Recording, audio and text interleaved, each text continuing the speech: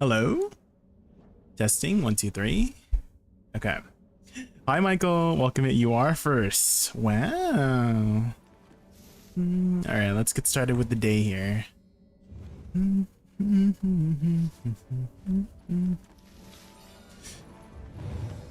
Our refrigerator's filter broke, so we had to order a new one.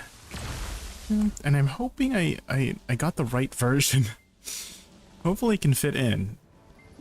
I tried to look up the like the refrigerator ID. Like has like a code, right? Code of letters and numbers.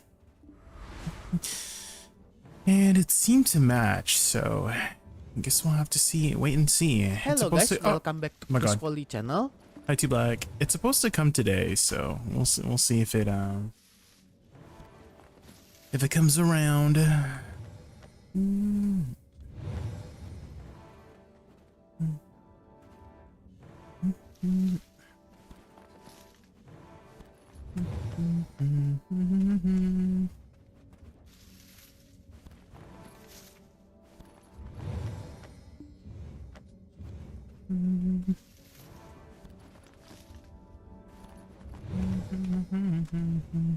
Okay, last one.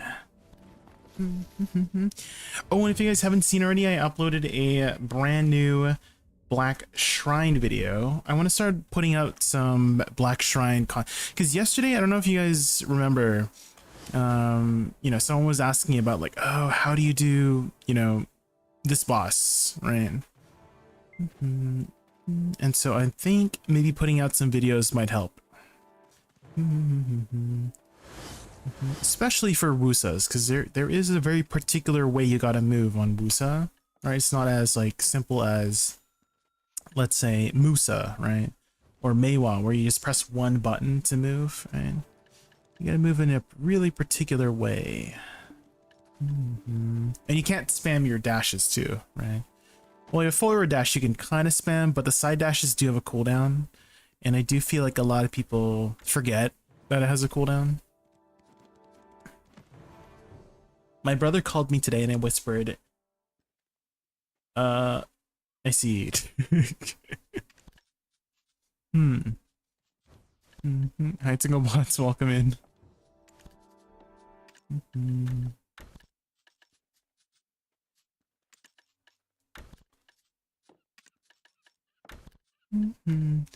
Have you still been playing BDO, Tingle Bots? Have you still been keeping up with the game?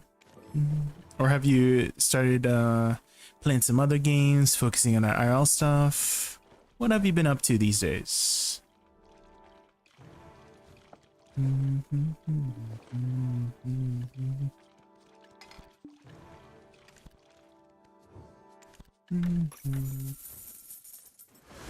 Why is there so much freaking knowledge?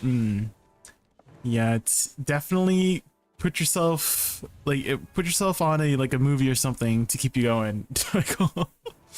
Because holy moly, Land of Morning Light. Yeah, I did the knowledge grind for Land of Morning Light a while back. I think we did it on stream too. For Land of Morning Light here. Where is it? Yeah, these ones. Holy crap. These ones like took forever. You see? I actually went out and got them. Oh, it's Choice. I see Choice.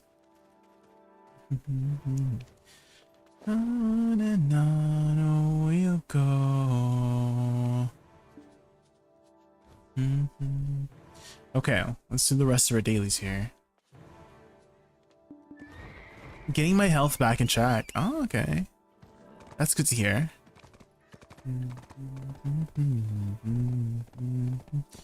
Okay, let's put these up like right here.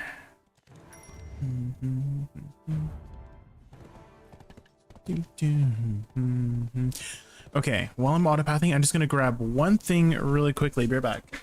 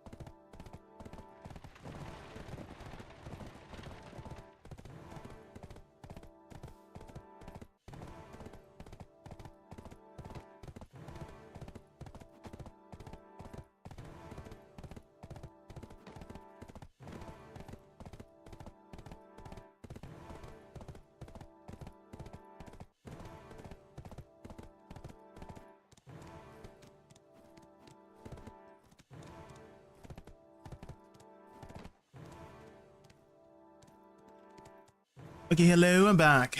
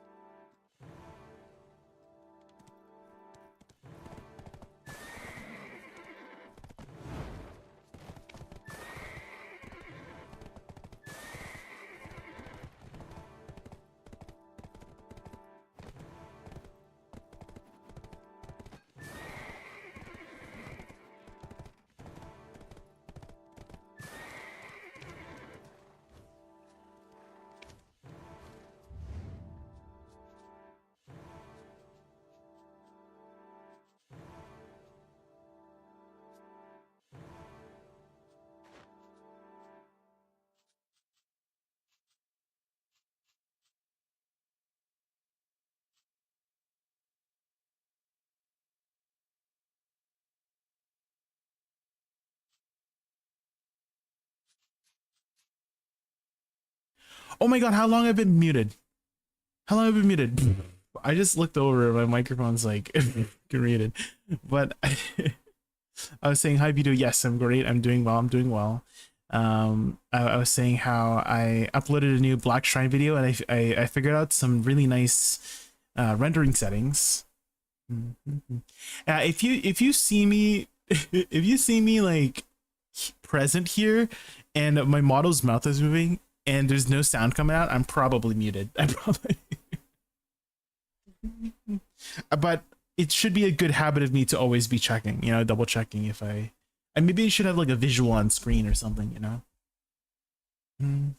But I figured out some pretty good rendering settings. If you look at the quality of the video, it should be nice and crispy. I also did it in 4K, but holy moly, the rendering took forever. It took like 30 minutes for that 2-minute video, but I think it was worth it. I think it was definitely worth it. If you're on a 27-inch monitor, the 1440p should be enough to be nice quality. The 4K is a little bit much on a 27-inch monitor, but if you put it on like a larger screen, like your TV, it should look pretty nice.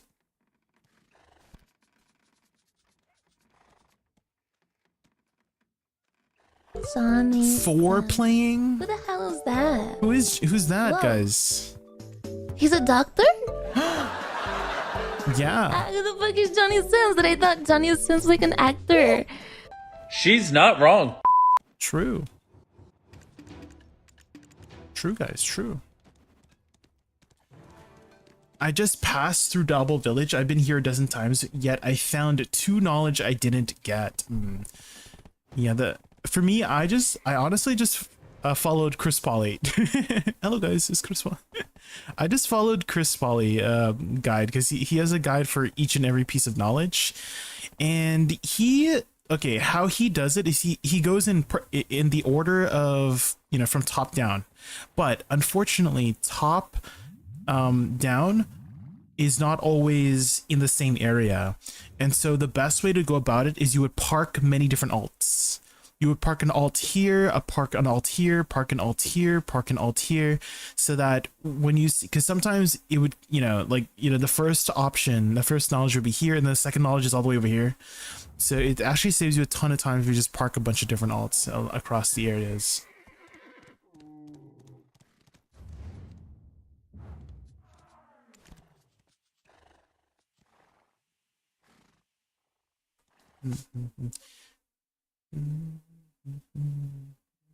Jay's a fan of, well, he's a very famous doctor and plumber and astronaut. Of course we've heard of Johnny Sins, you know.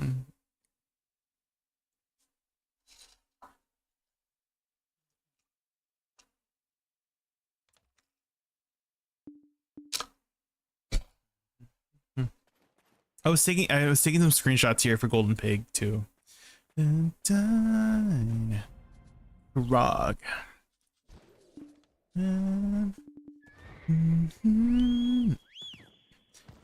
I kind of wish BDO had like a freeze function like they do in Crimson Desert. But I imagine in an MMO it wouldn't work out that well. Because things gotta keep going.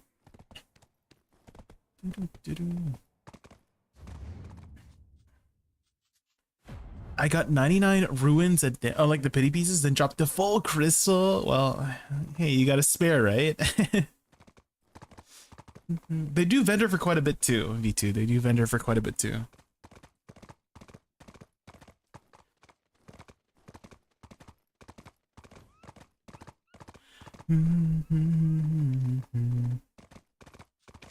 Inside. Ooh. What are we gonna get from this, guys? Surely a 300 stack, right? Here we go.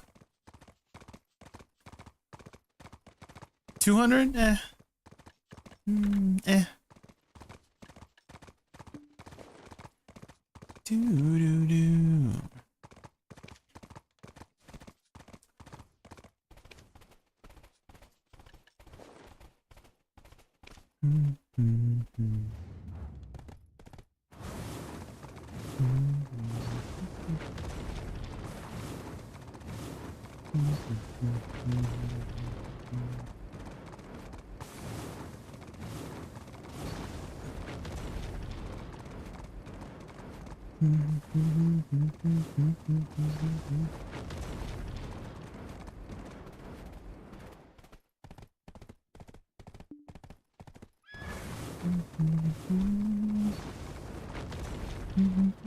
Yeah, just in case it breaks, you know? Just in case.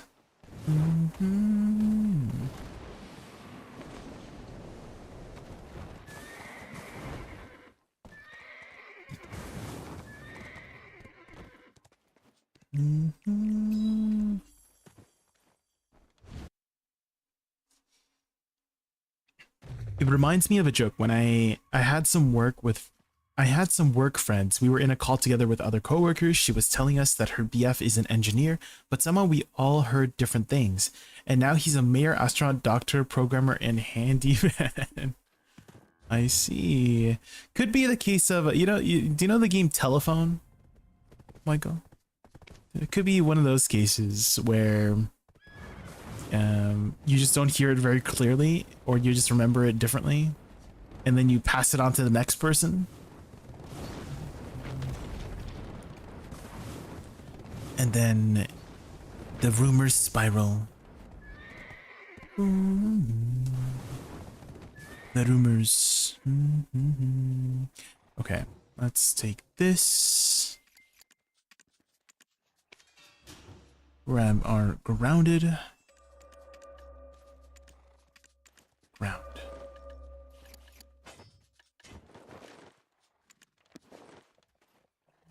Battles far from me.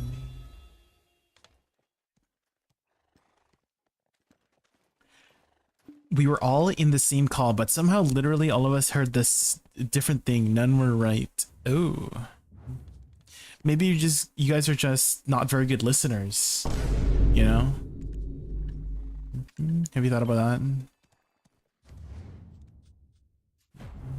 Been the answer. They ask you how you are, you just have to say that you're fine when you're not really fine, but you just can't get into it because they would never understand. Hi. I know, Lurker, welcome in. What's in my heart?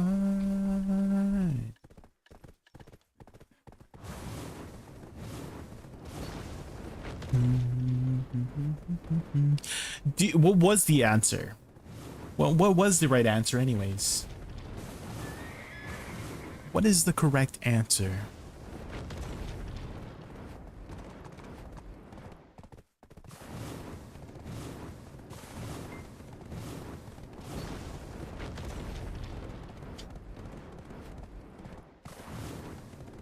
Maybe she should get a better internet or speak louder.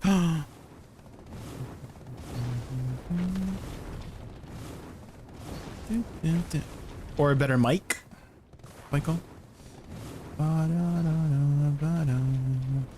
What were you using for, like, you said you were in a call together, but what were you using, like Discord or something?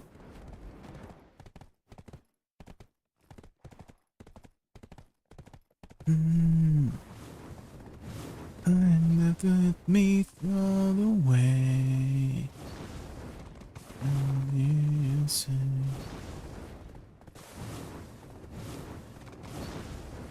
Microsoft Teams? That's the thing. Microsoft has their own like voice call thing. At the pages. Oops. That's not the right one.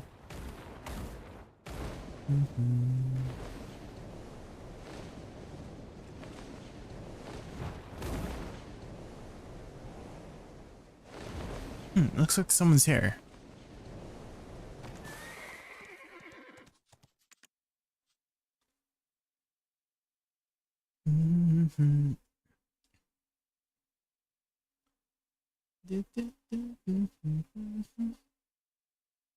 Oh, he's an engineer. Oh.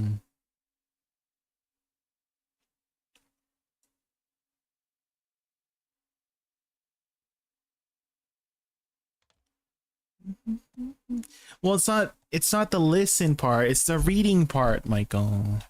You know me, I'm a BDO player, Michael. I don't know how to read. How come there's no drop rate buff on this server? Where's the drop rate buff? I guess I gotta pop a drop rate buff myself. Let's go booty blasts.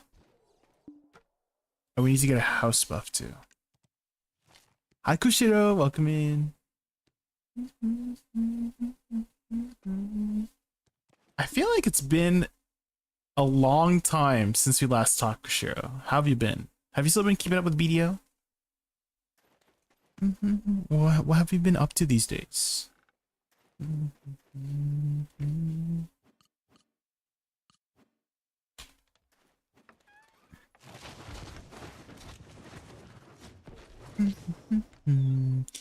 Been playing any other games lately?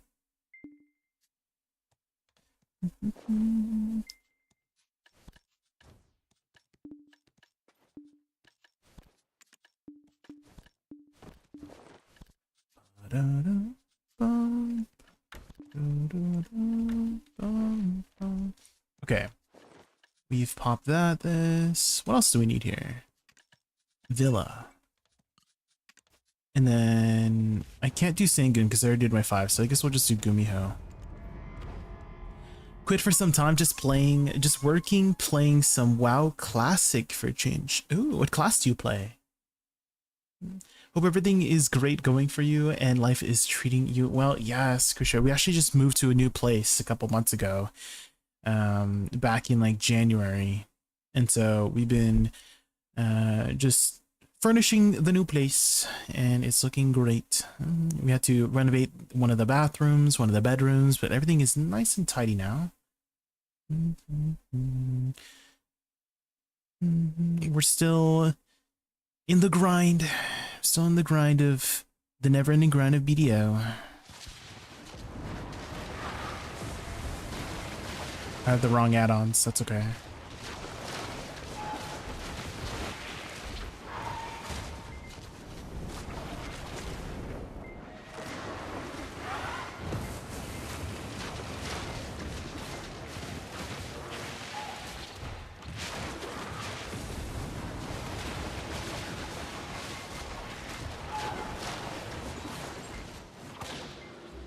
Ooh, are you playing Warlock? Ooh.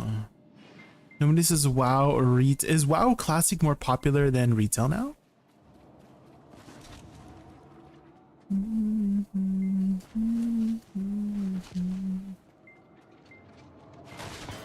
Oh my god, the freaking ball just like decided to move a different direction.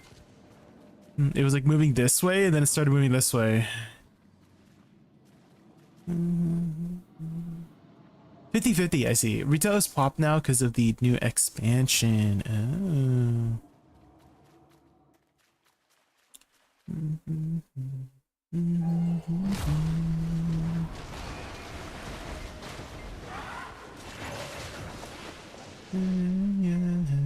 Zombie. Not the iframes. Oh my god, that was like 4 times in a row she iframed. There's no freaking way. I don't get it. What is going on?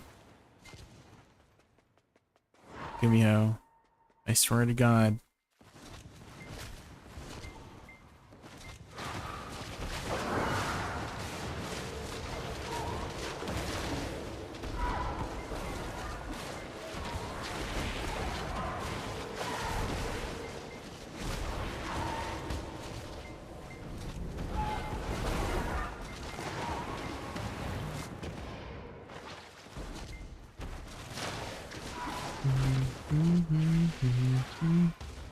It's definitely much easier to fight Gumiho as Awakening here.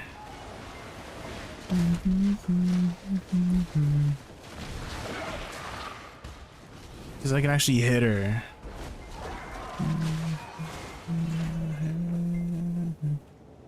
In your head.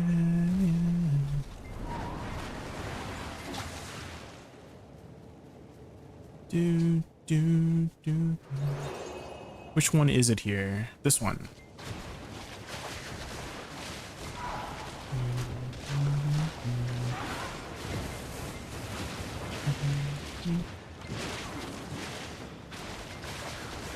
Hello Jay, returning player here. Suck Woosa viable. Last time I played, she wasn't good for PvE. She's very good in certain spots like stars and dark seekers, but she did get some recent changes. Spirit Slayer. If you type !suck, I had made a side-by-side comparison of all of the changes that she had this patch. She actually just got buffed this patch. And then if you're looking for some combos, I have a combo command, !combo, for both Awakening and Suck. What happened? You're playing Suck now? What happened to Awakening? I quit. Yeah, guys. You know, we quit Awakening Woosa. Awakening is dead.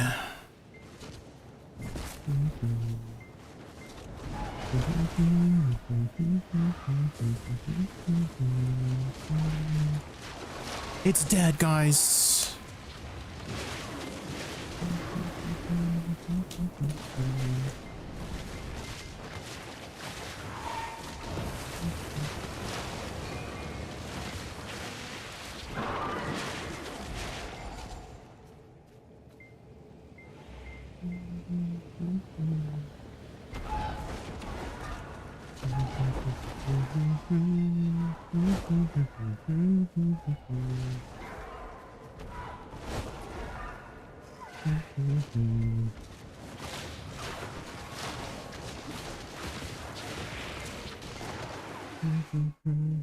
Oh, I'm so sorry. You probably did not pick up on my sarcasm. So I get asked that like 50 times. If I'm ever playing Succession, people think I quit Awakening. If I'm ever playing Awakening, people think I quit Succession. So sorry, maybe I should have been more clear with my sarcasm. My bad. No, guys, I did not quit Awakening. I did not quit. If I'm playing my Witch, I did not quit my Woosa. Actually, yes, that is. Actually, maybe that is the case, guys. If I'm ever playing Berserker, it means I quit Woosa. It means I quit Witch. It means I quit Shy. If I ever play Suckdosa, I quit all those classes.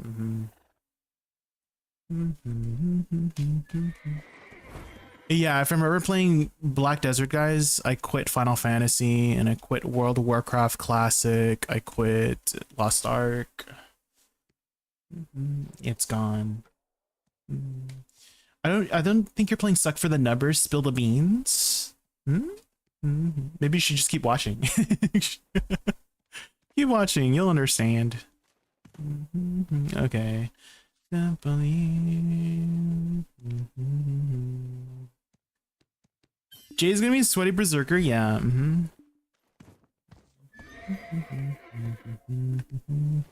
Awakening's still good, guys. Okay, just to be serious here for a sec. Both Awakening is still really good, and Suck just got some buffs, so we're playing Suck because she got some buffs. Just because I'm playing Suck does not mean I quit Awakening, I promise. And just because I'm playing Awakening does not mean I quit Suck, I promise.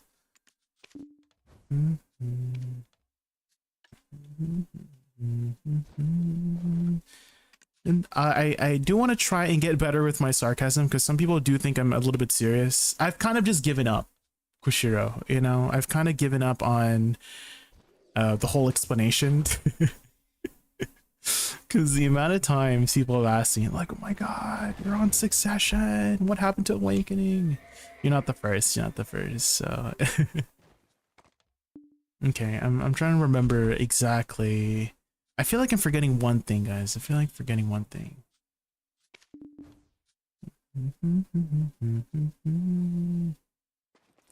Dun, dun, dun, dun, dun. I think I'm good.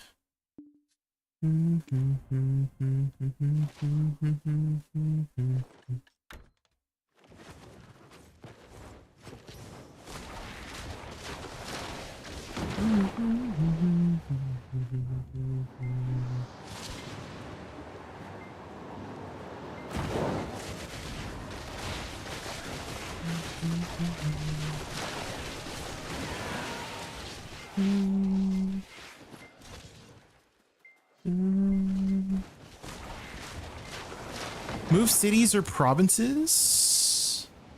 Oh, like IRL? Just a city, new city. Move to a new city. Trying out the buffs? No, I genuinely like playing Succession, for sure. I like playing both.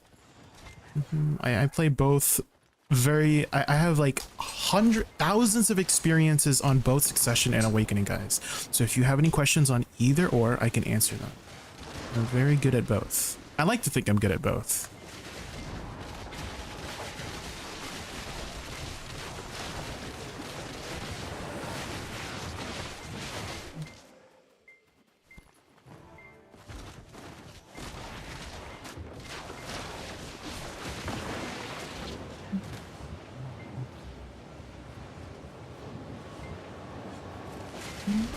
No, we're pretty much settled in now, Kushiro. I had moved in January. It's May now, so we're pretty much settled in. Although my parents they've discovered something called Facebook Marketplace, and they're buying a bunch of shit. And they're making me carry all the shit. What the hell?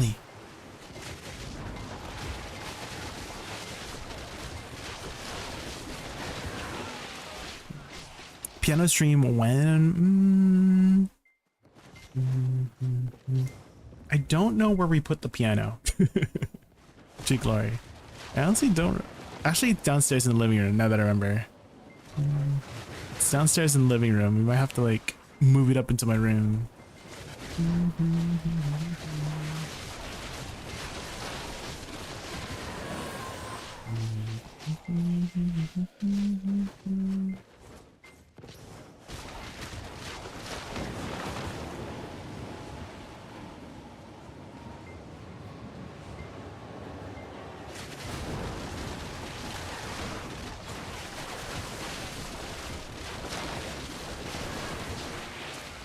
You're an expert in Woosa. How many Yanban steps does it take to go from one side of Velia to another?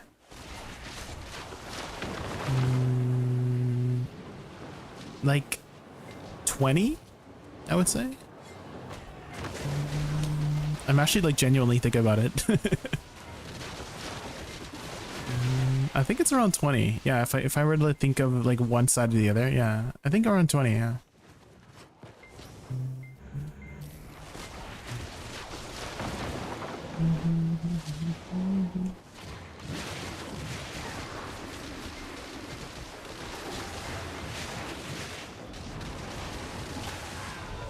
Ooh, guys, 2 demos already in 5 minutes. That's pretty good.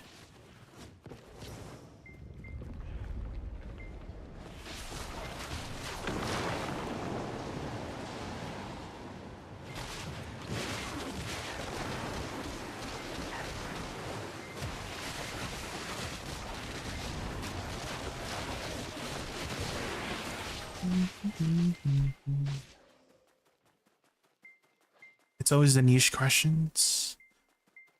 Niche question? Yeah, you can ask me any niche question about Woosa. I will probably know it. How is Woosa after the bus? Pretty good. Pony, pretty good. And at Star's End here, surprisingly, does really, really well. And if you're looking for the exact combo I'm using, if you type !mark combo, I have some combo guides at DSR, at Star's End. I also have an infinite combo you can use at more generic places.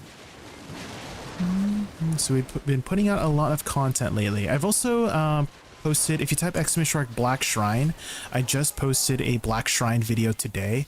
Also, can you guys just appreciate the quality of that new video? Because I found some new rendering settings, and if you just look at the quality of the rendering of that Golden Pig video, I'm actually really surprised at how good it looks. It looks so crispy and clear. So I think I found some really good settings.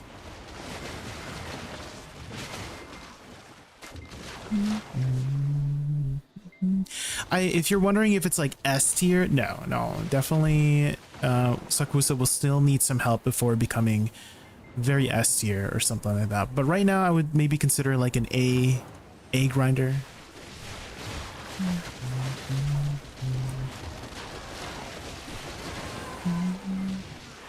It's definitely not a bad class, but unfortunately there are some people who are like, oh, if you're not first, you're last kind of mentality, right?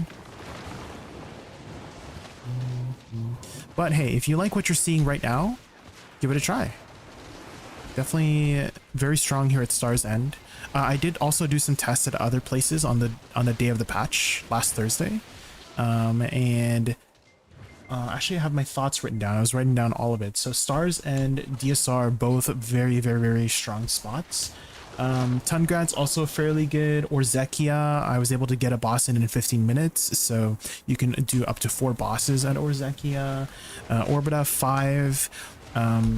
For Tenebrom, you can reach 6 cats. I just have to play better, but I don't really grind Tenebrom very much. And Zephyros, it's comfortably 4. It's going to be tough to hit 5 at Zephyros. The sustained DPS is where it kind of falls off because of her cooldowns. So her cooldowns for some of her Sagunja abilities are kind of long. They're 10 seconds long.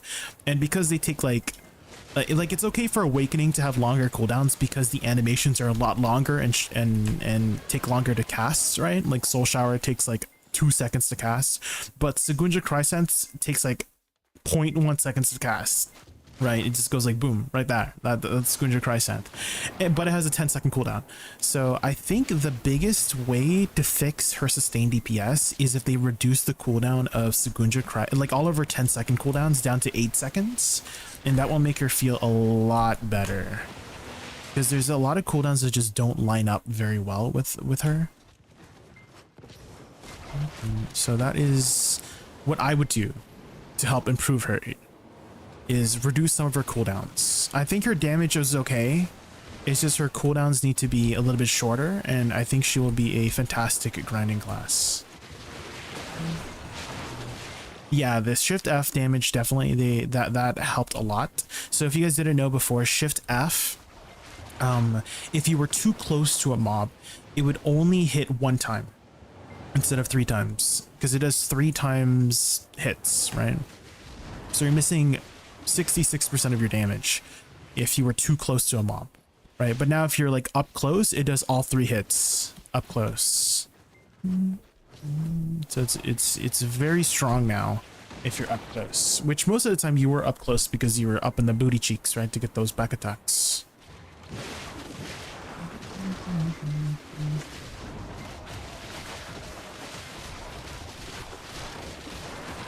I was curious how Woosa is doing. I made Woosa since she came out. I quit the game a few times, but still wouldn't change Woosa. Oh. Well, keep playing it. Yeah, if you're having fun in the class, keep playing it.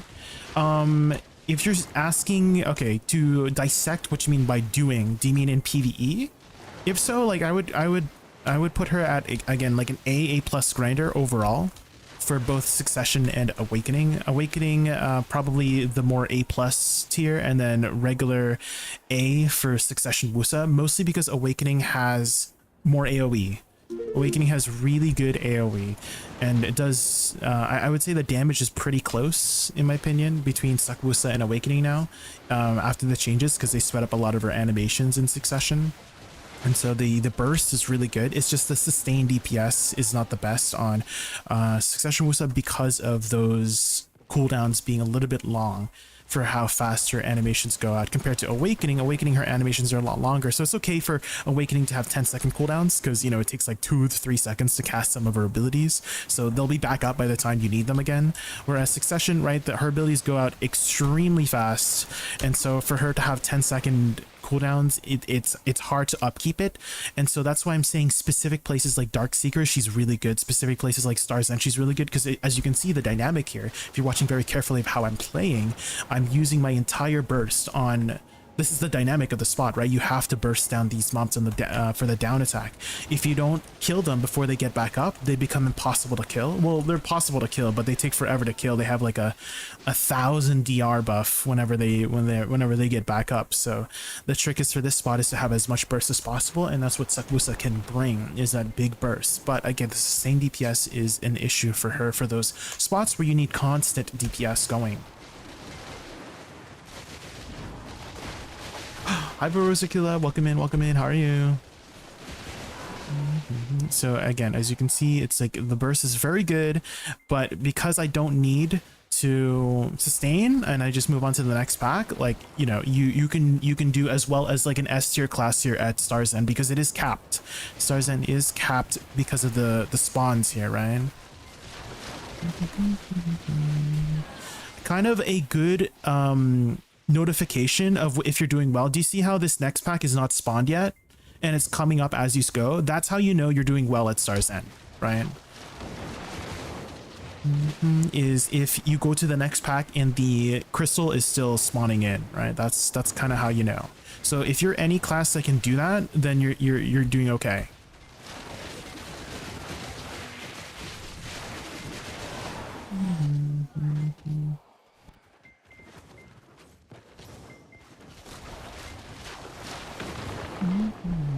The 1.5 years, yeah, it definitely took a while. You know, Pawnee, yesterday, well, not just yesterday, but I had many times, Pawnee, where for some reason, I feel like people have this Mandela effect about Succession Woosa, about it getting nerfed to the ground. Like, I've literally heard that term before. Like, oh, they nerfed it to the ground. No, that's not. Well, I don't understand why people are saying that, because no, they never nerfed her to the ground. She just never got any buffs, is exactly what happened, was that they just never touched her for a long time. So for some reason, people have this like Mandela effect that she got nerfed to the ground for some reason. I'm like, no, that's not what happened. I've been playing Woosa since I've been playing and following Woosa for so long. I don't ever remember her getting nerfed to the ground. And the only thing that I can think of what they mean by that is they took away her magic DP down. A while ago. That was a long time. That was like 3 years ago. They took away that magic DP down debuff. So if you guys don't know her rain, right? When I cast the rain, you see this rain here? So this used to apply magic DP down, and then they took that out. But that was like freaking 3 years ago. So that's the only thing I can think of quote unquote nerf to the ground. But she was still very good after that. And I was like, well. So again, like the reality is not she didn't get nerfed. She just never got buffs in a long time.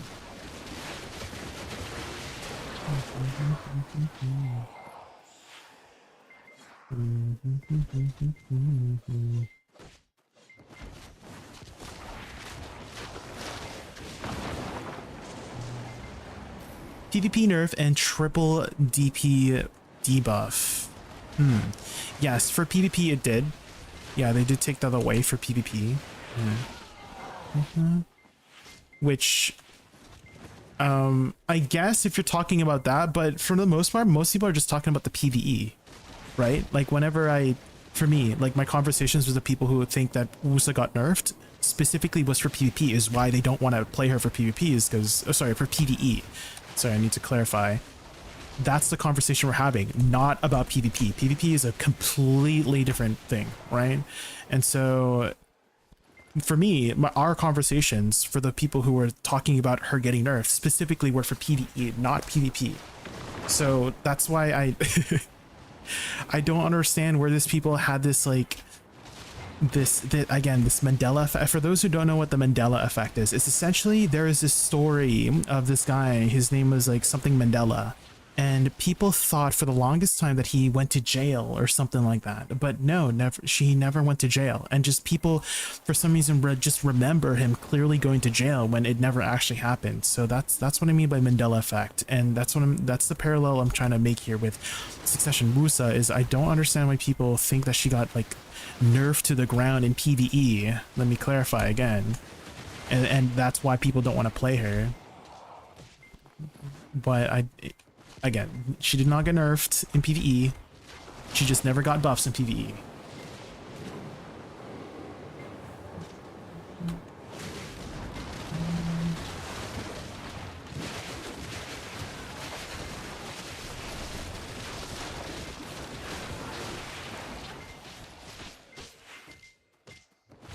Jaykuno dance, Jaykuno dance. Spawn, thank you so much for the sub. Thank you. I feel like I need to make a video.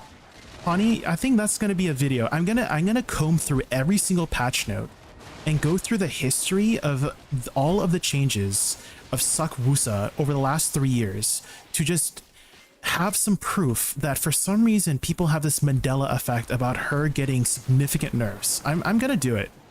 I'm gonna do it. I'm gonna comb through 3 years of patch notes just to prove to people, because I've been playing the class for so long, ever since she came out in both Awakening and Succession, and again, I don't understand why this.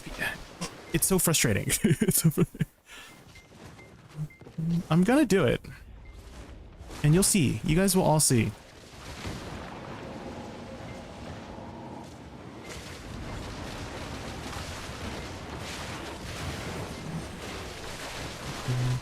Was it that? Okay, that was another effect of a Mandela effect going, not Lurker. I thought he didn't go to jail. Okay.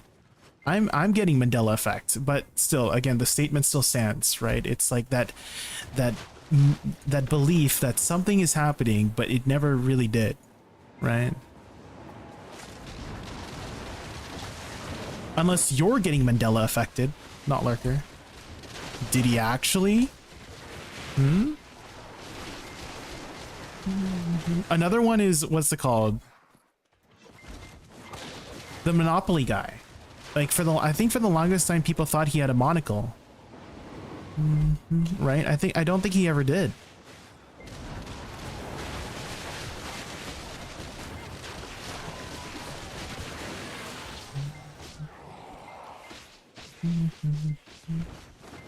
I switched to Awakening Woosa like 5 months ago. Stuff PvP, it was just so shit. And well, PvP is a completely different conversation, Pawnee. So I'm not gonna go over those. I don't PvP myself, Pawnee. I'm not a PvPer. I'm just a PvEer.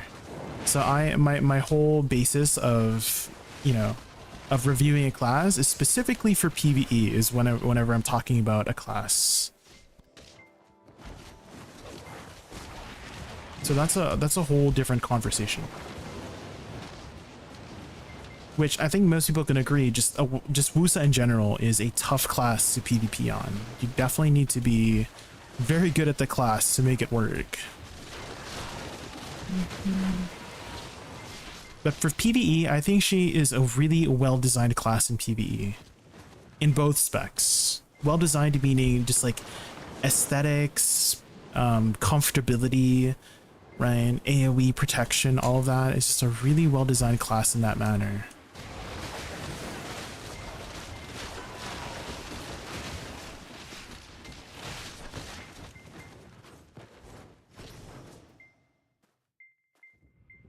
"27 years in prison amid growth, domestic and international pressure, and fears of racial civil war, released him in 1990. Is he still alive today by chance? Not like her. Is he still alive today?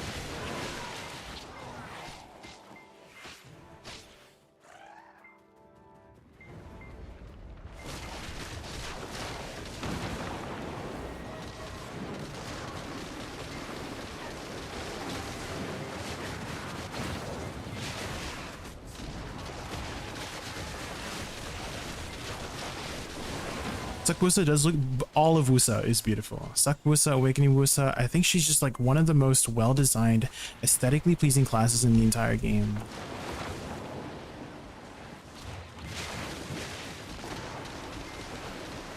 And so I do hope that my videos showcasing her will improve people's opinions on her, because I do think there's a lot of people, again, there's a lot of people who just think if you're not first, you're last kind of mentality, right? And I do not believe that Woosa is last.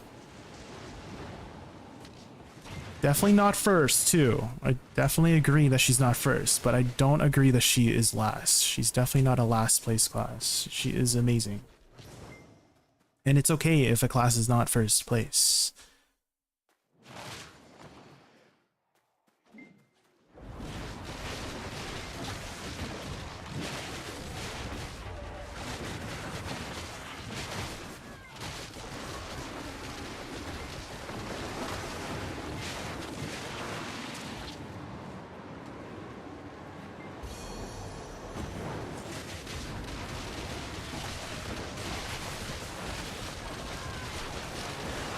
How's your progression in the game, Pawnee? What are you working on right now?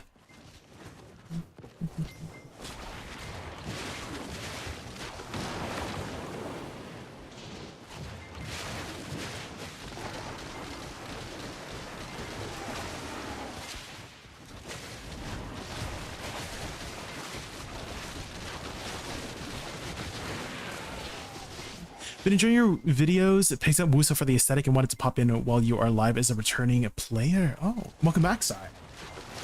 How long ago did you last play BDO, Sai? If I were to recommend, since you said you're a returning player, a direction for you to go towards is the OV Academy. So definitely get that going if you haven't done already. It's a great cash-up mechanic.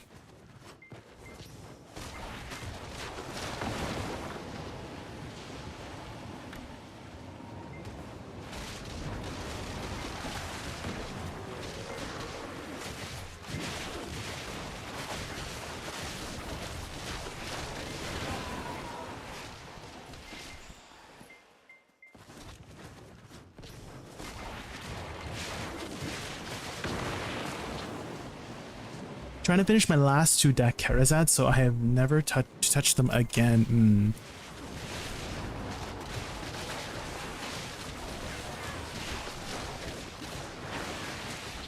What's bottlenecking you right now? Is it Cron Stones, the Dawn Black Stones? I hit my Awakening Weapons in Nov. Ooh, how many taps did you do? I actually just finished the entire questline and Olvia Academy. My buddies are big Siege players, so they filled me in. Oh, okay, that's great. That's good to hear that you have people to guide you and hold your hand through the process of returning. Definitely, BDO is a very in-depth game, right? There's a lot of systems in BDO, and so having somebody there to guide your hand is very helpful. I feel like, so that's what happened for me too. I did have some people to get me into the game, and I feel like if I didn't have those people help guiding me, I probably would have quit. Because it's like there's so many confusing systems, right? It's gotten a lot better lately for new players, but definitely back then you were kind of on your own if you didn't know what to do. You were kind of just there researching everything yourself. So I'm really glad that I did have people to show me the ropes.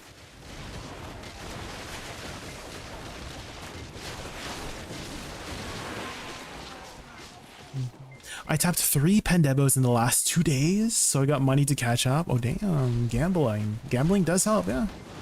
If it works out, yeah. Well, how's your progression in the game, Spirit, since your Pendebos what's your gear score looking like?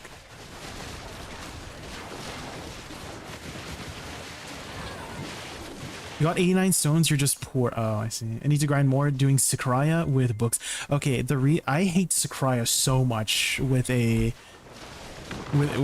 burning heart. The reason why, Pawnee, it's so okay, it doesn't have this issue at Star's End, but you know how like when you attack too many mobs at Sakraya, you just don't do any damage. Like all your damage gets eaten up.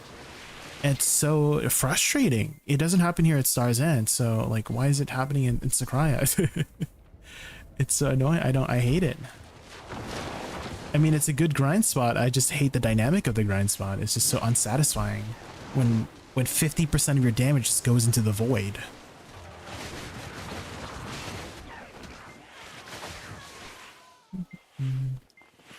So I would like it a lot more if they remove the, you know, that function where the HP of the mobs just goes back to full HP if you're hitting too many. I just don't like the dynamic of it.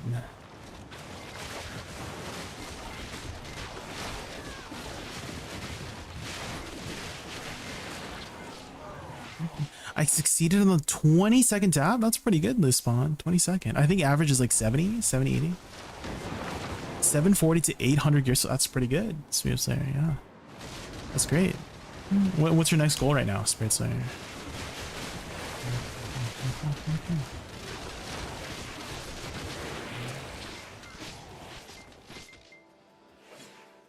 Fair, haven't noticed it yet. Hope I won. It's an old mechanic from 2017. Yeah, the cap.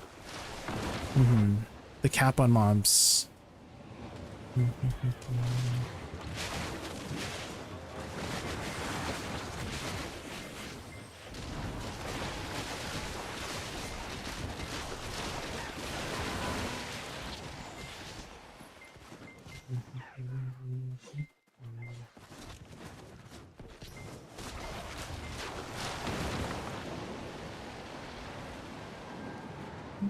Have you tried Starzan yet, Bonnie?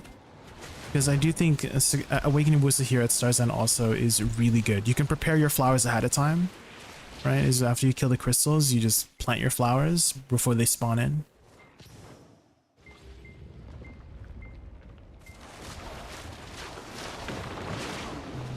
Getting Idana armors, I would have to say I only have one so far. I need the other three to continue with that accessories. Yeah, it is a big hump. I do think in the near future they will reduce that hump, right? That big jump from tri armors to tet armors, right? There's that huge barrier of entry into Idana armors. So I do think they're eventually gonna like lower the pity, similar to how they lowered the pity for Pen at Blackstar, right? So if I had to guess, maybe they might lower it to like 20 or something. Is what I would guess. So I noticed you're doing Succession Woosa. Do you prefer it Succession just gameplay wise or specific grind spot kind of thing? If I were to simplify it just for fun, to be honest, I play either Succession or Awakening depending on how I feel. Right. So just, you know, whatever the feeling of the day is. But if you have any questions on either or, if you have any questions on Awakening Woosa or questions on Succession Woosa, I am very, very proficient on both, so I can answer any questions. If I had to recommend you to do something right away, set up your cooldowns. If you're in my Discord, I actually pinned my exact UI setup and my you know order of the cooldowns for both Awakening and Succession in my Discord. If you want to check that out, I do think that having a nicely set up UI to be able to track your cooldowns is very useful. Does anybody play like World of Warcraft here? Because I'm sure for those who have played World of Warcraft know that, you know, having a nicely well done UI helps a ton with, you know, just playing the game, like quality of life with just playing World of Warcraft.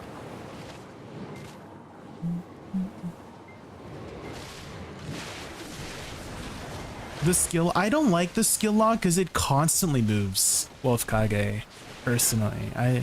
If it works for you, great, but this works way better for me. Like, I like to know exactly when my iframes are ready, when my movement is ready, right? I don't want to have to constantly just like check, oh, it's also hard a little, I feel like it's hard to see, right? When it's dynamically moving, like, oh yeah, which one is that movement ability that I'm looking for? So just knowing exactly where the position of it is, like here, my movement here, I have my forward F, right? And then I have my side dash, and then my shift W, and then my other dash, and then I have butterfly step, all in the center. So it's nice to know when they're ready.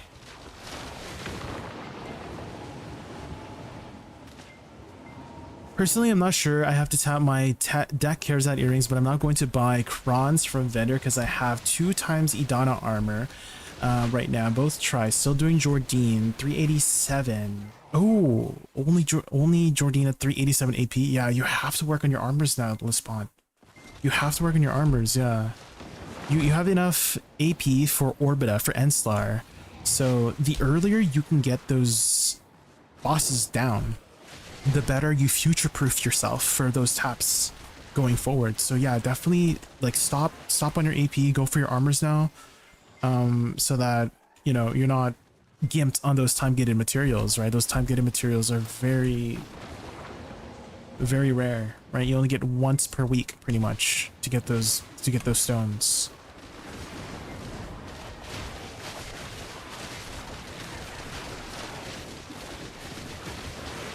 I'll probably tap my Charizard earrings to deck whenever I have a free Hammer Mule, tap my main hand, and then saving some money to buy 10 armors. I would suggest like go full on armors. I would not even tap on your weapons right now, Lisfon, personally. I promise you, you'll thank yourself. Your future self will thank your past self for working on your armors earlier.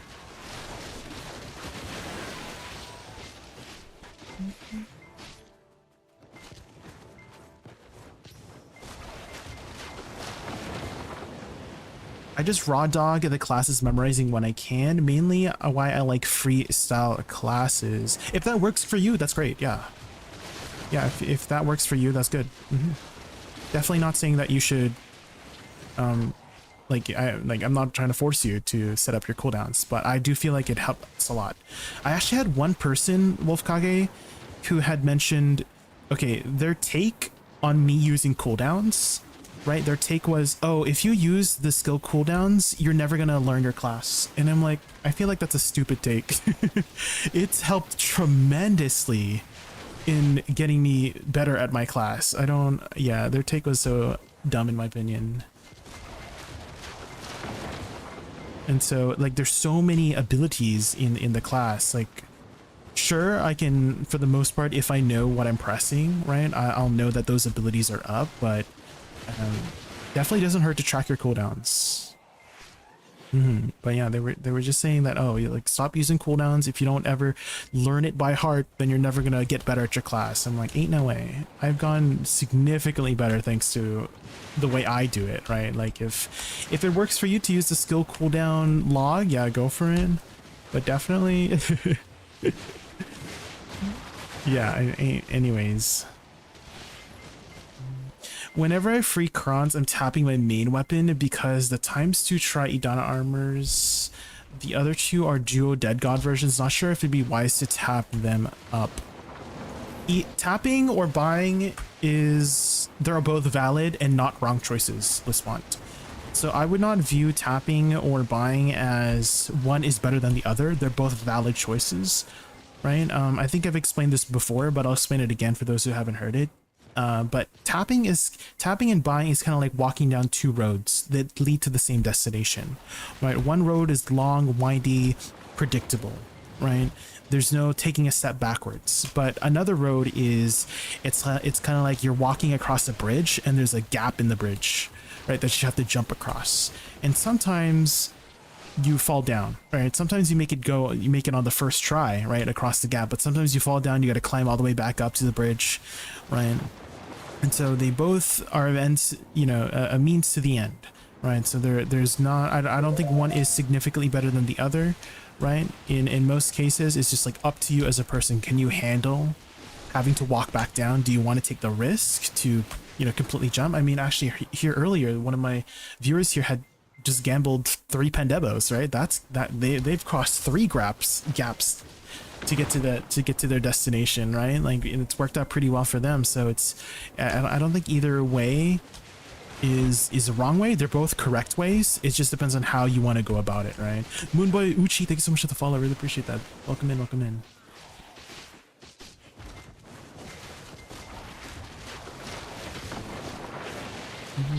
I get why I have it. I just didn't know. I never use it, so I'll keep not using it. Again, yeah. If whatever you're doing is working for you, yeah, keep doing what you're doing, Wolfgang. Yeah. Do you have any like specific things at least tracked, Wolfgang? like, I don't know, like your V or something. Like I have my emergency escape like right here. Because there are a lot of times, I don't know if you've noticed, but there's a lot of times where, let's say you load in to a new area or something, it puts it on cooldown, right? So it's nice to just know. Unless that shows up on the skill log too, I don't know.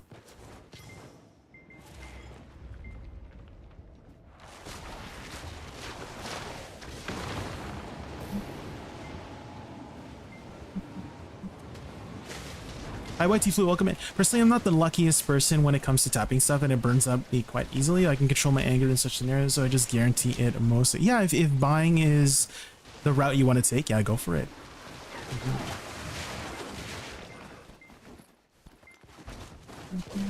Blue literally just call you gay on stream. Well, he says a lot of things, JK.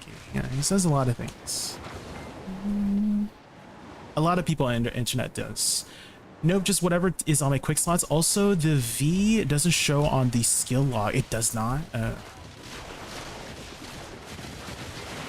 Maybe that's one thing you could at least put on your skill cooldown slots.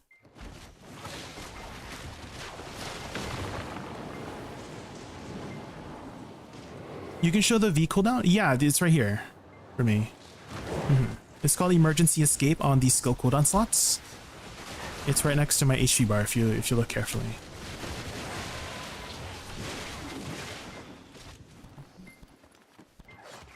Especially after pitying my Karazad belt and necklace on Sep Octanav, I quit there for a year. Yeah, there's always, unfortunately, that is the case with RNG, right? Lisbon is that sometimes you keep falling, right? And sometimes you keep trying to jump over that gap in the bridge and you just keep falling. And so a lot of people don't want to take that risk, right? In which case they just buy it.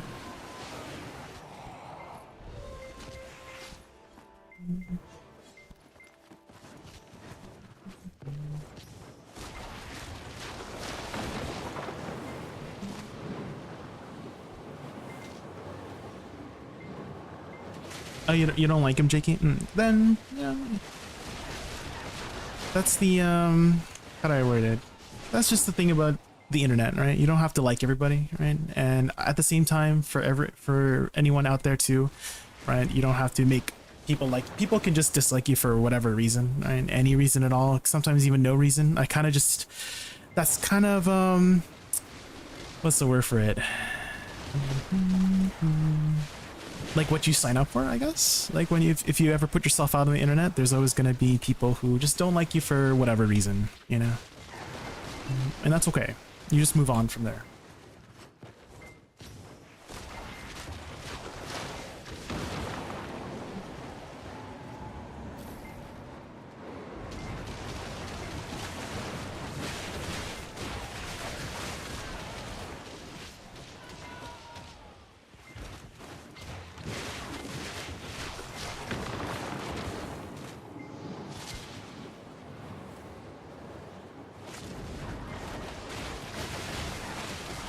Well, which content creators do you do like, Jake?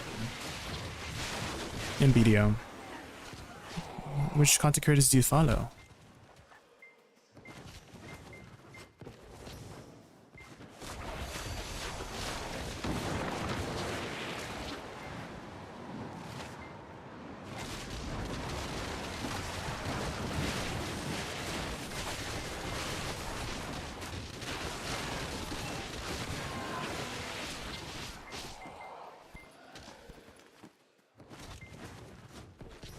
I like too many to name, to be honest. Only like 1 to 2 I don't.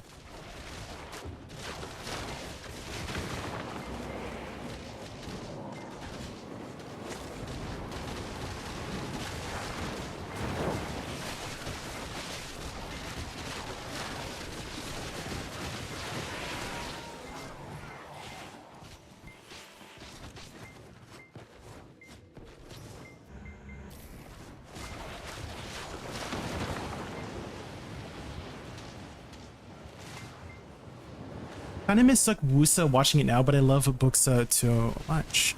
Well, technically you can play both, Pawnee, right? The Awakening Kit does have access to the pre-Awakening Kit, and I'm sure you know from the Succession Kit, there's some very useful utility, right? Like Sagunja Chrysanth, Shift F from Pre-Awakening, still hits really hard, right? And provides you with a 30% movement speed buff, right? That does affect your dashes in Awakening. So what I like to do is, let's say a mob is like 20% HP, you can use your Pre-Awakening combo. So here's an example, Pawnee, is use an ability called Cloud Burst and do this combo. Shift Z, Shift F, Shift E, Shift LMB, and then press F after locking Fan Kick. Lock Fan Kick. Over here, Absolute Fan Kick. Where is it? It's somewhere up here. This one. Lock this one, and then you can use Nether Strike to get back into Awakening. So it'd be Shift Z, Shift F, Shift E, Shift LMB, and then hold F during that animation to get back into Awakening. And that's a really good way to finish off a pack while not expending the cooldowns of your Awakening kit. Because sometimes, you know, you want all of your main abilities to be active by the time you get to the next pack. And so the damage may not be as strong as your Awakening kit, but it's enough to just kill a mob that's about to die, right? While also applying the 30% movement speed buff to get you to that next pack. So there's some really useful utility in that way for the Awakening kit.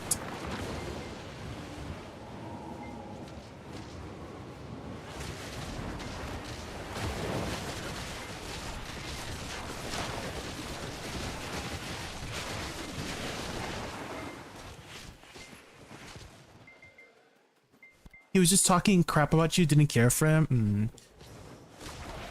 Well, I appreciate you, you know, stopping by and letting me know. I usually just don't really, like, if there's anything negative happening about me, I try to just, you know, walk out of the lane, you know? Try to avoid the lane. I'm not really much of a, you know, drama-centric person. I try my best not to, be in the way of any like collateral damage or something like that. I just like play video games, just talk about video games, so nothing.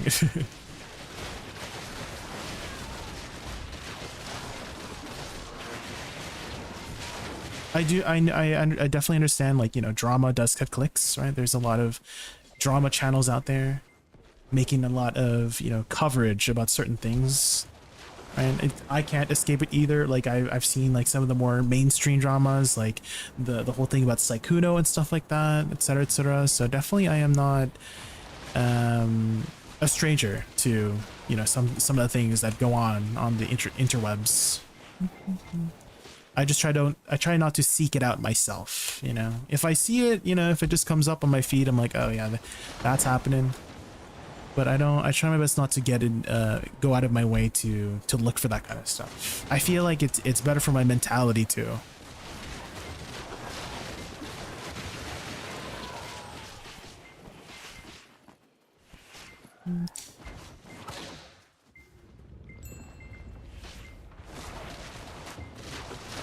Hey, new here, do you have any medium with guides? If you're okay, sorry, I just ran out of words there. Are you asking for guides about Woosa? If so, yes, I do have some combo guides if you want to get started. Bono, if you're asking for guides. I have some commands. If you type !guide, I have a full Woosa guide there, very in-depth. But if you're looking for something more on-demand, straightforward, !combo, I have a lot of Woosa guides for Succession and Awakening. I actually just uploaded some Succession combo guides a couple days ago, and so definitely check those out if you are interested in learning this class. And if you are, if I'm ever live, you can always ask me here, and if I'm not live, you can always ask me on my Discord. So here, let me type these commands for you. So here's my Discord. I'm bad at typing. Hold on. So all of these resources are there for you. Again, if I'm live also, you can ask me. I'm a live guide. I'm a guide live stream. It seems like Icy's not around today. Could be asleep. Yeah, I see usually like whenever they visit my stream at the start, it's like 1 a.m. for them. So I do understand if they're not available. What is that store? Oh, this one? It's just a bunch of lungs, yeah. I've grinded a lot of Olins.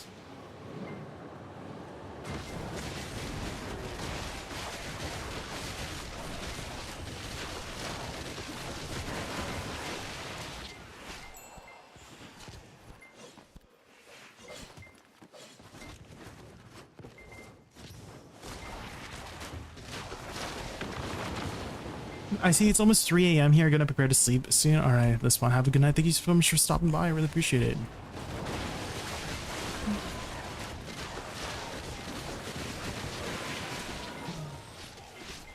Washed up after years of Sucknova. I will check it out. Oh, Sucknova. Sucknova I heard was also pretty decent at grinding too, Bono. If you're still wanting to play Sucknova.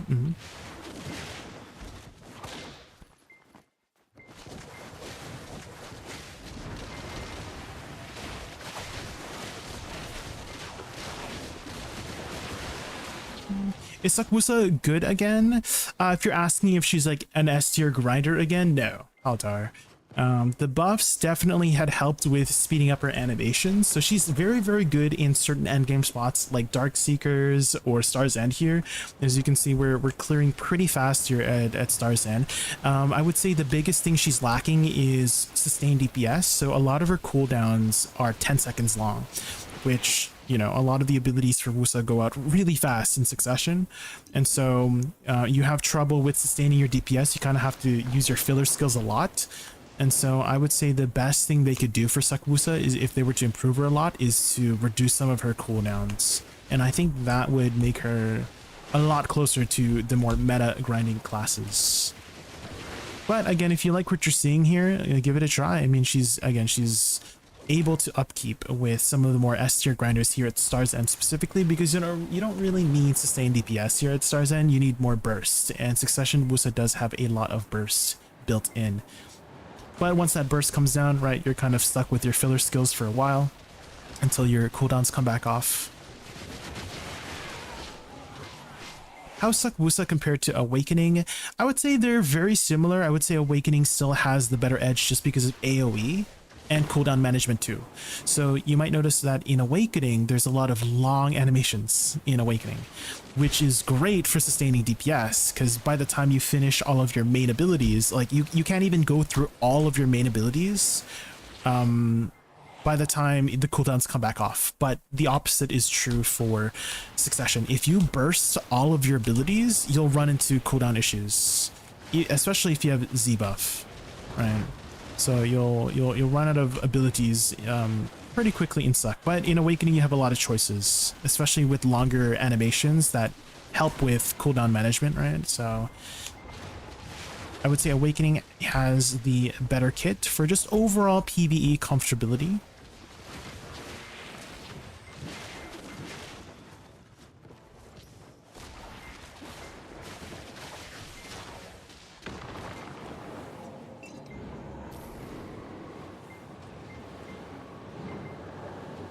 Between Suck Woosa and Suck Dosa, who would you say is better at Tenebrom? I would say Suck Dosa, just because it has crazy damage. Michael, it has crazy damage, and I feel like you don't really need that much AoE at Tenebrom. You just need big bursts. And if you can burst down the kitty cat, then you're doing really well. And Suck Dosa is in a pretty good spot right now. The problem for me is my main is at Sep, and I'm trying to upgrade my Awakening to Nov right now.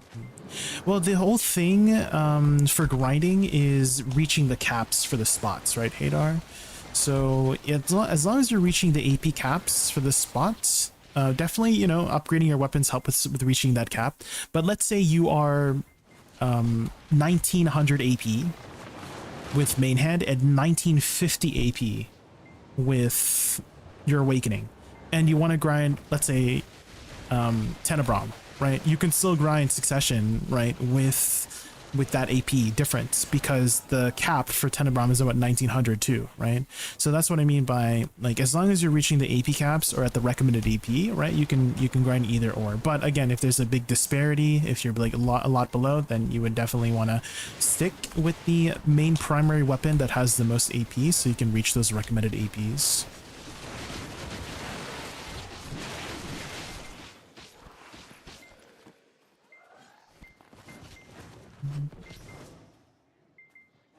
Awakening Woosa is so low APM. Yeah, you can have some really comfortable combos with Awakening Woosa. But it can also have higher APM than Suck Woosa if you can combine both weapons. Because combining both weapons, I feel like brings out the potential of Awakening Woosa if you ever do a weapon swap tricks. The movement too. You can really expend your stamina with Awakening Woosa, but you have to raise your APM quite a lot. There's an individual dash setup that you can do to expend like 50% of your stamina and go super fast. I kind of want to say it's one of the fastest classes in the game for movement if you know what to press, but you do have to press each individual button really, really, really quickly in a very specific order and on the right time. Otherwise it won't work. I do cover this movement tech in my guide too, ! Guide. There is a movement section there. You can kind of see what I mean by that.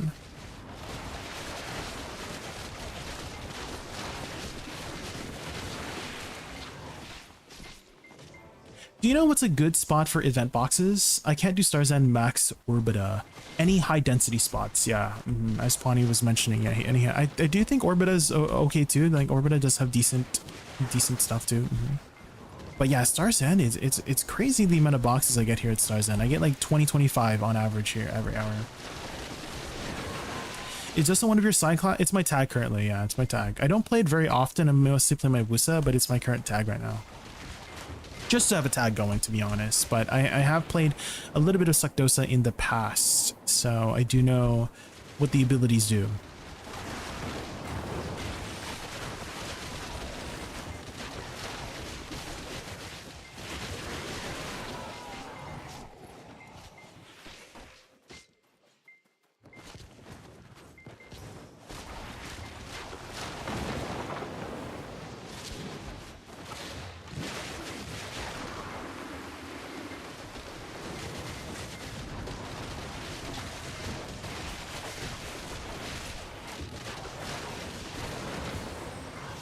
Do you have Dosa add-ons by chance?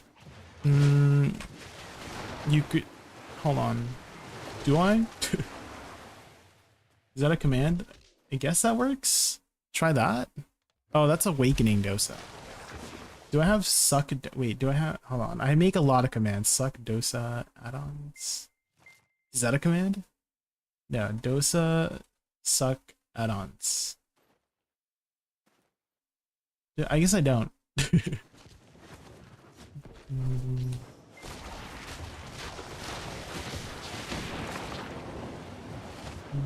But I wouldn't say the add-ons are that important, Michael, as long as you have the important ones going, right? Like attack speed, back attack, crit damage, right?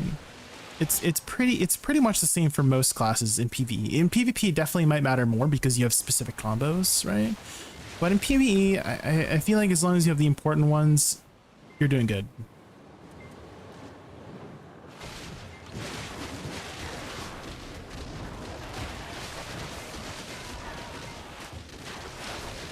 Someone said a box is on average above 100 mil. Really?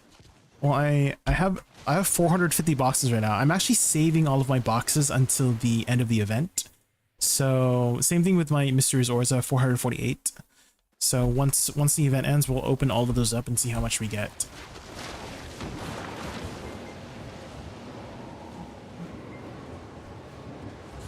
Suck and Awakening Woosa PvP is good. It's going to be one of the more tougher classes to PvP on 2K. So if you are looking for a more meta class that is easy to play in PvP, you're going to have to work hard for it for Woosa in both Awakening and Succession.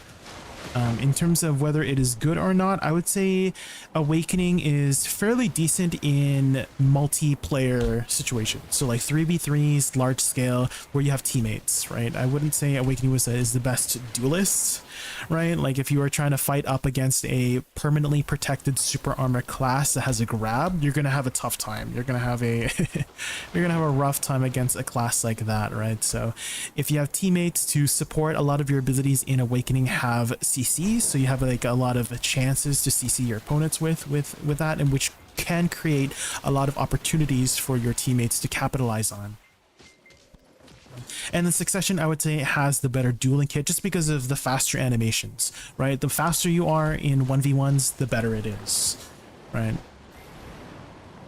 Being a slow class in 1v1s, kind of rough, especially if the other class has a grab too.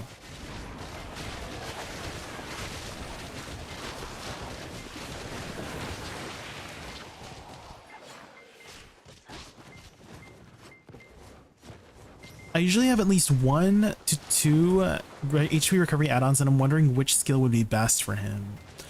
You could stack it on the abilities that already have HP recovery, Michael. So Shift E would be an example of an ability that has built-in HP recovery, and Shift Q also has built-in recovery. Shift Q is Taeguk, and Shift E is... I'm trying to remember the name of Shift E.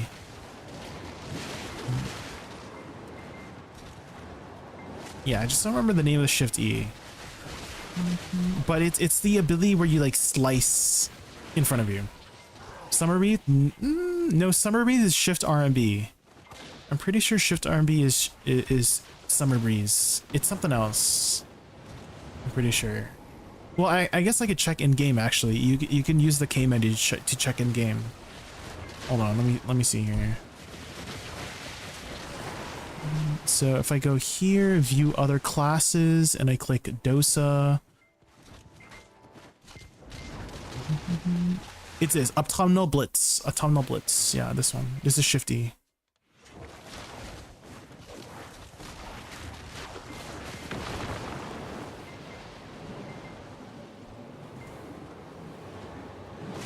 I've been struggling to choose between Dosa or Woosa just because of my preferred playstyle. I've been working on a bomb detonation combo, as that is what I like about when it comes to class.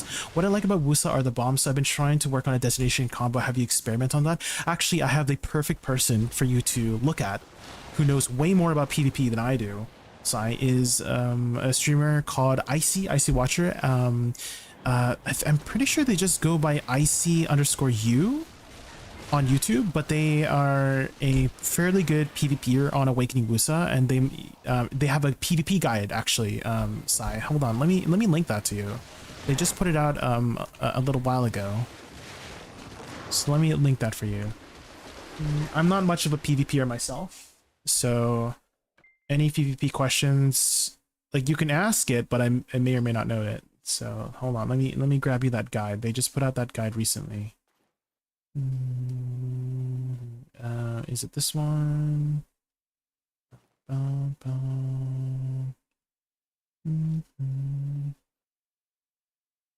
Here it is. Let me link that over on the YouTube side. Oh yeah, for those on Twitch wondering, who is he talking to? I'm talking to people on YouTube, okay? I'm not just talking to the voices in my head, I promise. There you go. So check that PvP guide out. They might be able to give you some more insight on that side. Buxa is harder in PvP since she has delayed damage. Yes, the delayed damage does make it a little bit harder to make combos with. Don't you play AOS? Okay, it's like you're kind of like asking. Okay, here's like the parallel I'm trying to make, but it's kind of like okay, let's use League of Legends as an example. It's kind of like, let's say you play League casually and you play ranked every now and then, and I'm like a silver player. Do you understand what I mean by that? Do you guys know? It's like I play, like how I play PvP in BDO is the same way I play like if I was going to make a parallel with League of Legends, it's like I'm a casual League player that plays ARAM all day and occasionally goes to rank and is a silver player. That's how I am in that. Like the caliber of PvP is not very high is what I'm trying to say, 2K. When you say, don't you play AOS? Yeah, I do play some silver games on League of Legends sometimes. You know what I mean? So technically, yes, I guess I do a little bit of PvP, but that's like saying, you know, like I wouldn't call a silver player in League a very good PvPer. Does that make sense? Hopefully that makes sense. Hopefully that visualization works for you. So that's why I don't consider myself a PvPer, is because I literally just casually PvP here and there. I can answer some questions about PvP, like what are CCs, right? But I can't really say, like, I don't want to label myself as a PvPer because I don't really PvP very much, you know? Like if out of like the 50,000 hours I played in BDO, maybe like less than 200 of that is dedicated to learning PvP, you know?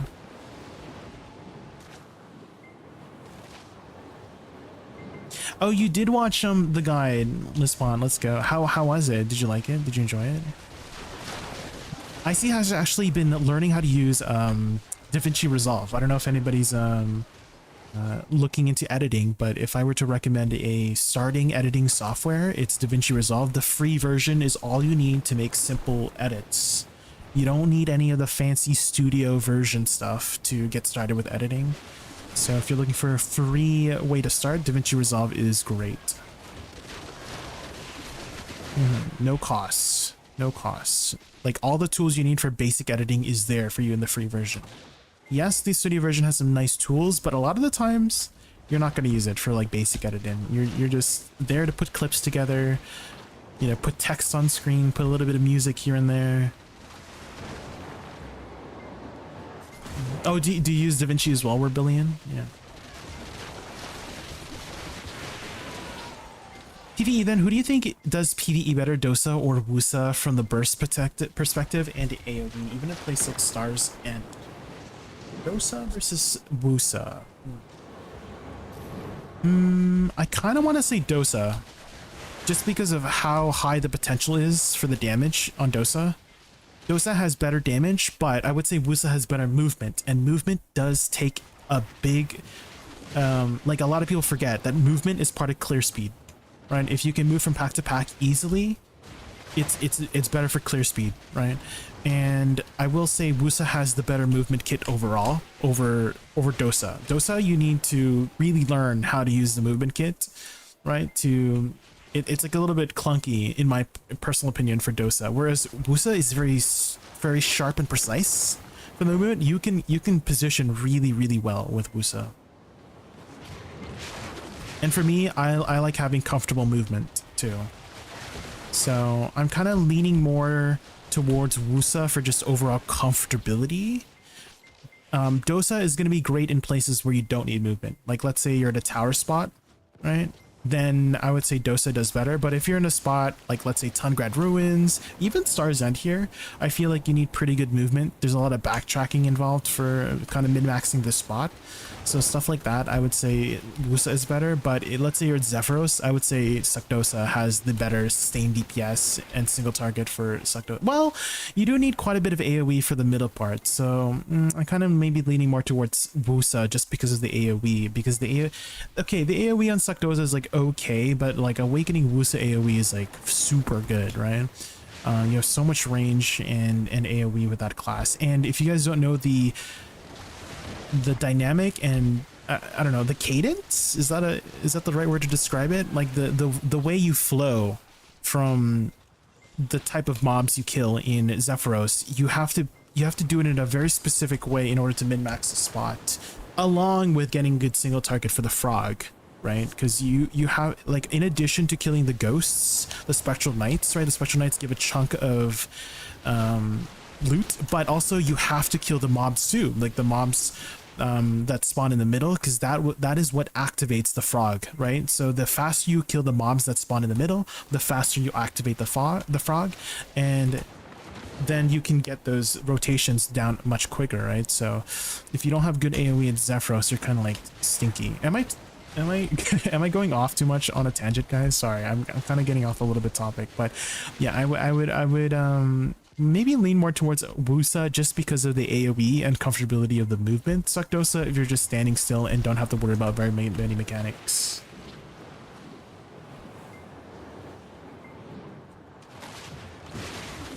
Wow, I almost sounded like a professional yapper right there. Holy crap.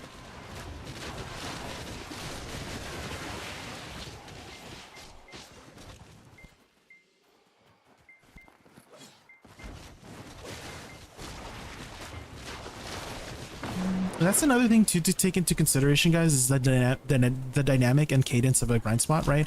So for example, here at Star's End, the dynamic and cadence is kill this crystal, burst down the mobs, and then move on to the next crystal, right? And you don't want to kill these mobs that go afterwards, right? You want to drag them to the next pack, right? That's the dynamic and cadence of Star's End, right? So as this is doing the mechanic, right, it's absorbing the mobs here, you're killing these mobs over here so that you're picking up the loot as the next pack is spawning in, right? Now it's oh, it got instant killed, right? So sometimes that happens too, in which case you can stay and kill for a little bit until you see this goes off. So as soon as you see the mobs come back up, you go here so that you lead the mobs to the next one, kill this crystal, right?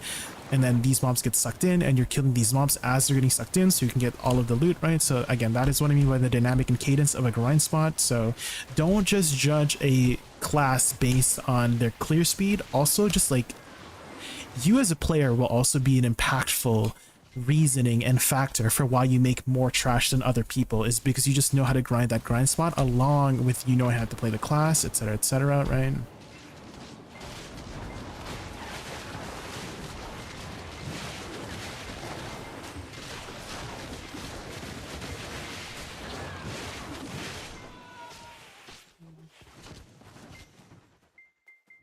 There's loads of free resources for it as well, filter transitions and such. Is quite a huge community for it. Ooh. Now that's something I have not really gone much into, Warbillion, is visiting the DaVinci Resolve community. Because for the most part, how I do a lot of my editing is simply just YouTube tutorials. So I actually, that's a good idea. I should definitely visit some communities for DaVinci Resolve and look at, you know, some free assets they might provide. That's a good idea.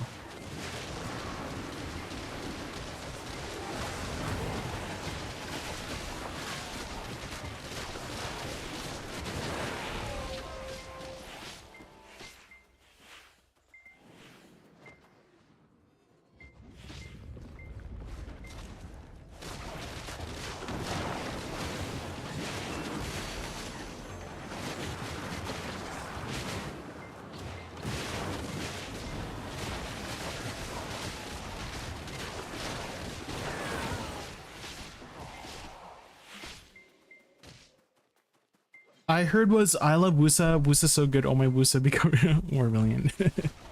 I do talk very passionately about this class. This class is, as you can tell, my favorite class in the game.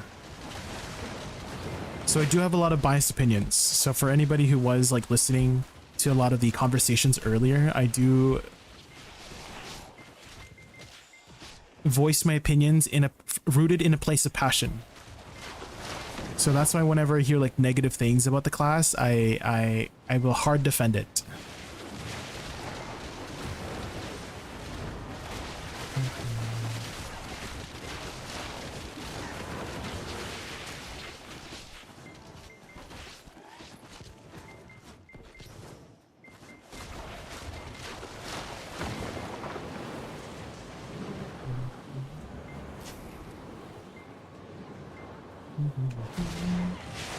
And I do want to make some more content for Woosa too over the next couple weeks, especially with the update, right? A lot of people have been asking for the update, so I'll try to post a video every day just showcasing what the class can do, so maybe that will get more people into the class. And if you haven't already, like, you know, like and subscribe my YouTube, follow Twitch, follow socials, etc. That does help out a lot.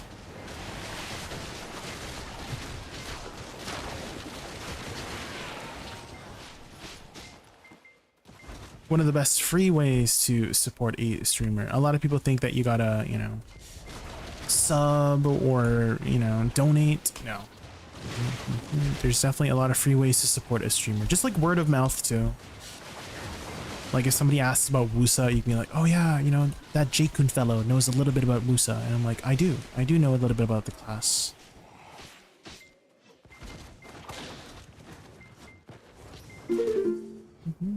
Oh, Bono 44, thank you so much for the follow. Thank you. It's a good class to be passionate about. She's great.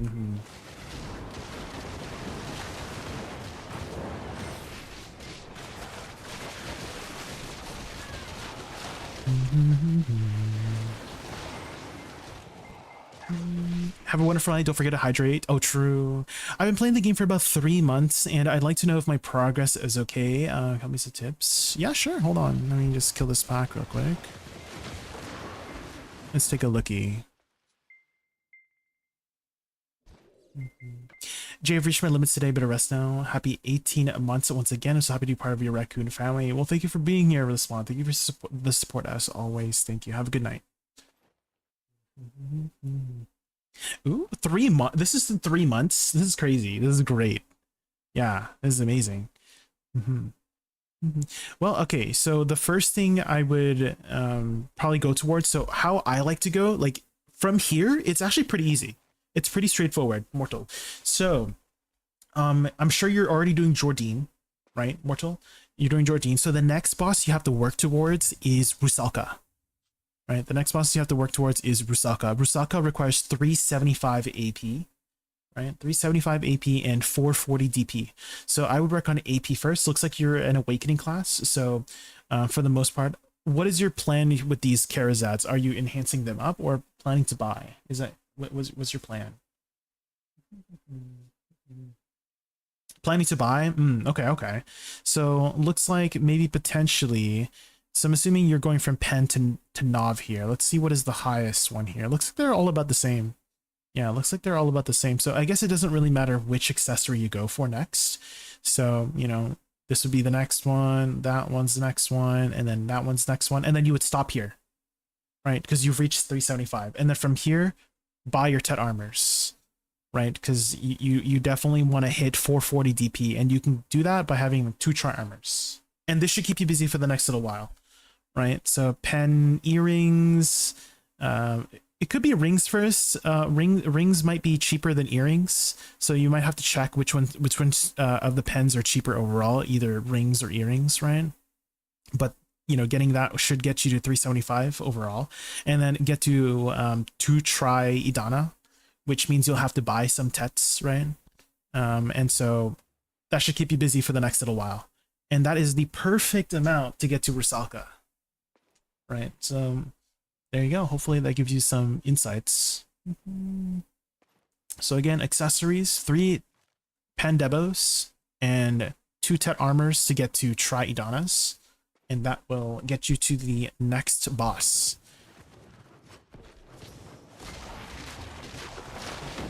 Oh, you're playing Sork? Ooh, Awakening Sork. That's a class I've not really looked much into. Would you say Awakening Sork is a fun PvE class? I have never played Sork in my entire life. Well, okay, I have a level 49 Sork, specifically for fishing. So technically I have played Sork, but it's a level 49 Sork that just fishes at Velia Beach. No, you don't think it's a fun grinding class? What?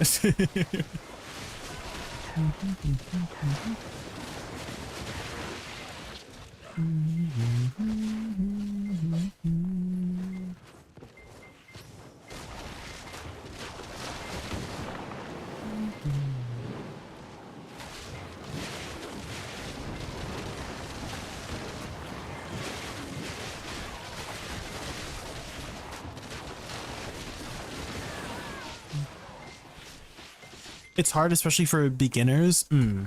Yeah, I do know Sork just in general is a more difficult. Have you played other MMOs in the past before Immortal? Because I get the feeling that you're an experienced, seasoned MMO player, just based off your, you know, your gear in 3 months. I'm assuming the BDO is like another been there, done that kind of situation, right?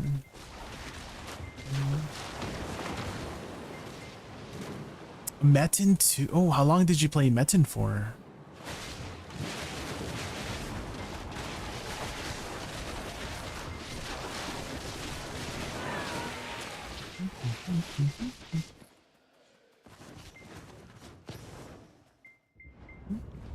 Does Metin have good soundtrack by chance? Because I love adding video game soundtracks to my playlists. Like this, the one that's playing right now is from Final Fantasy 13-2. Are any of those on Spotify by chance? Is there any Metin soundtracks on Spotify? Because that's the program I use. And if you notice in the top right, I do have a song request command. So if you can find the link to it, you can easily song request a song. And you don't need any like, you don't need a sub to use my command. You don't need points to use it. You don't even need to be a follower, but you know, hit that follow button if you haven't already. You know, it's free. You can maybe share some music. Oh, perfect. Is that the link? Perfect. So what you would do is type !SR space and then paste the link, and that should activate the bot. Or if somebody in chat could do it for Mr. Mortal.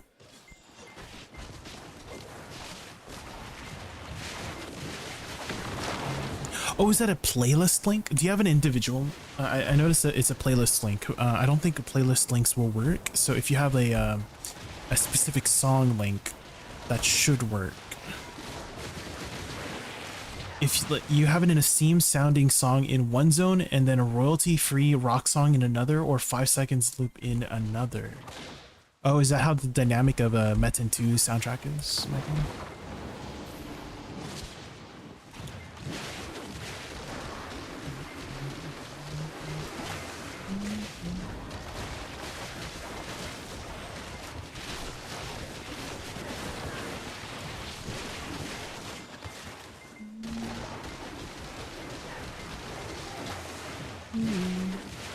Is that the track? Okay, perfect. Yes, that link works perfectly. Here, let me do the command for you.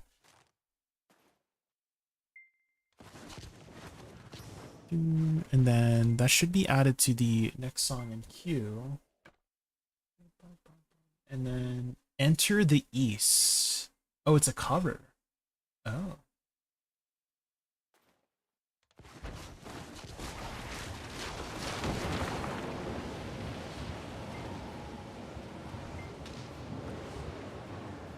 This is the music that 99% of Metin players cried to. What was the most appealing part about Metin for you, Mortal? So, for example, for me, the most appealing part about Black Desert was the combat system. For me, I love the combat system of BDO. What do you think is the most, like, appealing part about Metin for you?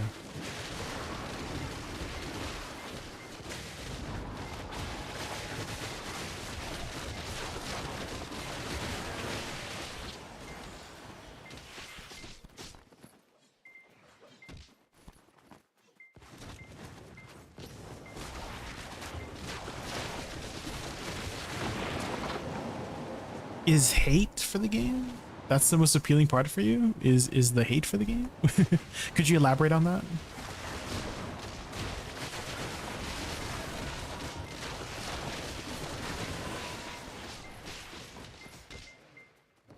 I played Metin because all my schoolmates played it. Oh.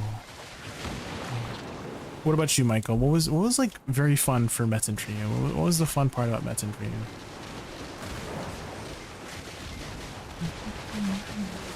You said you played with your friends. Is it the community? Like you just like the community vibe? Metin was more grind to some extent. And oh, really? So you think it's more of a grind? Oh, well, that kind of explains why Mortal is probably really well well geared too early on is if they're familiar with the grind, right? If they're familiar with the grindy aspect of BDO, then yeah, they just fit right in. It's kind of like riding a bike.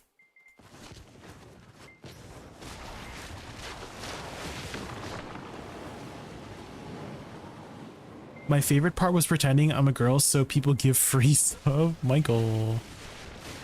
Not Michael catfishing, Mucka.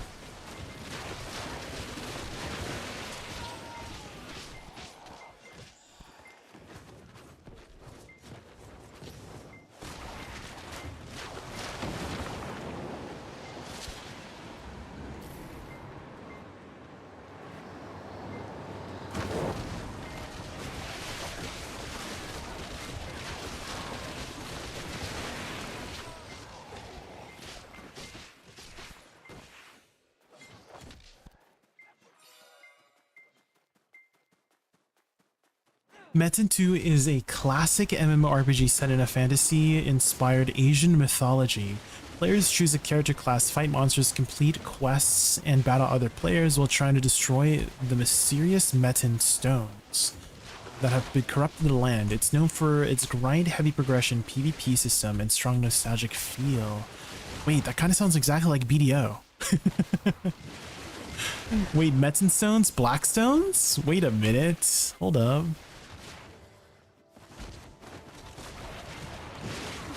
Hold on. That kind of sounds similar to BDO. Choose the character class is rich since everyone picked warrior because that's the only viable class. Oh, is that true, Mortal? Were you a warrior by chance, Mortal? What other classes are there, Michael? Useless in comparison? Oh, could you elaborate further? Why were the other classes useless and warrior's the only useful one? Was it just like leagues above the other classes? In terms of like PvE and PvP performance or something?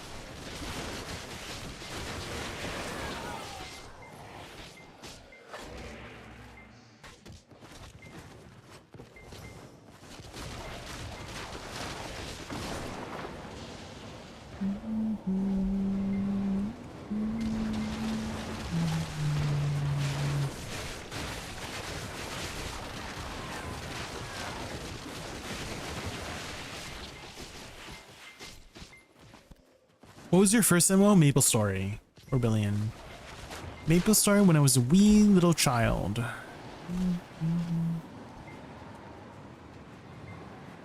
Have you ever played Maple Story or Billion?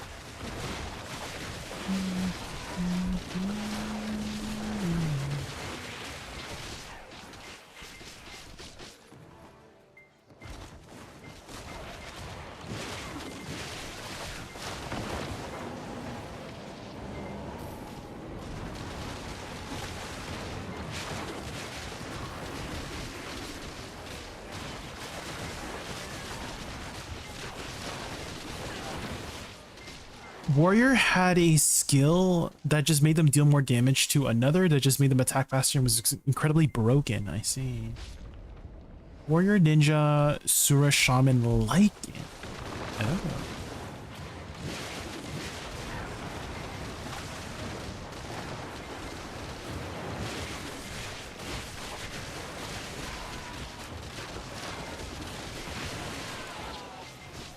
In Metin 2, each class had a different distinct playstyle. Warrior is strong and tanky for close combat, great for beginners. Ninja is fast, high damage but fragile, relying on crits. Sura mixes melee, magic, shaman. Mortal, you sound like a ChatGPT bot. Is that by chance a ChatGPT response?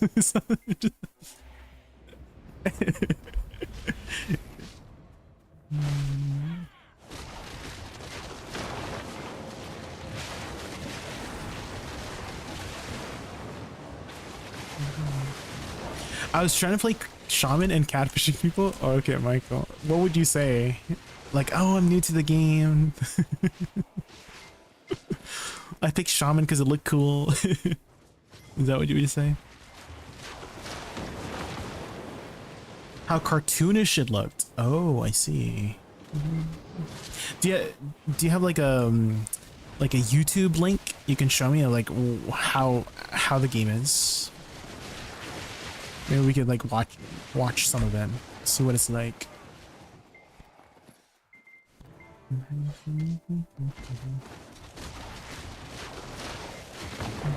Ooh, okay, when you say cartoonish look, is it kind of like RuneScape? Does it look like RuneScape by chance?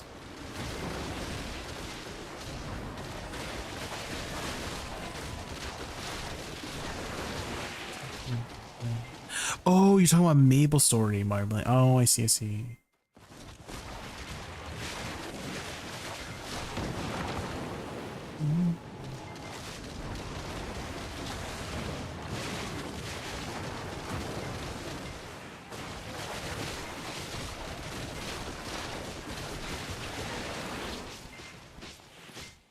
Is SR borked or is there just a very long queue?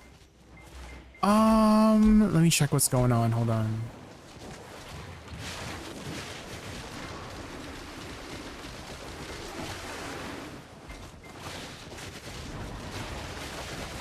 Let me just kill this pack real quick. Hold on.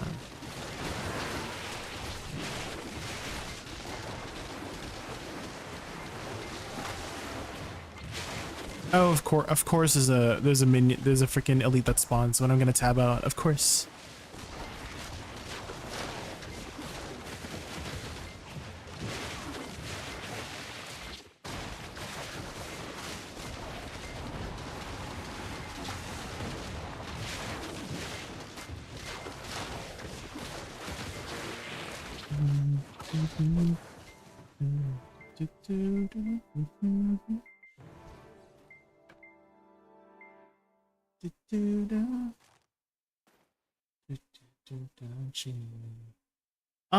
Okay, is it this one? Take the crown that you're trying to queue up? Okay, here.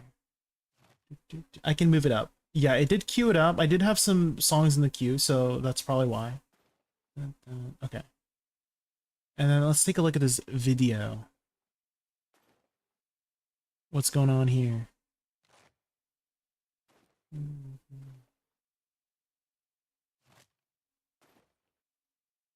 All right.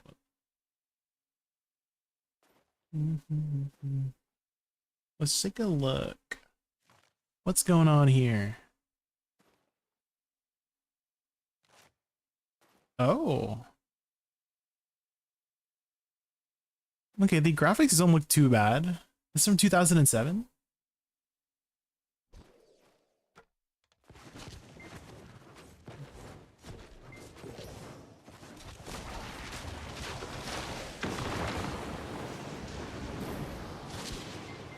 It kind of looks like old Final Fantasy 11. If anyone played Final Fantasy 11, because I remember Blonde Bear was showing me that game. Oh.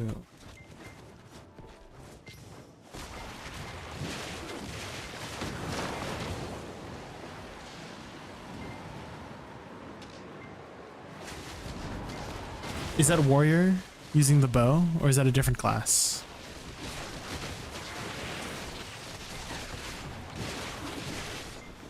Reminds me of Terra. Is the volume okay? Let me know if I need to turn it down. Oh, it's Ninja. Oh, Ninja uses bow? What?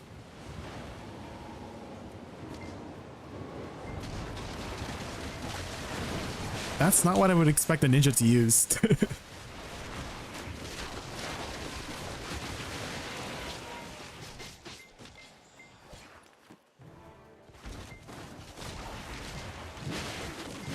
Is it still alive today? Are there still people playing Metin today?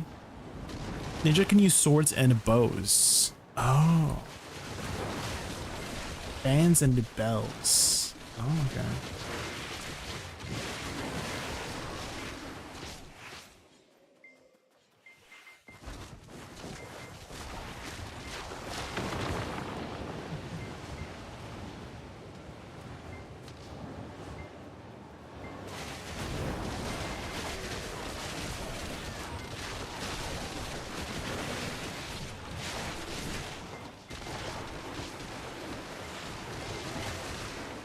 Oh, there's player shops in the game too? Oh.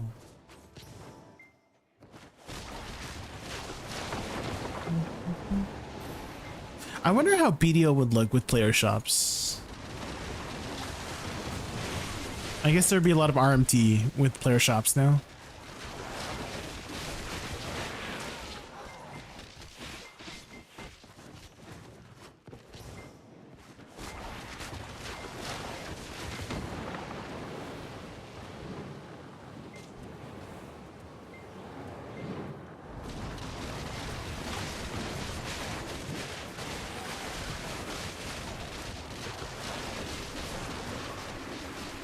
They have no central market, so if you wanted to sell something, you'd buy a thing to turn it into a table and put things that you want to sell and name your own price. Oh. You have to stay there AFK. Oh, so you have to just like leave your computer on overnight or something? Sounds like you know a lot about the game, Michael. How many years did you play this game?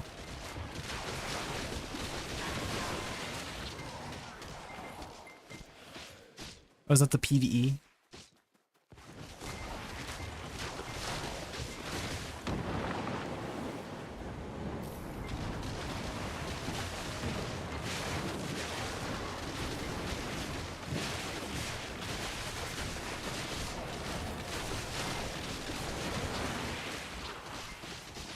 One year? I see, I see.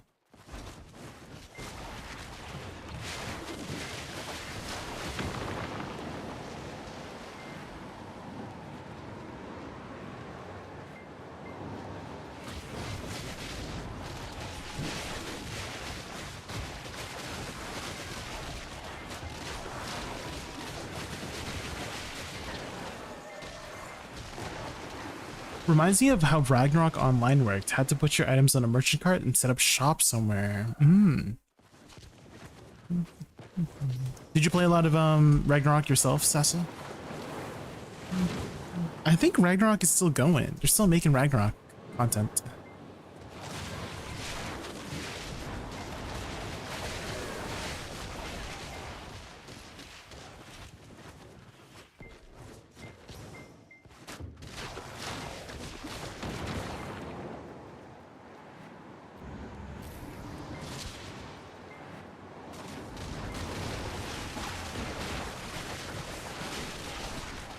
Eight to 9 years? Dang. Tournaments? You went to like Ragnarok Online tournaments? What kind of tournaments were there? Like PvP?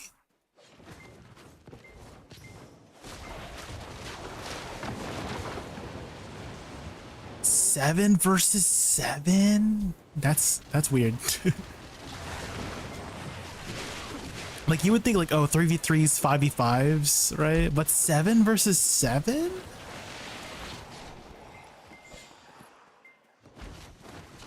The pay to win scrolls? What do the pay to win scrolls do in Metin?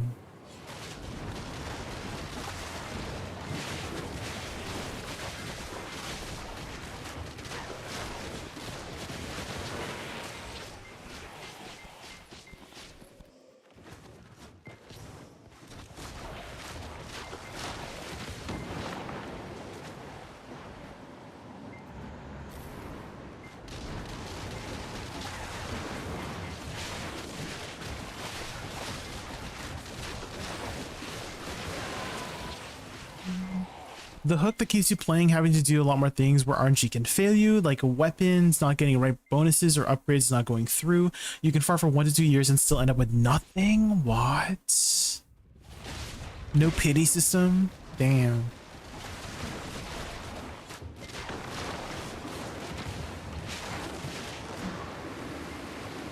Was there a lot of pay to win in the game?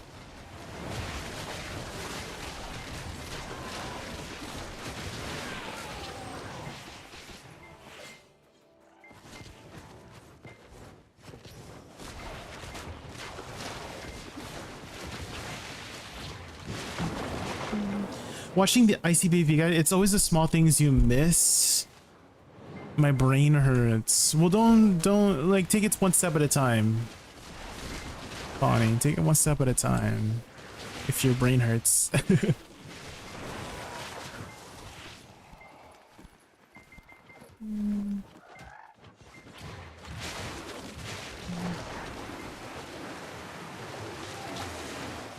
The strategy is always the same for the most part, Pawnee. It's always catch, follow-up damage, re-CC, finish combo. That structure, four-point structure is how I like to look at PvP. Is that you need to look for what are your catches, right? SE is a catch, Blooming Death, right? SLMB, Nether Blast is a catch, Nether Strike, right? If you have the core is a catch. And so you catch and then you want to do follow-up damage, figure out what abilities to use for follow-up damage, and find a way to re-CC the opponent, right? Then finish it off, ideally.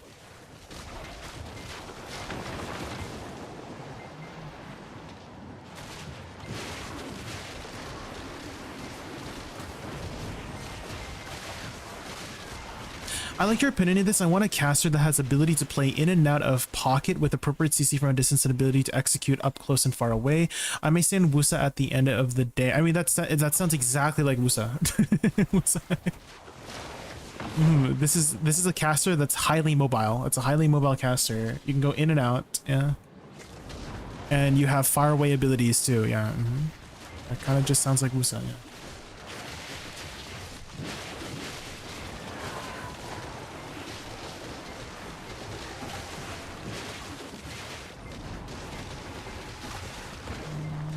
Oh, is this the PvP? Let's take a look at the PvP. Let's take a look how the PvP is.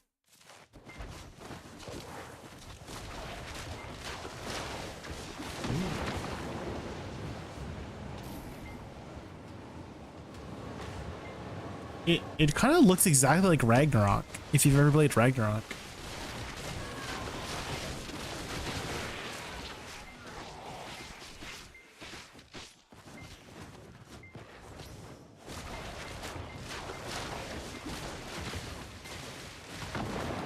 Incomprehensible then be. Is there like CCs in the game too? In Metin? Can you CC people?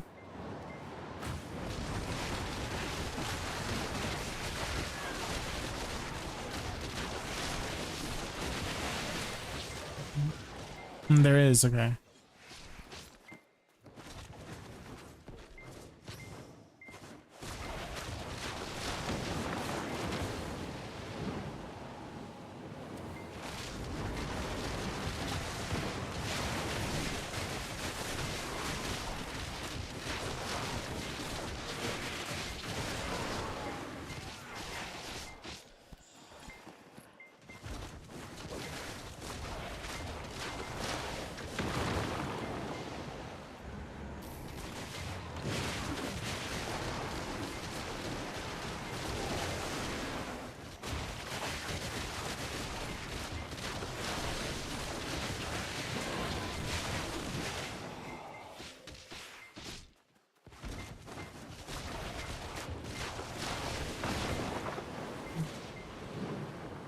Sun poison blood loss. Oh, like bleeding damage. Okay.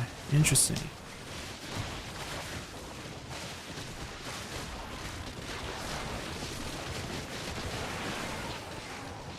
I remember there's a quest that literally asks you to open the game shop and buy an item from there to complete. What? Like with like real money currency? What?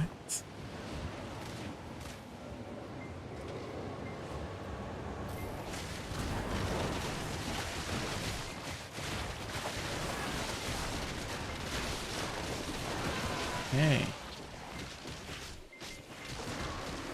Get back to our scheduled programming. Okay, okay. Well, thank you for sharing those videos.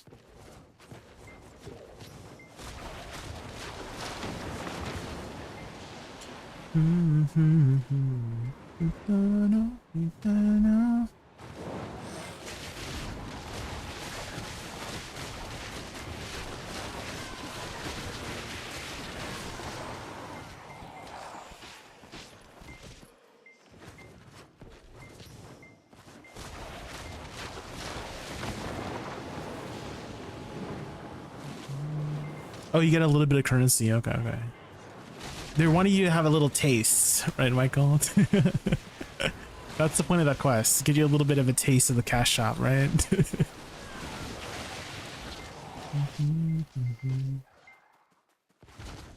In the game, there is Yang, which is the in-game currency, but players usually price items in dollars instead because it's much easier for them to send and trade that way. I see. Okay. Can you earn Yang in-game? Like, can you be free to play and then earn the in-game currency, or do you have to buy it with real money? Oh, you can. Okay, okay. That kind of sounds very similar to Throne and Liberty, Mortal. If you've ever heard of Throne and Liberty, they had a system called Lucent. And Lucent, you can use that to buy things on the auction house or sell things for Lucent. And you can use Lucent to buy like things in the cash shop. Interesting.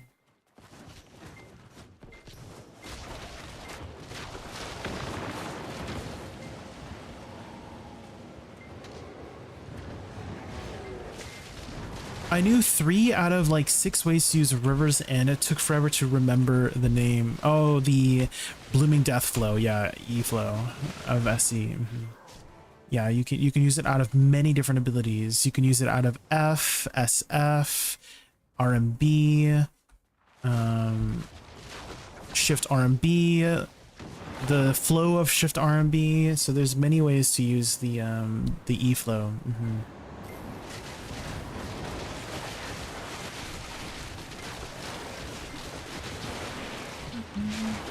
I saw the pig video, nice touch at the end. Thank you, Ember. I am a fellow Monster Hunter. I love Monster Hunter, Ember. Monster Hunter is my jam. What weapon did you play? Okay, Ember, were you by chance a filthy longsword main by chance? Were you by chance a filthy longsword main?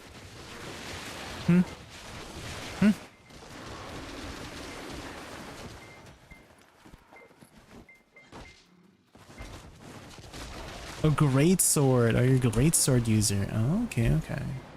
I have not played the update, Ember, for Monster Hunter Wilds, the Gogmazios. I still have not fought Gogmazios. Maybe I should like boot it up again and go through the last pieces of content that I never got through, you know?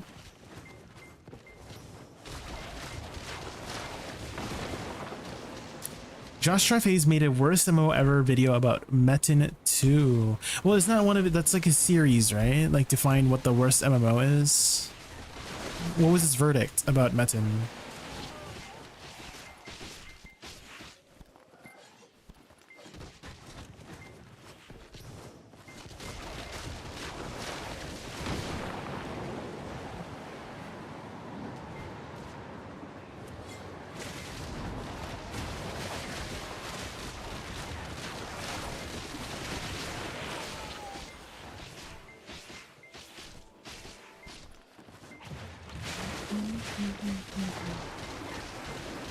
Oh, did my... Hold on, my Spotify overlay broke. For some reason, hold up.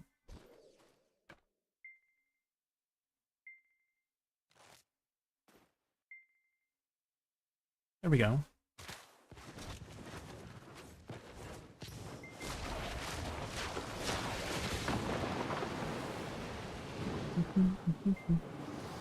So much content now, the game's performance is also improved. Yeah, that was the one big thing. I still don't think I can run my VTuber model at the same time, Ember, because I remember my VTuber model would just lag during the game. So I feel like I still should like not, if I'm going to stream it. It's very hard to play because it's not beginner friendly at all if you don't want to progress properly. For example, reaching mid the game content, it can cost around $2,000. I see. Yeah, that's quite a lot. Fully free to play, if yeah. And that's the nice thing about BDO is that you can get really far in BDO without spending a dime. You just need to spend your time to play the game, and you can get really far. As an example from you, Mortal, actually. You're a really good example of somebody who has spent zero in the money in the game and has progressed pretty far and very quickly. I have another viewer like that too, Mortal. Well, granted, they did play BDO before. They played on the EU account, and then they made an NA account. And in 3 weeks, they got to about 800 gear score in 3 weeks. Granted, they did get really lucky. They did gamble a lot.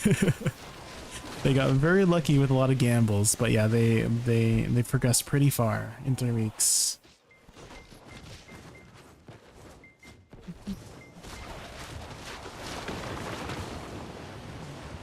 I'll try to join you if you play Monster Hunter for sure. Yeah, the more the merrier. Hi, Mike. Oh, Mike plays Monster Hunter too. Mike, have you played any Monster Hunter Wilds since all the updates? I still haven't played a lot of the endgame updates. Hi, Akila. When are we playing a game? I don't know which one. What do you want to play? What you want to play? I've been thinking about starting up a couple different games. Like I want to do another Baldur's Gate 3 run. I want to do a Don't Starve Together run too. Play some Monster Hunter. I have a lot of games in mind.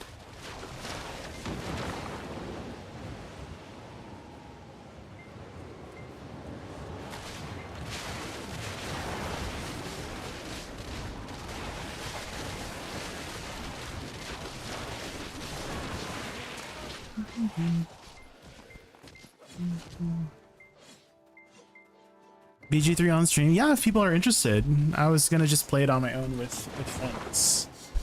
I could stream on my alt account or something.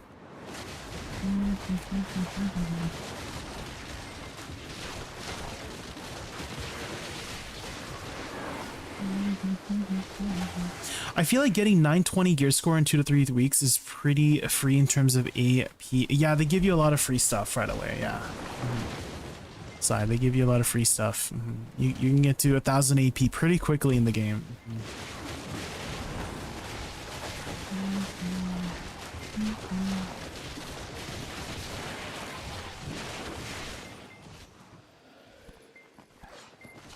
$0 in your gear. Have you bought any just like cosmetic stuff, Mortal?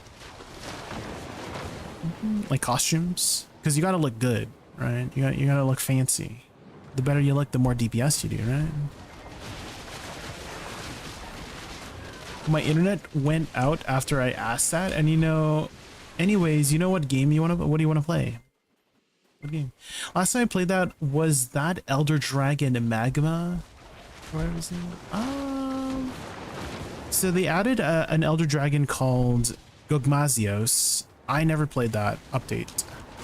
It was like an oil dragon or something.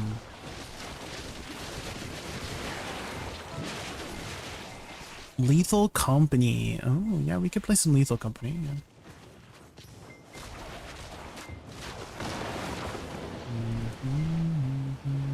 Horror stream? What kind of horror game you want me to play, Michael? Maybe we make it like a sub goal or something.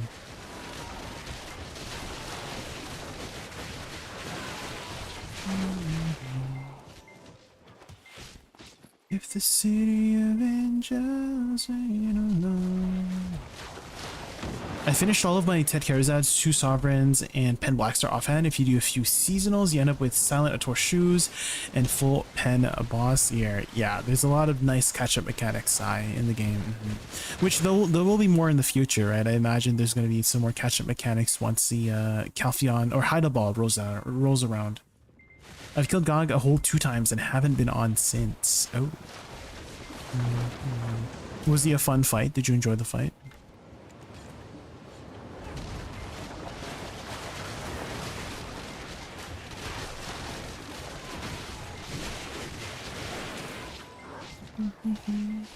Hi Cashew, welcome in. Fallen God? Yeah, the armors is a big hump. Yeah, there's a big hump. It's a pretty big barrier of entry for Tet Fallen Gods.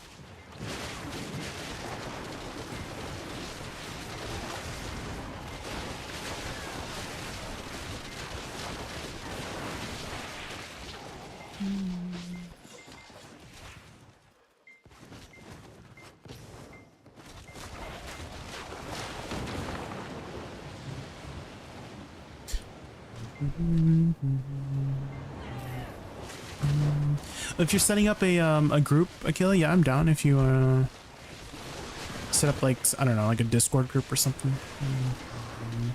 I remember we had played on like a Minecraft server a while back. I don't know if you ever plan to do another one of those.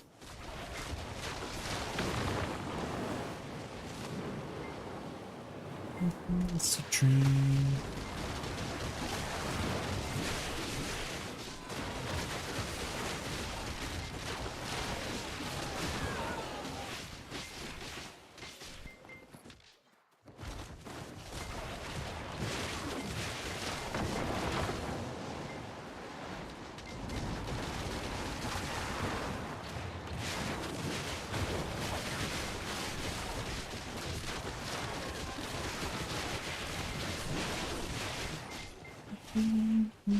I've put almost $300 into the 1+1 offers, bought LT, so I have 3400 to 24 mage storages, 11 market tier, and the rest tier 4.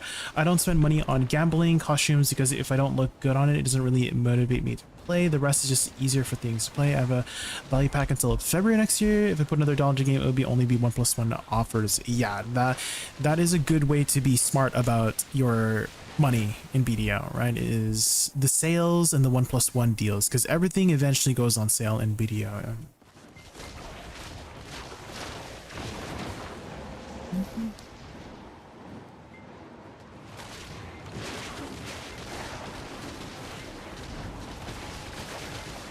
Hi Fodders, welcome in, how are you?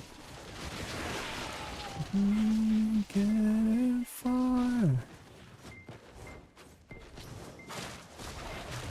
And pay to winning on gear, as you can, I'm sure you've already done the calculations, right, Mortal, but pay to winning on gear is very expensive. That the average consumer will not be able to sustain. It is not a very good investment to pay to win on taps and stuff like that. It's just too expensive. Like, for example, to tap on my deck weapon, right, my final upgrade, it's like $120 or something USD, which will translate to like 160 Canadian or something. So it's just not worth it.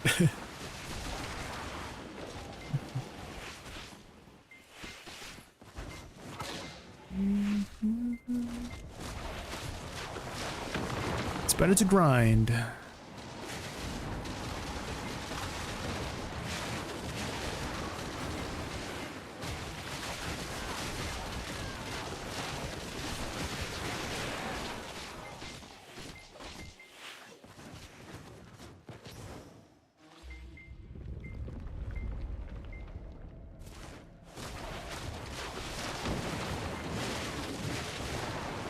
Love Sand is still one of my favorites. Maybe Detention, you might enjoy that one too, or Mouthwash. Ooh, are these all on Steam? Are these all Steam games?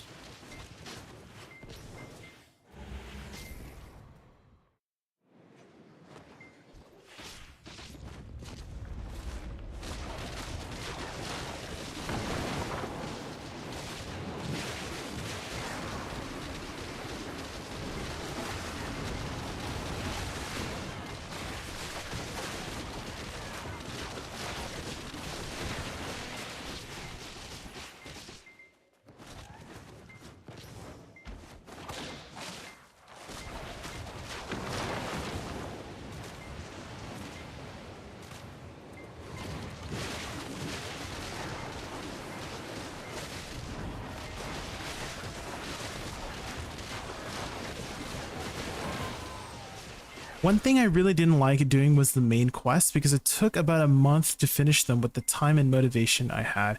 After a month of quests, I started farming Hex and later Adobe. Yeah, the quest definitely not the strongest appeal, right, of video. It is one of the weaker appeals of video.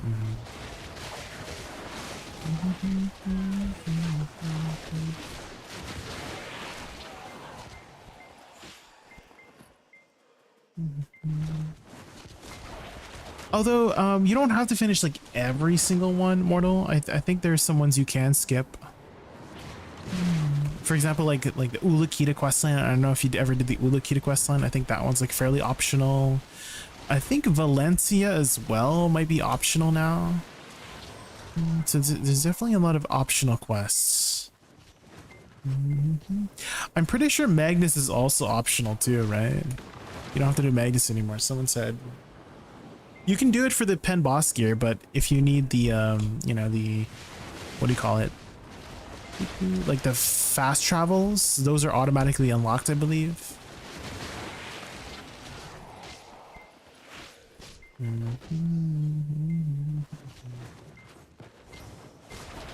Get them over it. Yeah, it is definitely nice to just have all those completed, just in case some of them become requirements. Yeah.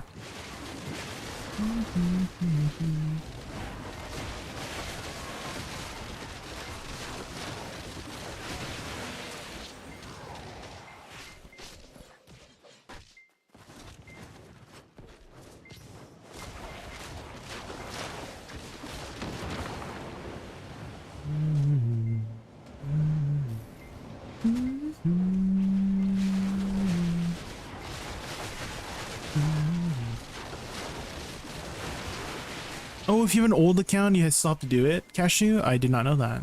Okay, noted.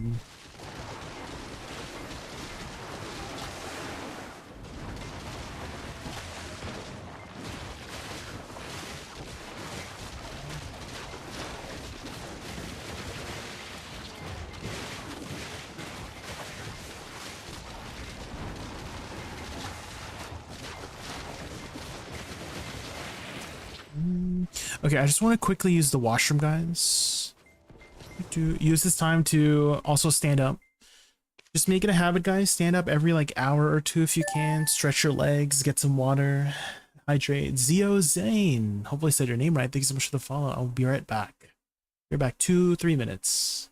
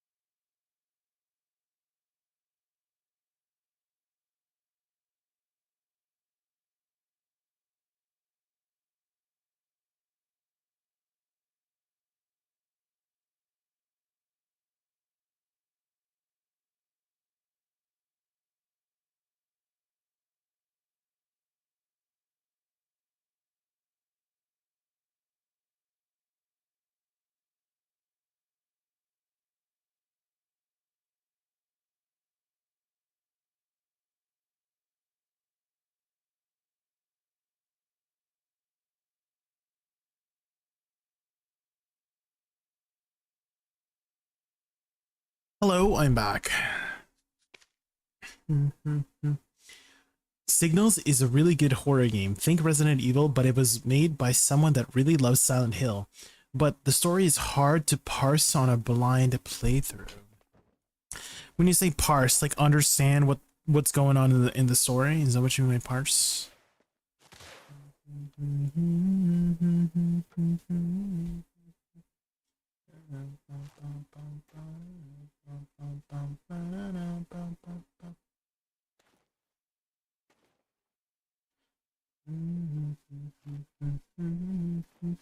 Okay, let's continue the grind.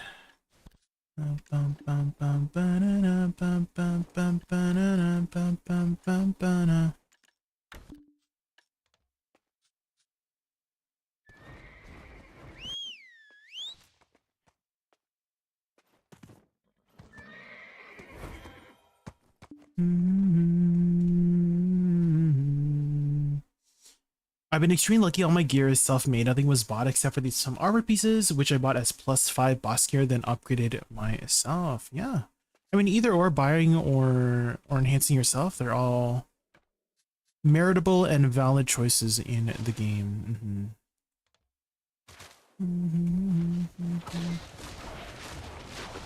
You're all taking the same, it's the same destination each time.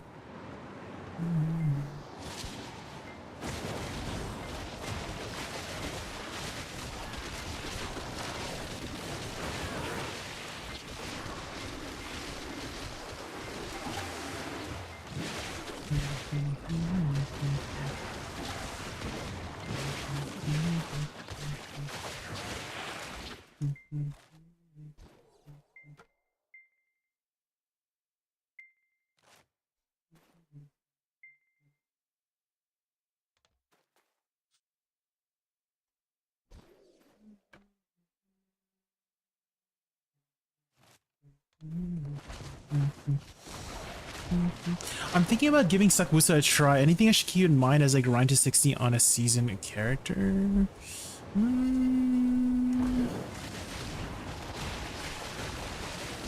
Not really, if you're just leveling up. Can you elaborate more on what you mean by keep in mind?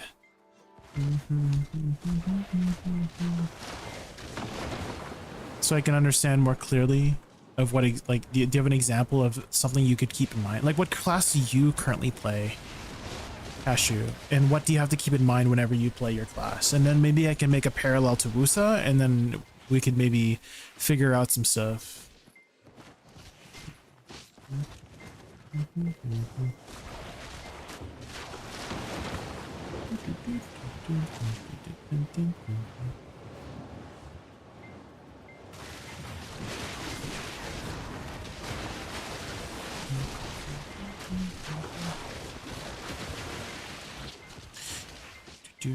I fish a lot. I've been playing for 108 days, but on my account I have 91 days, 13 hours, most of which spent fishing. Yeah, fishing is a great way to progress while you are AFK. One of the best way, one of the easiest ways to set up as well too. Not too much to set up compared to something like, I don't know, like bartering or something. Bartering, there's a lot of things that you gotta do to get the ball rolling for bartering.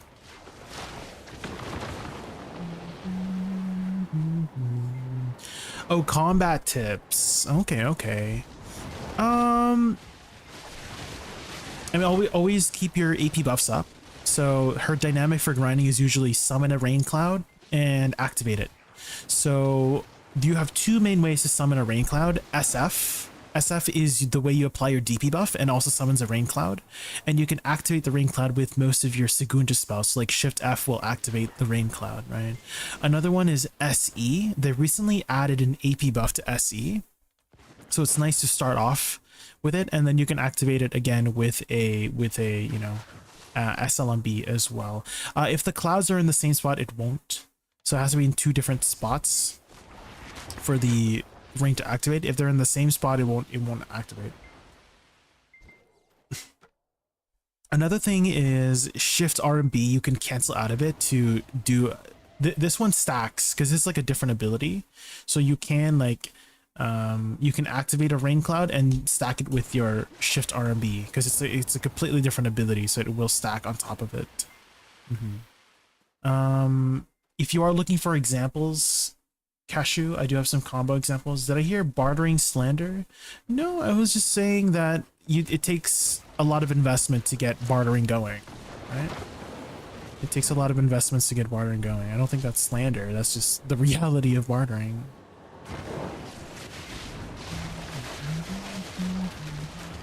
Also, hi Luke, welcome in. How are you? Are you bartering right now by chance? You bartering?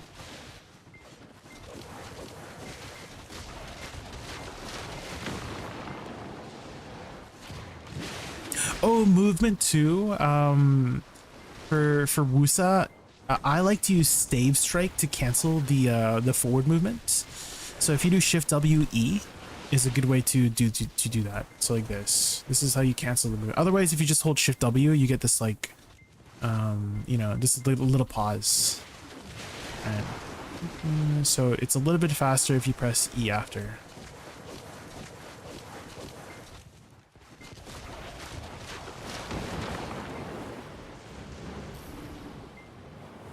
Editing is smooth. Yes, I've started getting a lot better at editing these days. I've been doing a lot of just like uploading videos in general. Cashews. I've been uploading a lot of Crimson Desert videos for the past month, and that has helped me improve my editing. Just like overall, like knowing what to do. Especially with the rendering, I've been looking at some more rendering settings. So I don't know if you've seen my newest video, the Golden Pig video. But I have found some really nice rendering settings that it looks really crisp and clear.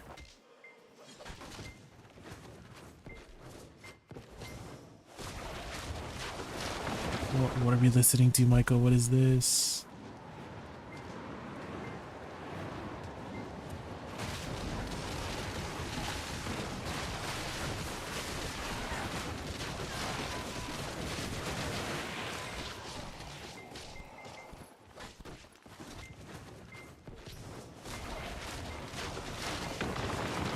Get a watch? Yeah, so it's this command here, Black Shrine.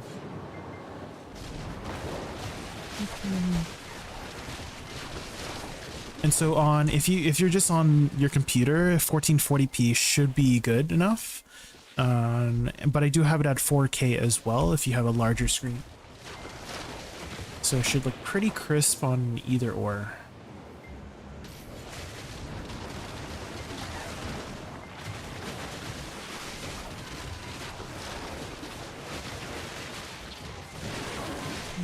No AOS, or is it closed on NA? I think AOS is open, but I'm not a PvPer, Luke. I'm not much of a PvPer.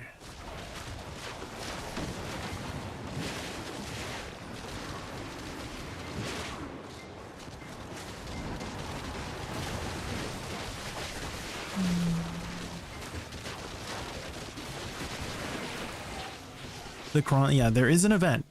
That is true.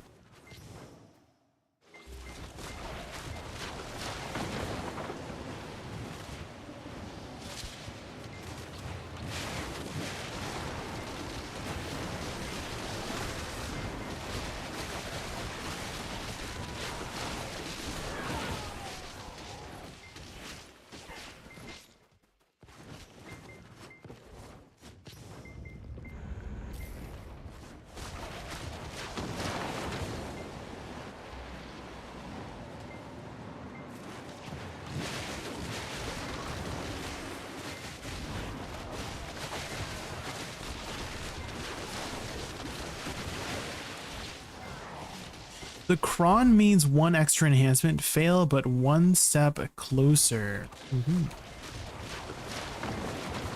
Yeah, we got the pity system now. Before there was nothing. Back in my day, we just had to fail. That was it.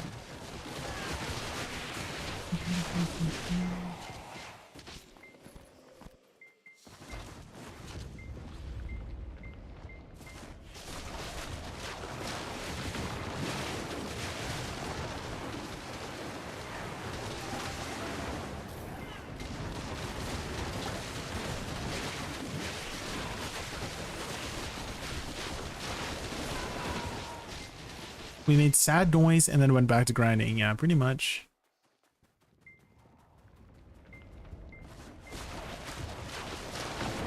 I was wondering why I never noticed those. Notice what? Actually, what is those?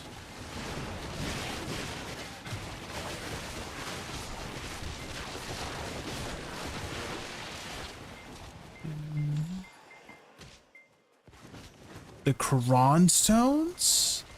Wait. You don't know what Quran stones are, Cashew? I feel like Quran stones were here since the beginning of the game, no?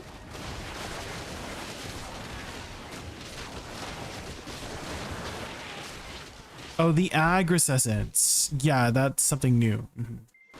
That is something newer.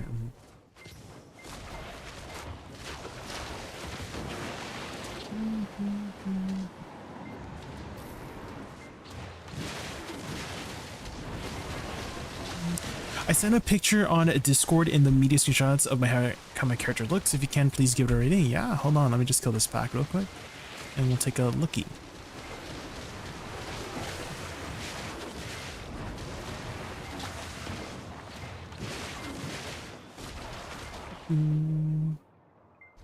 Screenshots and media. Ooh. Put the gun down, Put the gun down. Put the gun down. You understand? You're not getting away with this so easily. Oh, God. Ooh, you got the nun look. Ooh, I know what this outfit is. This is the winter outfit, right? So you have the nun headpiece, and then you have the winter. I forgot what it's called. It looks like an ice witch, right? I forgot what the outfit is called. I think I have it myself.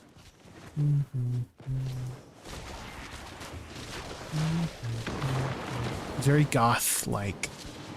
Very nice. 9 out of 10. I would also wear that. That's pretty cool.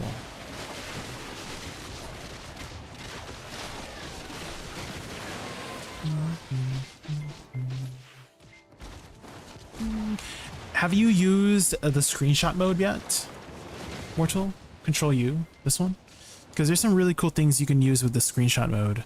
You can change the time of day, the ambiance, the like the mists in the air or something like that. I forgot what it's called, but I'm pretty sure it's maybe it's the ambiance. Yeah, press Control U, and then if you're in town, press U and you can go slow motion. But it has to be safe zone. So press Control U, and then you can change the angle, the zoom in, the time of day. So you can take some really nice screenshot, and the ambiance too. And then if you press U in a safe zone, like pressing the letter U, you can go slow motion. So you can take some screenshots in slow motion and stuff like that too. It's pretty cool. So it has a really nice screenshot mode, and you just press the enter key on your keyboard, and then if you're wondering where the screenshots go, it should go to your documents folder. If you go your drive, documents, and then Black Desert, and then it should have a screenshot folder there.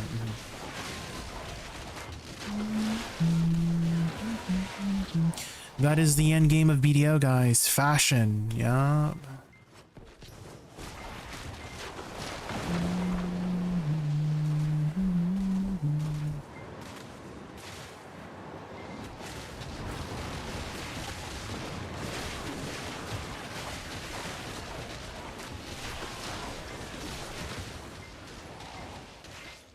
That reminds me, I discovered you can paint your outfits, and I think I spent a solid 2 hours painting my... Oh, you mean dye your outfits, Luke? Oh my gosh, yes. Yeah, you can dye your outfits. Very important. Oh, Luke, thank you so much for the song. Thank you. Well, this song reminds me of the play song from Overwatch. You know, it kind of does. Yeah, it does have that sort of grandiose theme. Yeah.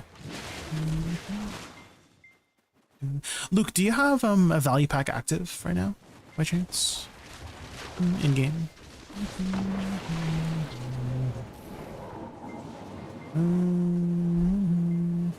You do? Okay, I'm gonna show you a little trick, okay? I'm gonna show you a little trick.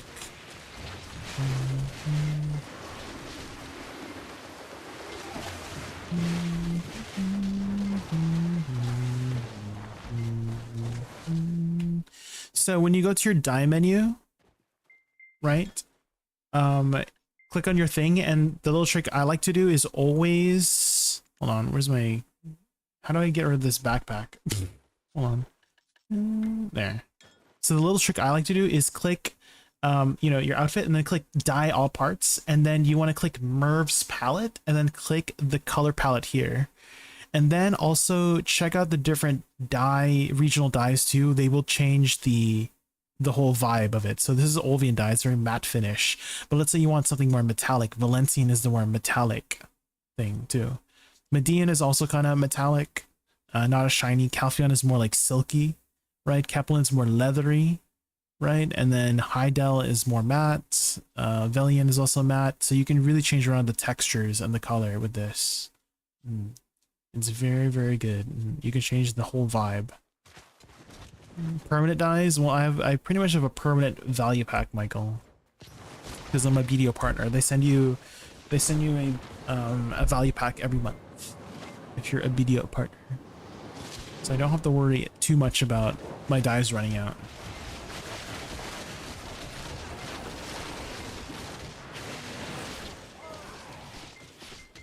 One of the perks.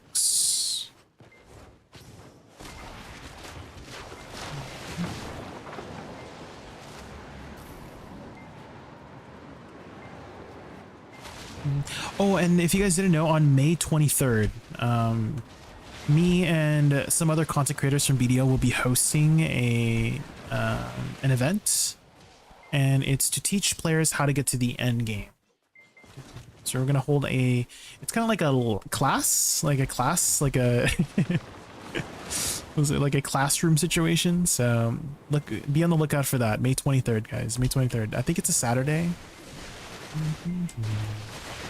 And you can win some prizes too. You guys can win. So we'll be basically we'll be teaching you some stuff, and then we're gonna have a quiz at the end, and whoever gets the most points will be sent some outfits. So if you guys want to win some outfits and some pearl items and stuff like that, I think there's also a value pack as well if you want to win some value packs. Make sure you tune in, listen carefully to our lessons, and then do well on the quiz. May 23rd.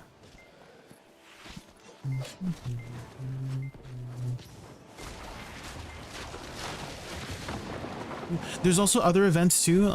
I think every week for May, there's an event for a lot of other stuff too. So make sure you check out the event page. Actually, why don't I pin that? That might be a good one to pin. Hold on, let me go find the link for you guys so you can see the exact dates and time and who else is doing some events too. Make sure you check out the other content creators as well that's hosting events. Let me grab the link for you guys.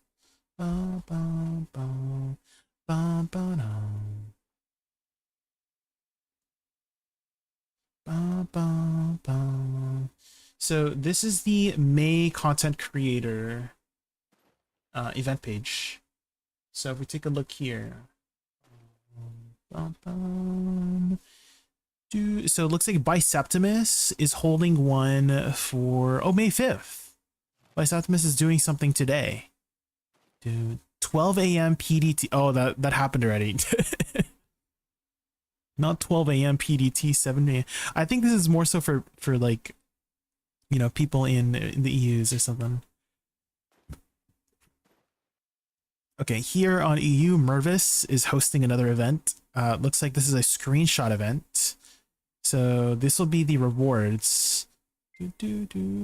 Extra Twitch poll reward. Ooh, you guys can win a value pack, 30 days. Blessing of Old Moon pack. This is all three things. So the Kama Sylvian one, Secret Book of Old Moon, and value pack. And this is the event that we're hosting. This is me, Zirdan, and Chris. And first place, you get 30-day value pack, 1 outfit, 2 mates. If you get second place, 30 days, 1 classic outfit, 1 maid, and third place, 15 days value pack, 1 maid. So make sure you guys pay attention to our classes. We'll be hosting it based on these lessons on armor, weapons, accessories, crystals, artifacts, lightstones, alchemy stones, pets, contribution points. We'll be drawing up some classroom lessons, and then at the end we'll do a quiz, and then whoever gets the most right 3 winners in game, 3 winners from chat. Ooh, so we have 6 winners total too. Dang. Okay, so lots of win. Ooh, Striker's hosting an event too on Sunday. Ooh, what's he gonna do? Oh, it's a hide and seek event. Oh, yeah. If you want to do some hide and seek on May 24th, you can get a value pack and an outfit. There you go. So let me command edit event. There we go. And let me pin this. How do I pin this? Any mods in chat?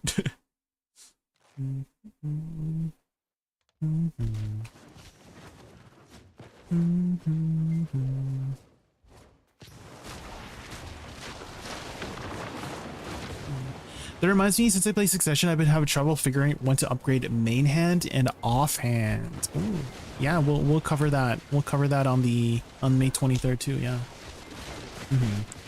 It's basically a lesson from beginning to end game. So we just go over what we can what you can progress on to focus on from beginning to end game on those topics. So for like pets, contribution points, etc., etc. And if you missed the event, we're gonna put it up on YouTube as well.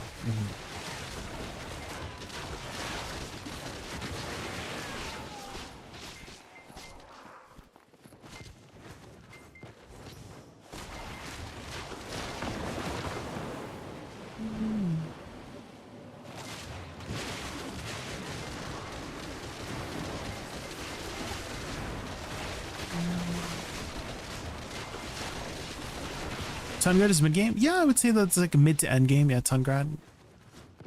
Like anything Ulakita and above is mid to end game. Like late mid game, early end game, something like that.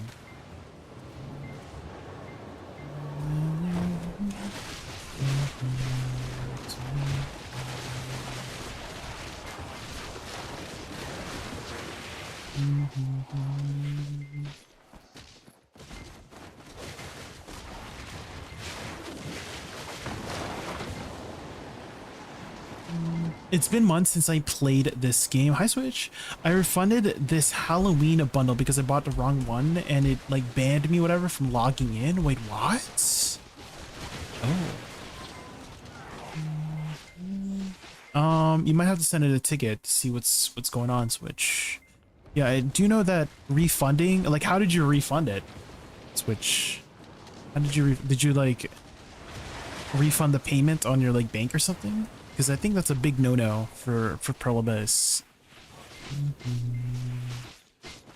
Because they usually never allow refund for like real money.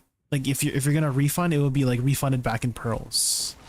So that's the only thing I could think of is that did you refund it for your money back, like your real money back? Yeah, maybe try sending in a ticket. But yeah, I do know that if you try to refund for your actual money back, it is a big no-no. The only refunds that are allowed are usually like costumes. Like they will, like no questions asked. If you buy a costume and then you send in a ticket, like within, I think like within 3 days or something, you get the pearls back or something like that.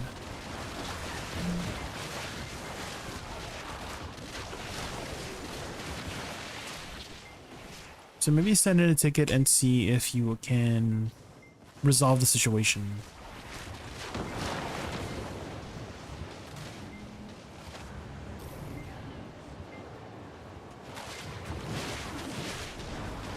If you bought the wrong one, the best thing you should do instead of refunding it is you would send it a ticket. Like don't use the bundle, like don't use anything from the bundle, and they will give you your pearls back. As long as you don't use anything, like you bought something and you don't use it. That would be the proper way to get a refund without getting banned. Because yeah, if you do refund for the money back, it will. That's a big no-no for BDO, for Pearl Abyss. They don't do that.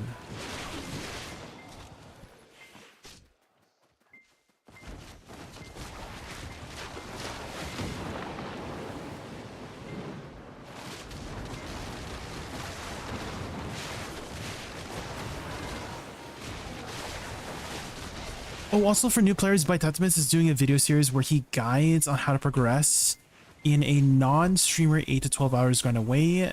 He explains about what he does. Oh, that's good. That's good. New account playthrough. Ooh. There you go. More resources.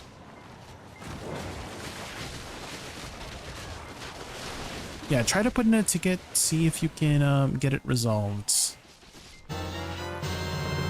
System says Nebula Video Nebula just raided us with a party Thank you so much of for 44. the raid. Let's give them a warm welcome. Welcome. Nebula Video and the Stella 44, welcome back to our Raccoon Hangout. Ready for more epic games and cosmic vibes? Super excited to have you. Let's blast off into a fun-filled adventure together. Welcome everybody from Nebula's stream. My name is Jay. My favorite animal is a raccoon. We're just grinding some stars and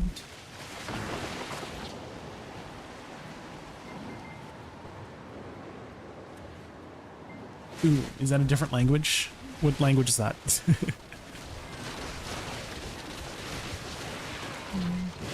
How was your stream, Nebula? What'd you do on stream today? Welcome in. Oh, Turkish. Oh.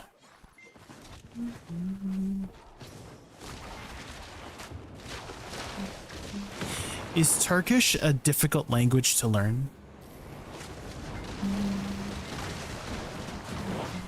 Would you say it's a difficult language to learn? How do you say hello in Turkish? Hello, goodbye. Good morning, good night.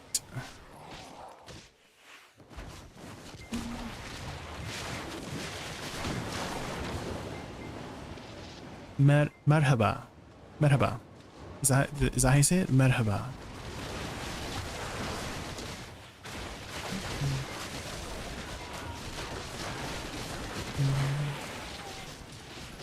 Blue ST is recommended for those who play Woosa and want to learn the class and the game. Blue ST. Oh, you mean Blue Squadron, Mortal? When you typed blue_S, you meant Blue Squadron? Okay, okay. I was like, wait, who's Blue T?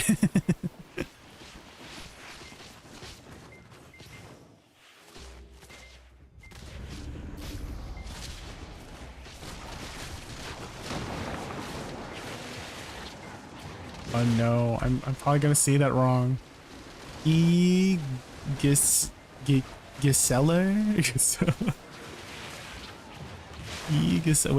maybe I could use the power of Google. Maybe we can use the power of Google.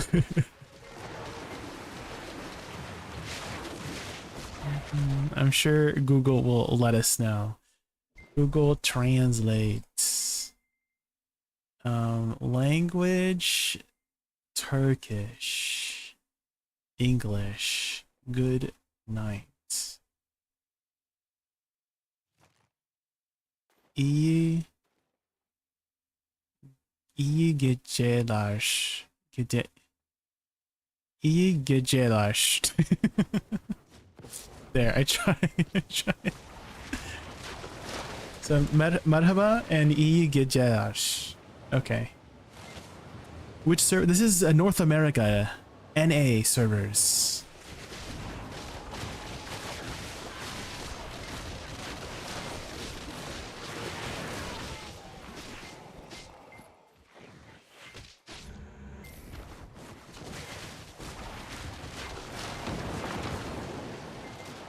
Here we go, the cat song.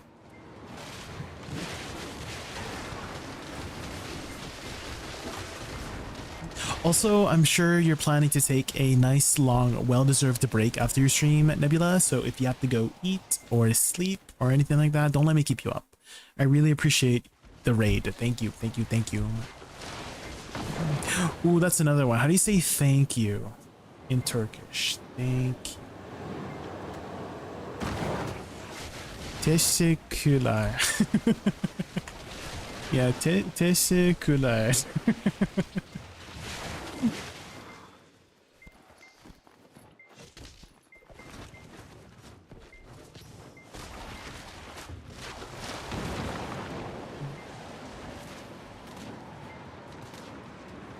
Is that how you say you're welcome? Rika Oh, good. Oh yeah.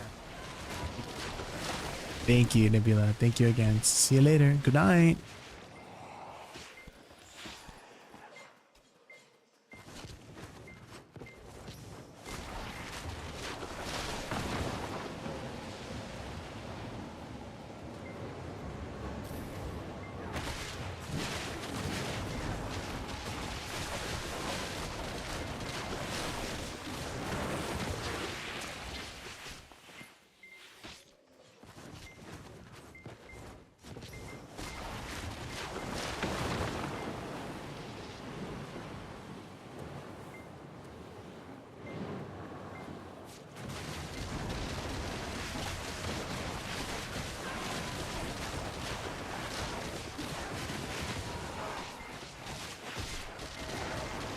Woosa, yes, this is Woosa.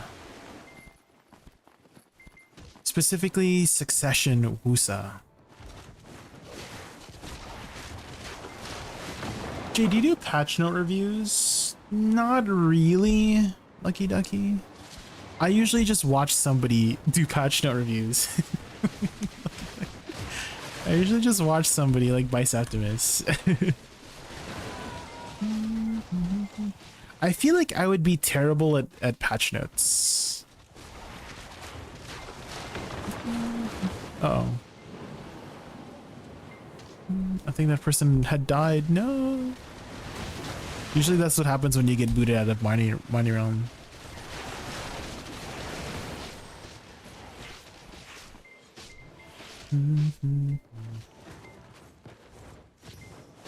Team School, it's a very cool class, Kraken. If you are looking for some combo examples, I do have a combo playlist for both Succession and Awakening Woosa, if you wanted to try the class out.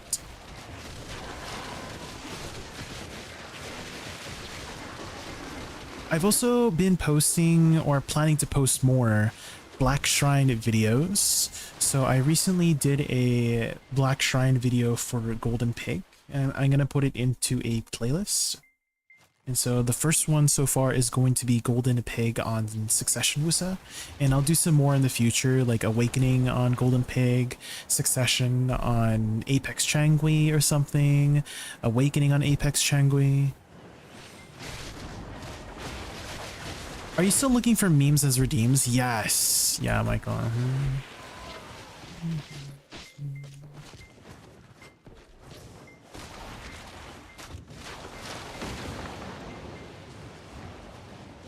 Woosa and Megu seem like the same class in my opinion. Succession and Awakening is the opposite. Well, lore-wise, they are twins, but they just have different play styles, right? But they're both from the same lore, right? They're both like intertwined in the lore very, very deeply. So in the lore, Woosa is actually the older sister. She's a lot more, you know, disciplined, kind of stuck up a bit. If you've ever listened to their audio, there's like audio stories for them. If you check out the official BDO channel, there's like audio, like an audio drama. I don't know. They go more into the lore of it, but they were basically born during the time when the sun and moon was kind of like something like that. Like one was born under the moon, one was born under the sun, something like that. Like there was like this twilight thing going on. And then Woosa was, you know, the moon aspect, and then Megu more the sun aspect. The twins are not the most Spam one. Hopefully I said your name right. Thank you so much for the support. Thank you so much for the sub. I really appreciate that. Welcome in, welcome in. Enjoy your ad-free viewing and all of my fun emotes. But yeah, I was saying how Woosa and Megu, they don't like each other. They're rivals, pretty much. They kind of compete for a lot of the same things, but both kind of studied around the same thing. So they both study something called the Do arts. Same thing with Dosa too. Dosa studied a different kind of Do arts, but both of them went to the school of the Wudo school initially, and then Megu had split off and joined a different school called the Juado school. So they both deal with do abilities and stuff like that. But Megu was more in tune with the spirits, right? Their magic, Megu's magic was more, they had a binding pact. Like she made a pact with a fox spirit, and that's where she kind of manifests her power from, is from that fox spirit, right? And then Woosa is more in the physical elements, right? Wind, rain, thunder, right? That's what the Wudo school mostly deals with. But Megu kind of gave that up to pursue more like spiritual magic and stuff like that. And then during their awakening questline, you actually do the awakening questline together with your sister. And you play, depending on who you're playing, you see the perspective of each one, right? So if you're playing Woosa, you see the perspective of Woosa during the awakening questline. And then for Megu, you play, you know, Megu during the perspective for Megu during that quest line. And during the quest line, you are fighting against one of the foxes, the nine-tailed foxes, not Gumiho, but Gumiho's sister. It's like a black nine-tailed fox, and basically they're losing. Right, both Woosa and Megu are losing against the fox. They can't overcome the power of the fox, but during this moment, they had decided to set aside their differences and work together.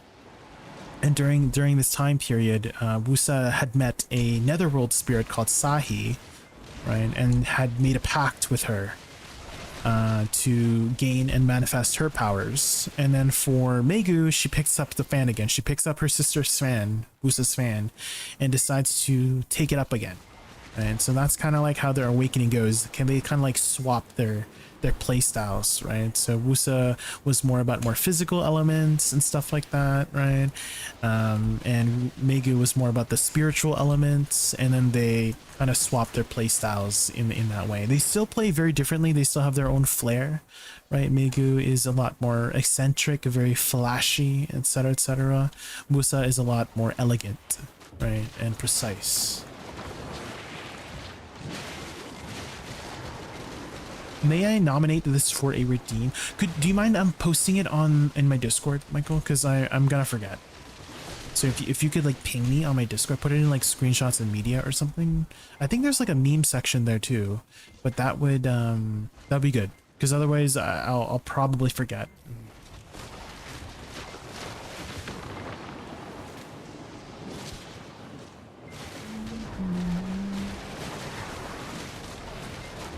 Can I DM it? It'll get buried too, Michael. The best thing you can do is link me on my Discord, because it'll get buried in my DMs. I'll probably forget it. What are your thoughts on this like Woosa changes? Are we back?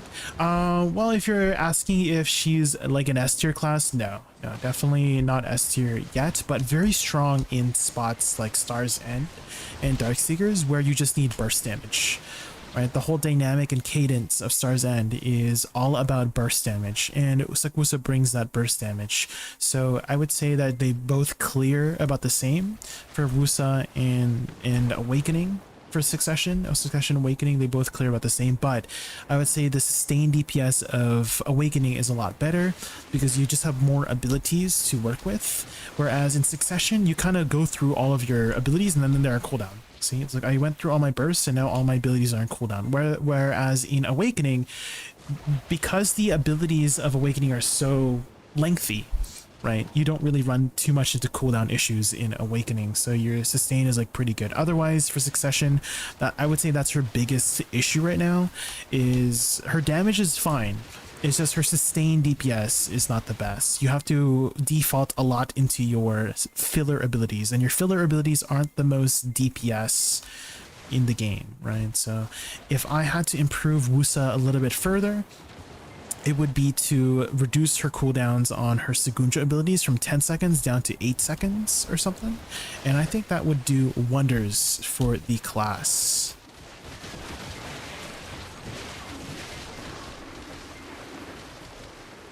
But if you are interested in trying out the class Jizzer Wizard, just her name, not the Jizzer Wizard, but I do have a combo command. I put up some updated combos for Woosa. You can kind of see how the dynamic is for the class on those combos.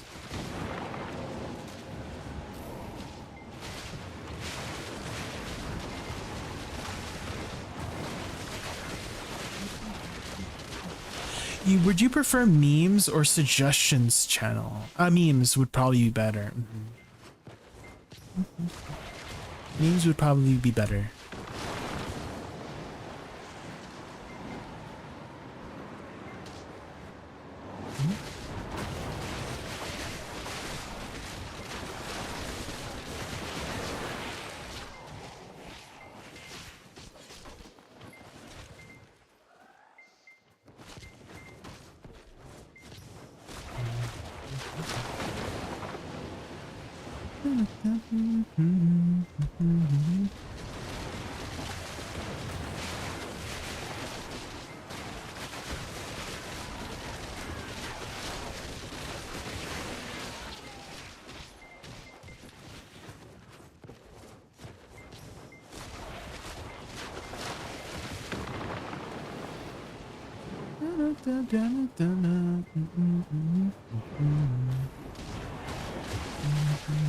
Oh, those are my awakening add-ons, Diaz. So if you want my succession add-ons, I think I have a command for that. If you need the succession ones too.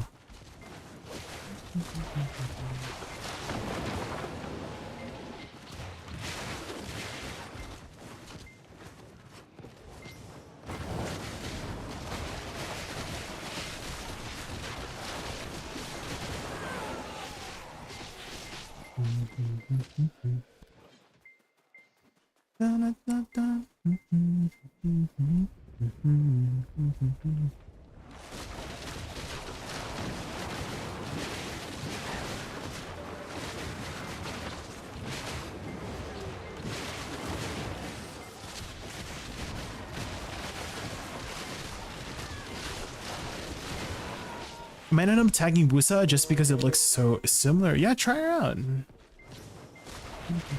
But I wouldn't say they play very similarly. Lucky Ducky. They have a very different playstyle for each. For both Succession and Awakening, Megu and Woosa, they have a very different playstyle.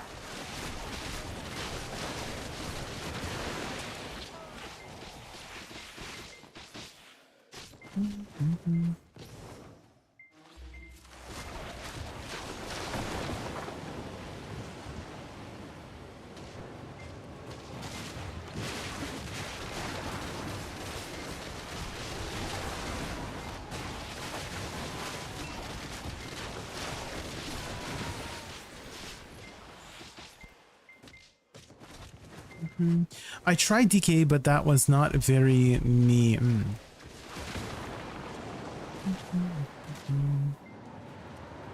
Like playstyle wise. The biggest thing too also, Luke, to consider is your muscle memory, right? Your muscle memory on the most familiar class will be technically a detriment to the new class you play because you're very used to the playstyle of Megu, right? So it might be a little bit difficult for you to break that muscle memory right away.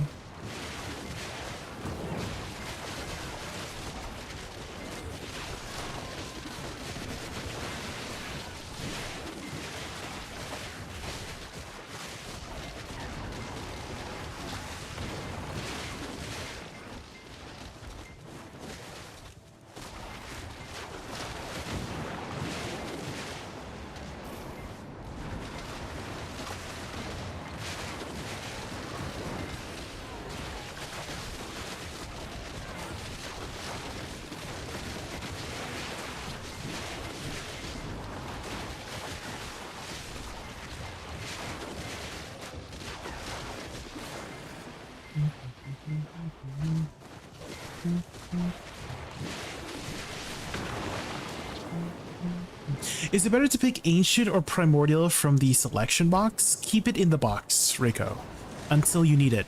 So the primordial and ancient, one is for Karazad accessories, one is for weapons. So I would just keep it in the box permanently until you need to use it for something, right? But they both have the same value, right? They both, if you're tapping on a deck accessory and a deck weapon, they're both about the same value.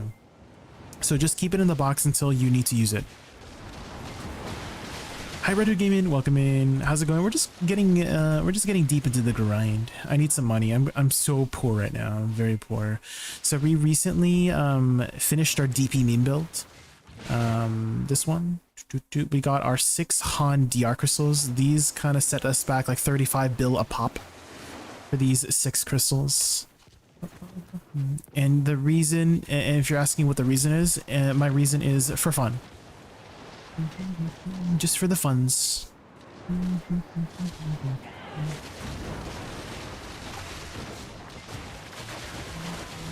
When should I need it? When you're going to be tapping deck weapons and deck accessories.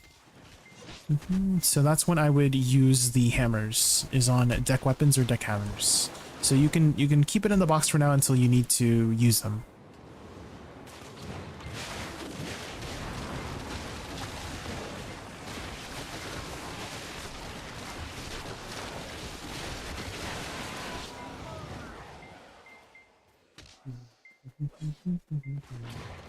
This song and Pinky Up plays 24/7 on Coco Bob's stream, and I fear for his mental health. Oh no.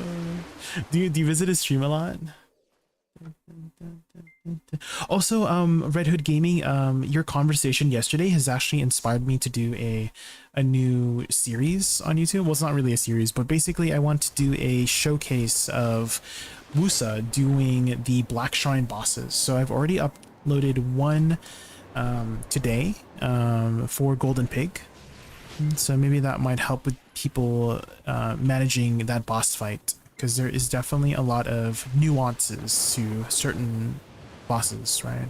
For Golden Pig, it's a lot of, a lot of exaggerated iframes you gotta do to avoid his attacks. Some of the attacks you can super armor through, but you just gotta move out of the way sometimes. So I will be trying to post one every day if I can for the Black Shrines. So tomorrow we'll upload like an awakening version of it. Do you prefer suck over awakening? No preference. Simply, I like both. So I play either or. So if you have any questions on either or, not Jay, I can answer them. So no preference. I like both.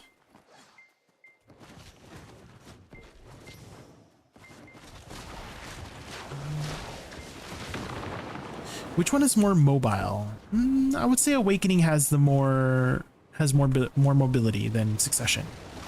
So all of the Succession movement kit is actually in Awakening, pretty much. So whatever you can do on Succession, you can also do in Awakening, and then Awakening has more movement.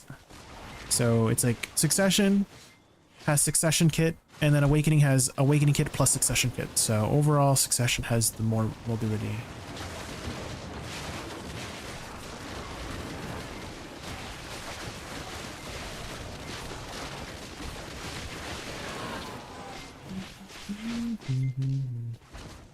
Also, I found some pretty good rendering settings too, Red Hood Gaming. If you take a look at the video, you might notice that the quality of the in-game looks really good.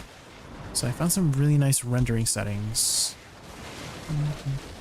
But it does take a while to render. So that 2-minute video, guys, took me 30 minutes to render. I was like, that's a long time for 2 minutes. But I think it's worth it.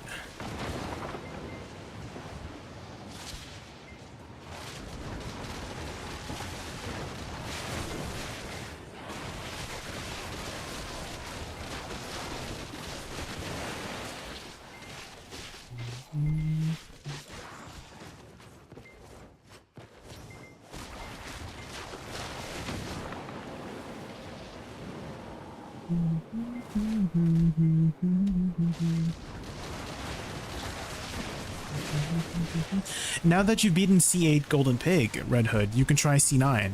Because C9 and C10 are pretty much the same, except they just have more HP and hit harder. So you don't really have to worry too much about their behaviors. Their behaviors kind of stay the same.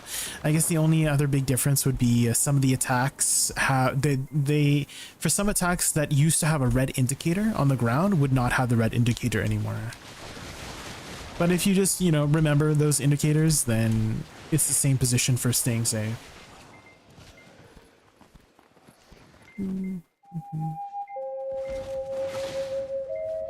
Oh, Reddit Gaming, thank you so much for the sub. Thank you, thank you. Enjoy your ad viewing and all my fun emotes.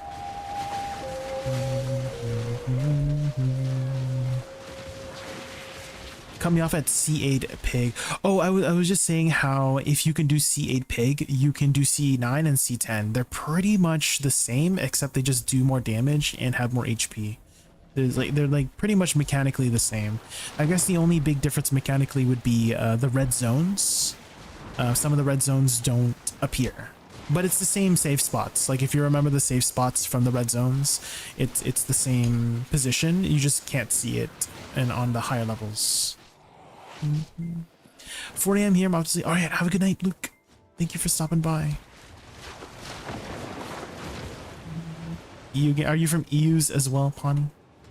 You from the EUs as well? Whereabouts are you from, Pawnee? In the EUs? Are you by chance British? Got my hex weapon on 31 taps. Nov on my belt in 1 tap. Ooh. There you go, Vidu. Upgrades. Took me 12 minutes to clear C8, so I should probably work on getting it down faster before going up. Yeah, I do think I think you have like 350 AP, right? Red Hood Gaming. What is the AP cap? Yeah, so C9 it is 350 for C9. So you should have the recommended AP. Yeah, 12 minutes is a lot on the longer side, for sure. 12 minutes is definitely a lot longer. But yeah, more gear will help a lot. Yeah, more gear will definitely help a lot.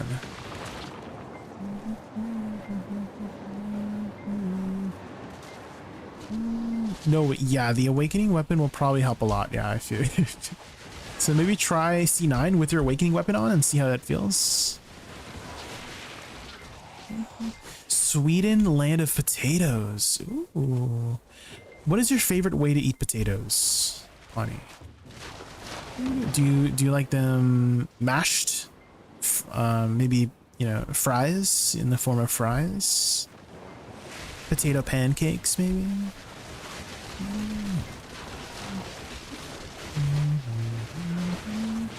My favorite way to eat potatoes is actually a potato and onion pancake. Ah, it's so good. It's very easy to make. It's a little bit laborious because you gotta, you know, you gotta chop everything, but you gotta chop your potatoes into like thin strips. Make sure you wash out the extra starch, dry them. Same thing with the onions too, and then just add some flour as a binder, a little bit of eggs, and then you just make some potato onion pancakes. They're very good.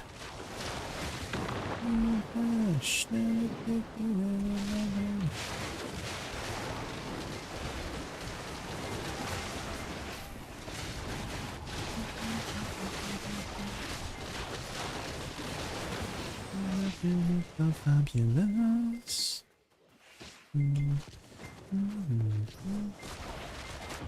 Rag monk and pork belly is great too. Oh, what is rag monk? I've never heard of that. Pancakes should be sweet. This is blasphemy. No, pancakes are just it's just like anything that's like flat.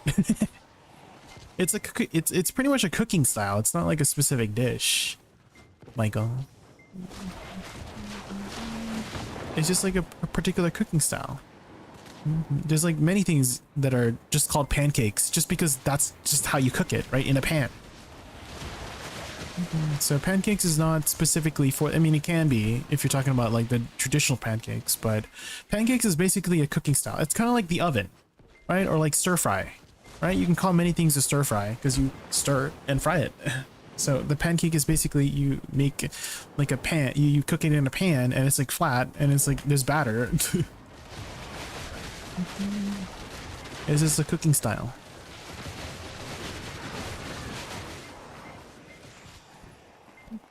Potato pancake and pork, very yummy, yeah.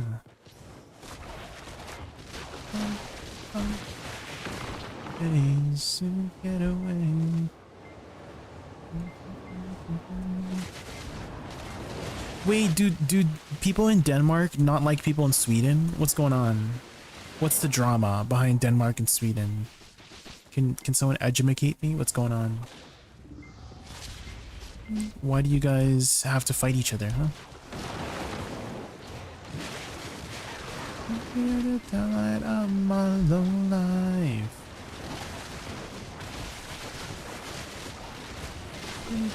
Alright.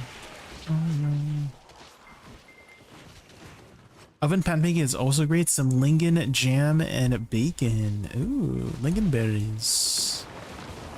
I think that's what they serve in IKEA and stuff like that, right? Lingonberry.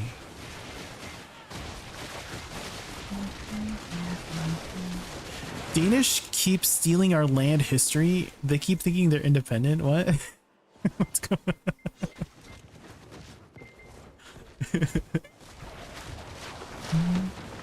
See, a little bit of rivalry.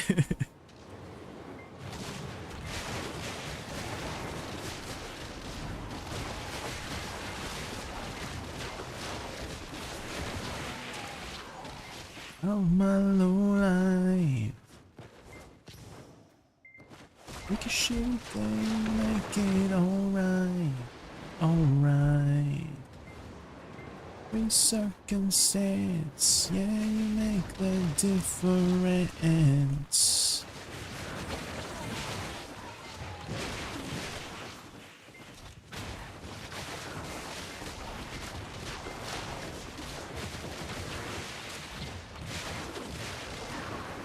Do my own.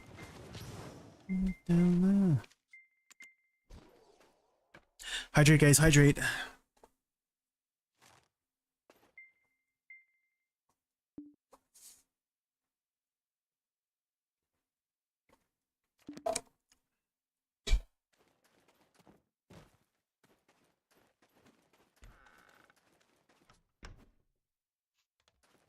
Take a shitty day and make it alright. Alright. It's just called Nordic countries being Nordic countries. Kind of like sibling behavior. We can bully each other, but if anyone joins in, it's not okay. I see. Danish-Sweden rivalry is because we had the most wars in total. Oh. 1,200 battles? What? So like, was it better now after the buffs, or the buffs didn't make a big difference? I thought it made a difference. Not too big of a difference, not to, but it's definitely a lot closer to Awakening now. I would say Awakening and Succession, they both have kind of similar clear speed now. Awakening is more preferred due to the more AoE and just like easy combos in general. But yeah, the clear speed is completely fine, in my opinion. For certain spots specifically, but for sustained DPS, that is where she kind of falls off, is that you run out of cooldowns really quickly.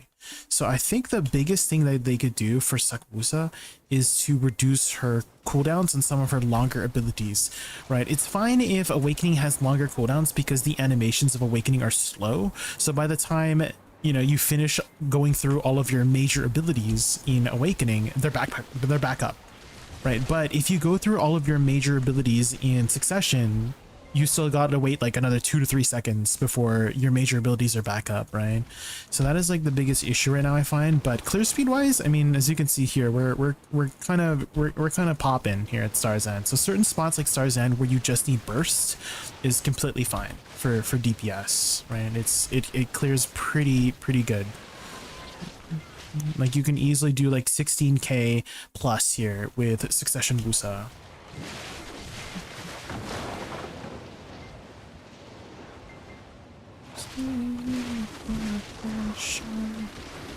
And if you want to give it a try, if you type !combo, I do have a combo examples for the update for Woosa.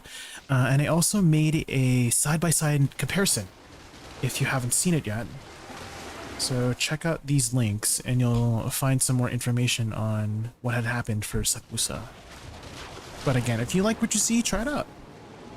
If you like what you see on screen, try it out.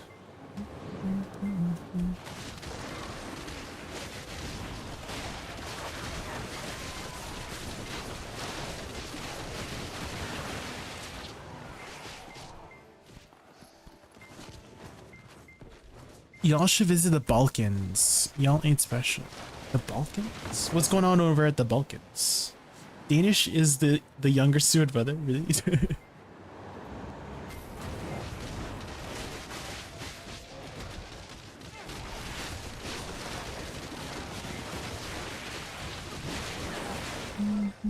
Oh shoot, my elixirs are turned off. Forgot I had a loading screen. I kind of hate how every time there's a loading screen, your elixirs turn off. Makes it really... I've died a couple times already here because I just forget my elixirs are turned off.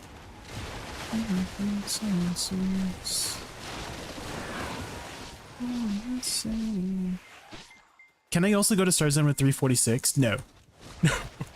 So this spot here, Lucky Ducky, is a 395 AP spot. You need 1950 total AP to reach the AP cap here. You're gonna have a tough time if you're not in the recommended AP here at Star Zone, because there's a big DPS check.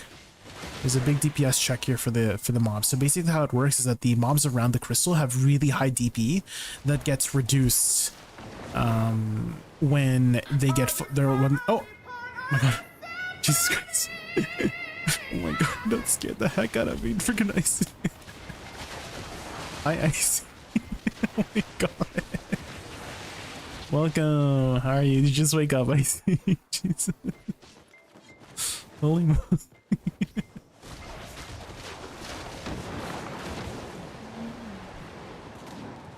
Good morning, Icy. Good morning.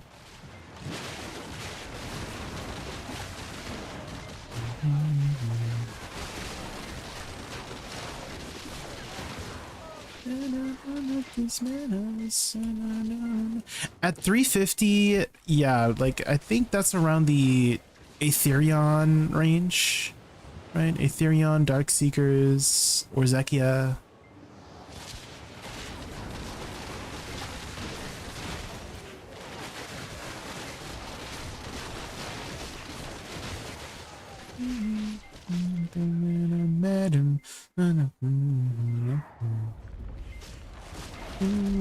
Also, I noticed that I don't know about you guys if you got Stars End too, but I noticed that just walking to the next pack makes leashing the previous pack a lot easier to the next pack, if that makes sense. Like after I finish here, I try not to kill too many of them, but just like walking over to the next pack makes it seem like they group up a lot easier. I don't know.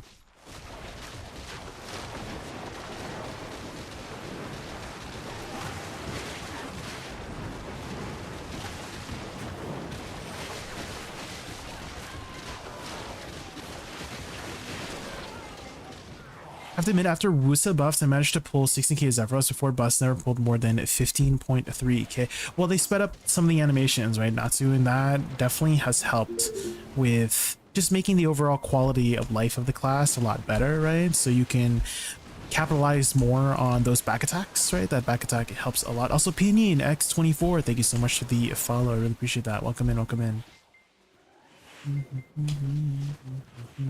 Have you tried Star Zen before, Natsu? It's my favorite spot. I just love the dynamic here.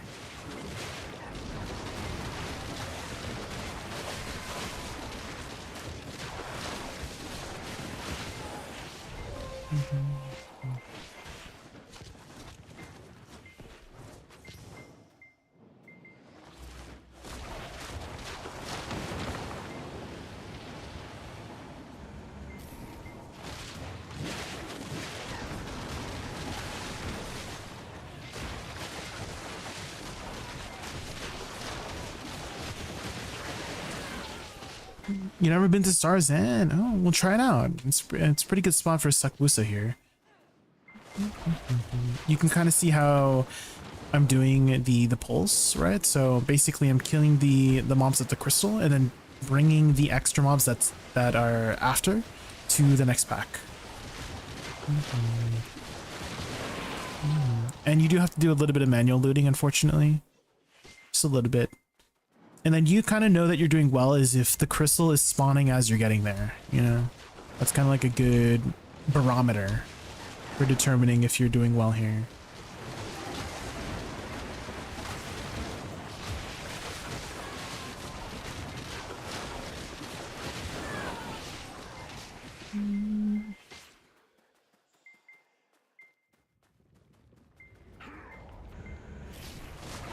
I woke up at some creature screaming? What?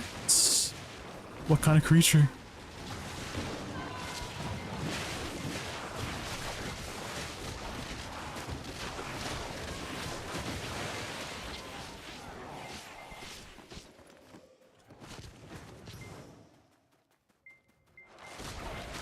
Sounds like a cat. Ooh. Scream back. Yeah, guys, if you guys have a heart attack, attack it back. Right? That's how it works.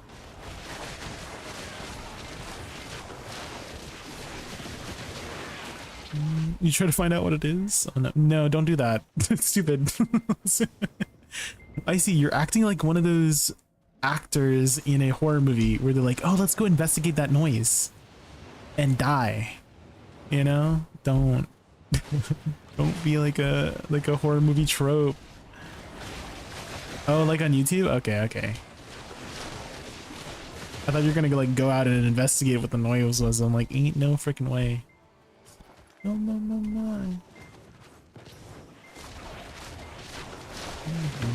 Do you have any security cameras around?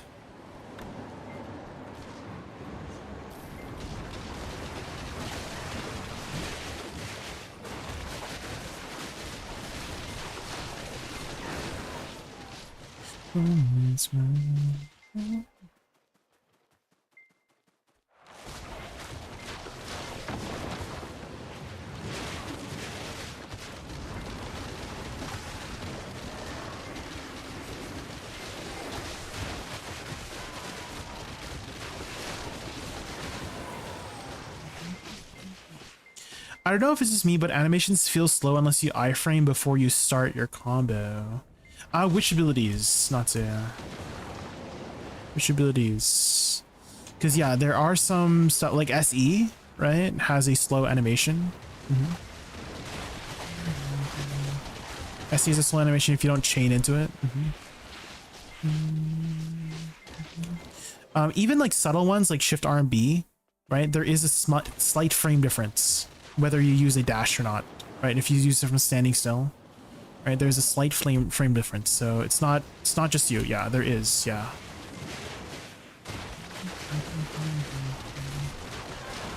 Dashing is kind of like chaining into another ability, pretty much. So if you chain into certain abilities, it does go a little bit faster. Yeah. Shift Q. Yeah. Same thing. Like, so Shift Q also has 2 fast animations. I notice. Natsu. So here, let me give you an example. Let me just kill this pack. It depends on if the animation of Woosa has her fan to her right hip, which would cause the Shift Q to be a lot faster. So here, let me kill this pack here. I'll give you a prime example. So if you have an ability that has her Shift Q swing her fan to the right, it will do it fast. But if it's on the left side, it won't. So Shift R and B is an example. So if you do Shift R and B into Shift Q, you'll notice the fast animation. It's a fast animation, but she has to swing her right hand. Do you saw that? You see that? She has to swing her right hand over to the hip. But let's say you use wing beat into Shift Q. Her hand is already on her right hip, right? So that means her Shift Q will go out almost instantly. Do you see? She just like flips her fan over. So there's like tiny details like that. So here, let me show you again from Shift R and B to Shift Q. right? She has to like swing her whole hand over to start her shift Q, right? Right there. See, so it's a little bit slower. So it's still technically a fast cast, but it's like a secondary fast cast. Does that make sense? So if you know those tiny details, it makes it a lot more like you're more incentivized to use certain abilities after other abilities, right? If you know those like animations like that. So definitely, not just you. Yeah, not just you. It's definitely a feeling for all Woosas to notice that. And whether you take the time to pay attention to that, it's like a different story, right? Because some Woosas they just press their buttons, right?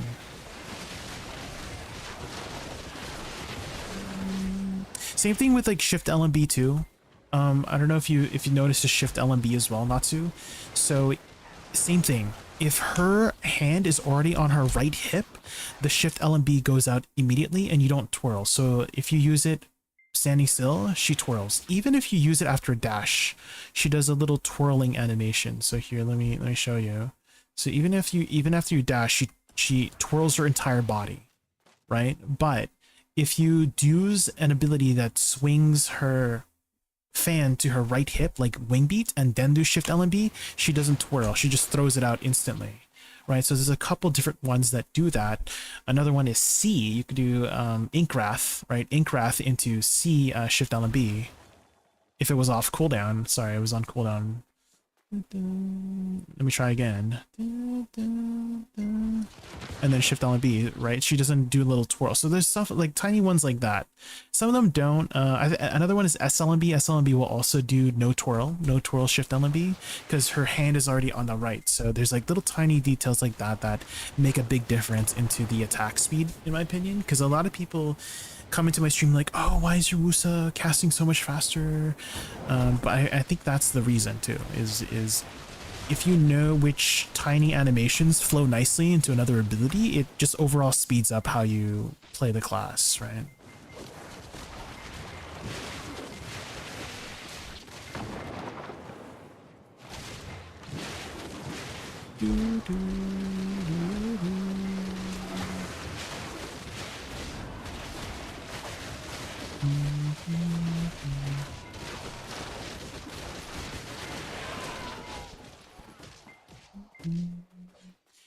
With an iframe, yeah. That is a good habit. Never knew it was because of the fan on the right side. Yeah, it's because the animations are like chaining together. There's stuff like that for Awakening Woosa as well, funny. So I don't if you played Awakening Woosa, for example, Shift RMB. You notice how in Awakening, she kneels down, right? Here, I think it might be easier if I just swap to Awakening. Hold on. Which one is it? Okay, this one. Hold on. I have to wait for my cooldowns.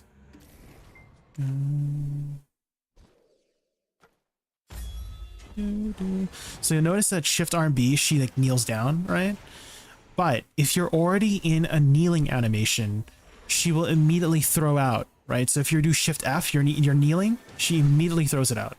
So stuff like that. Other things that kneel you down is the second dash. Second dash of the thing kneels you down. Another one is, surprisingly, the first dash of Chain Flitting Step will also speed up Shift RMB.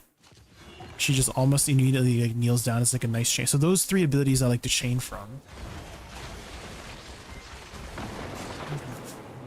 Oh yeah, I see. Someone was asking about PvP stuff earlier. I think it was Pawnee. I had recommended them your guide. Ooh.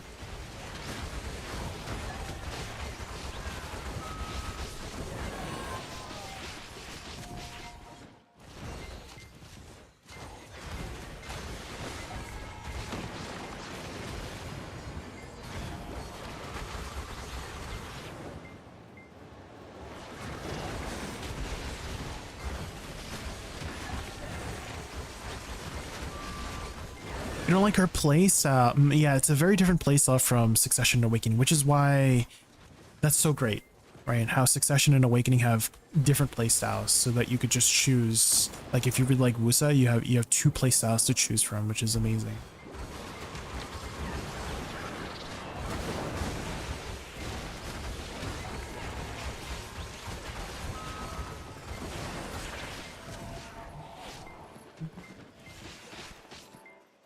Don't need to be hit cap. Just being 30 under is fine. Tenna is very forgiving. Yeah, Tenebrom is actually easier than Orbita. I think most people can agree that Tenebrom is like a snooze fest compared to Orbita. Orbita is kind of spicy.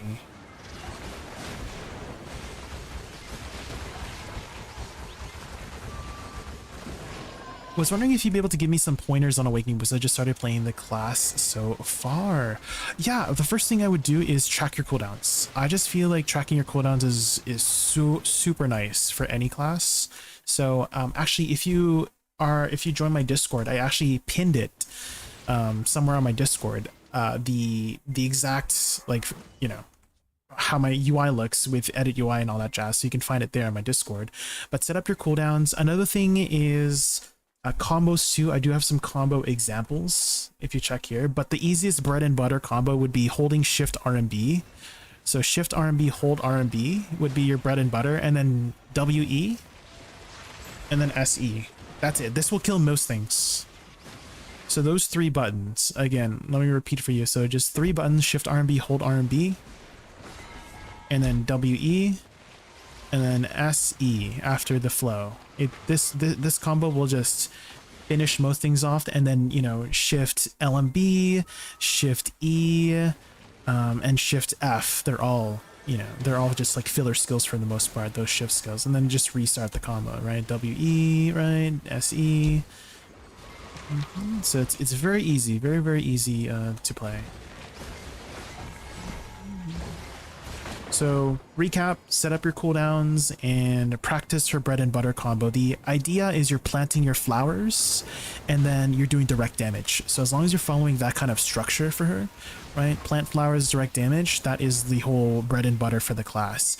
And then once you get familiar with her bread and butter, then instead of butter, you could maybe start using some strawberry jam, maybe some marmalade, right?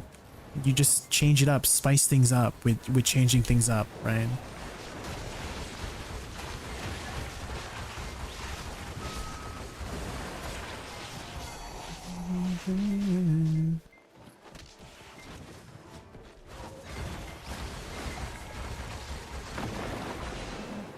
And if you have any questions while I am not live, you can always ask in my Discord. And if I'm live, you know, I'm on my Discord.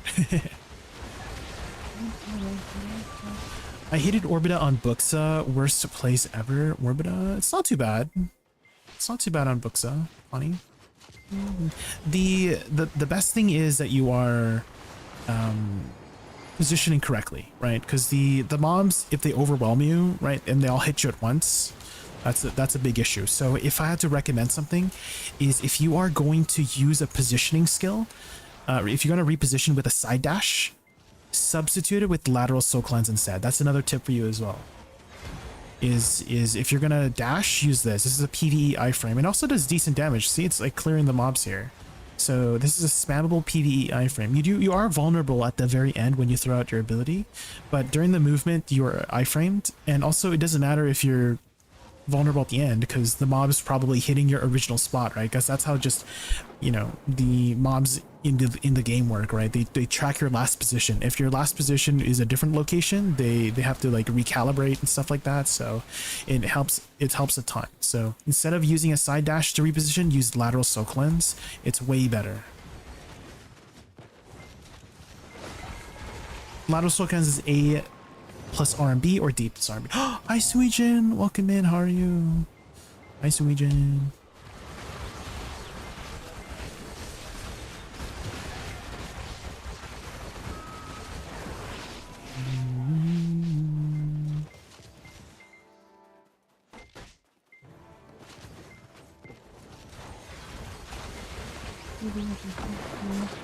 I skipped Orbit. I went to Tenebrom as soon as I could. Yeah, Tenebrom is a lot more chill. That's for sure. 100%. It's definitely a lot more chill.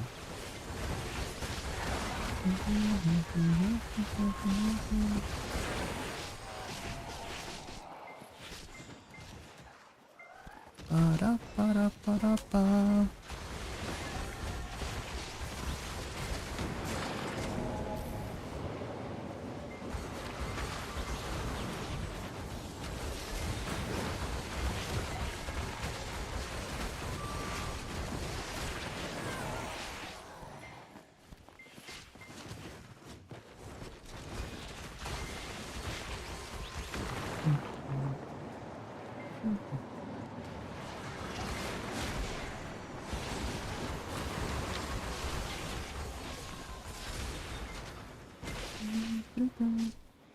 loot, loot, loot, loot.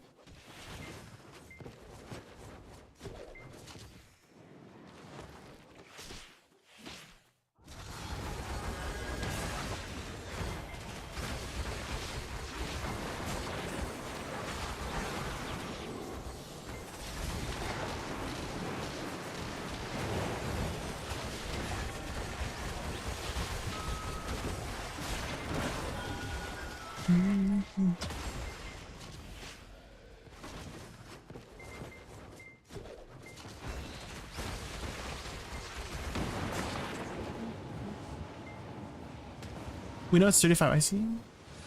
Wait. What happened? Oh, the streaks. Yeah, I cannot see streaks. Suijin, thank you for the stream streak. Yeah, I cannot see streaks. For some reason, they don't show up on my. This is what I see. For those who want to see what I see, this is my. Oh, hold on. This is my chat. So if for some reason it doesn't show up.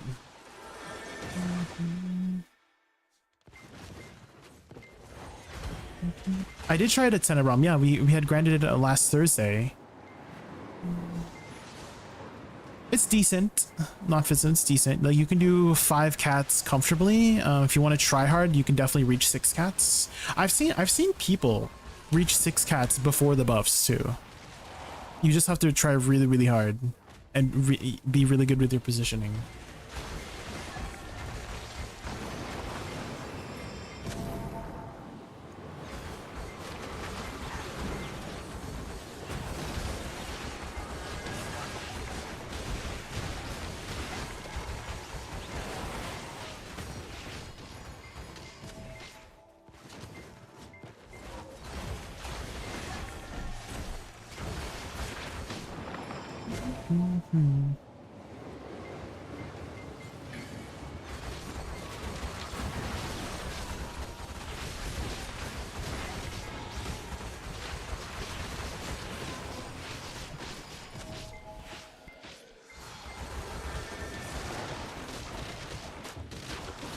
Oh, hi, Sorgajiga. Okay, hold on. I have to manually do it.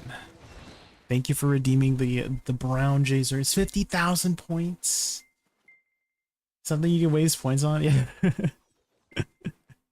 Hold on. I have to just replace the textures here.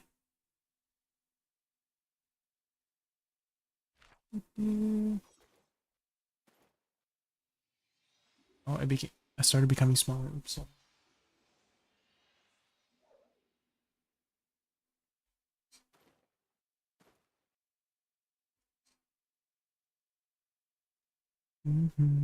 And then what else is here?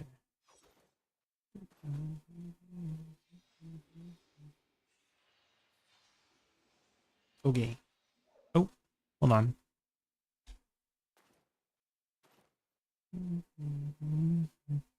Okay, we're back.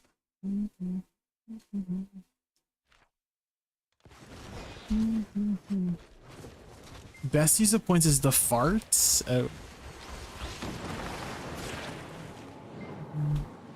True. You gotta release the flatulence, right?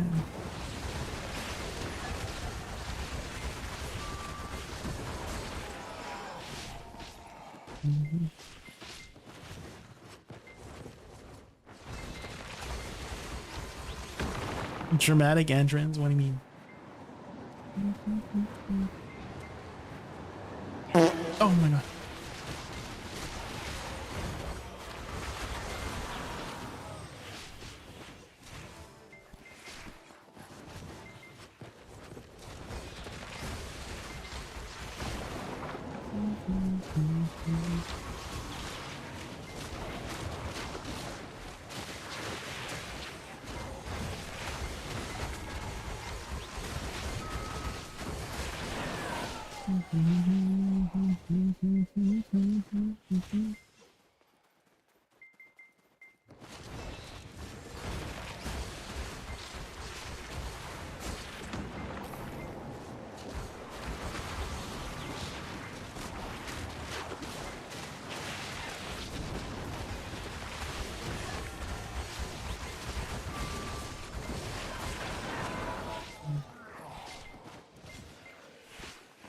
casually switched to Buxa? Well, I know how to play both proficiently.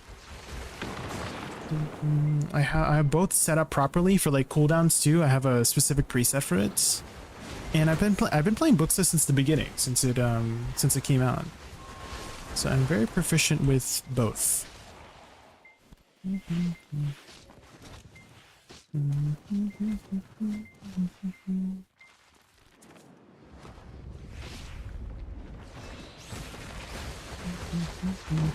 I also think it's easier for me to explain things if I'm playing the spec, right? Because it's kind of hard to show the animations if I'm not playing the spec. So I wanted to swap to show those animations. There's a lot of really nice details with this class.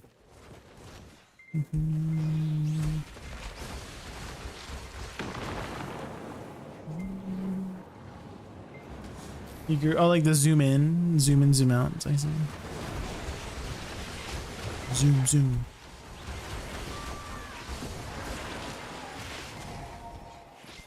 Oh, here we go. This is Michael's favorite song, right?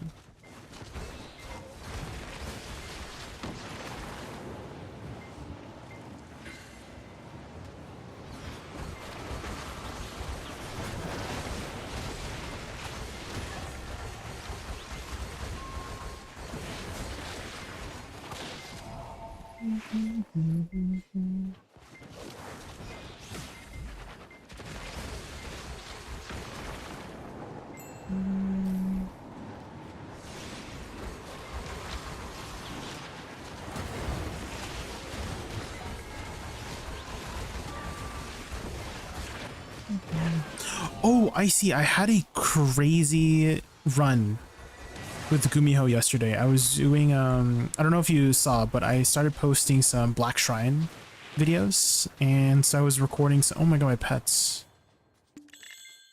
My freaking pets are, there we go.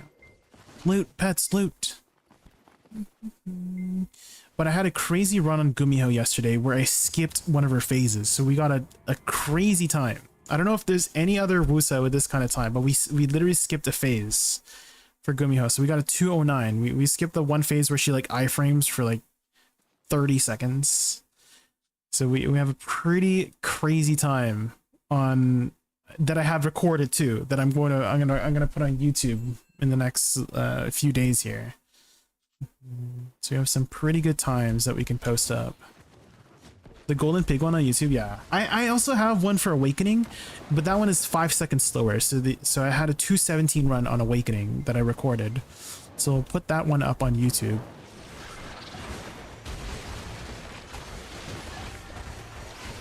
But I think I might be able to get sub 2 minutes if I try really, really hard and I get lucky with some animations. Because there were some mistakes definitely on the Succession one that I could do a lot better. So I think I can do a sub 2 minute run on Golden Pig. Ooh, if I had a deck weapon, maybe that might help to shave off a second or two.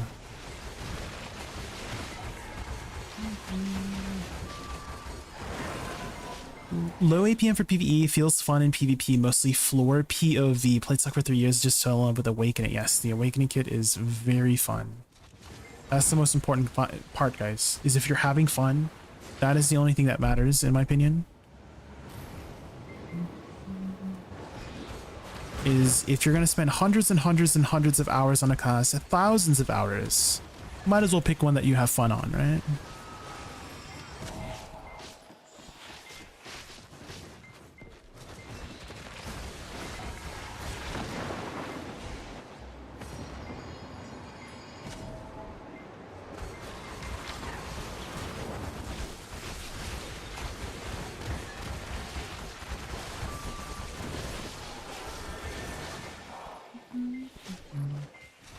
Best time on C10 Pig on EU is 241 now.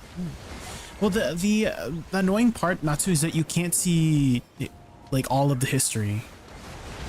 You can't see all of history, so I'd like to see if there was anybody who had a sub 2 minute run on Woosa. But my 212 run is pretty good. but there was definitely some mistakes in the 212 run. There were some like combos that I like just messed up on. Better positioning. I could definitely positioned a lot better. So I think a sub 2-minute run is possible.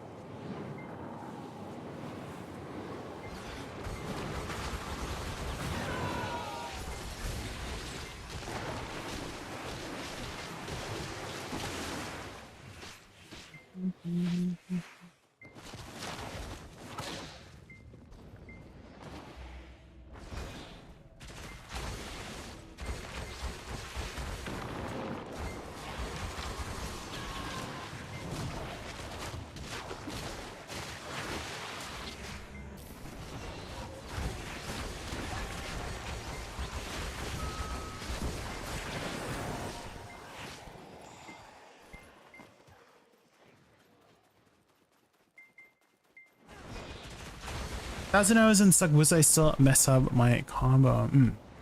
There's always room for improvement, right? Even if you spent thousands of hours in the class, right? There's always things to improve on. There's a lot of things to keep track of, right? That's why tracking your cooldowns is super important.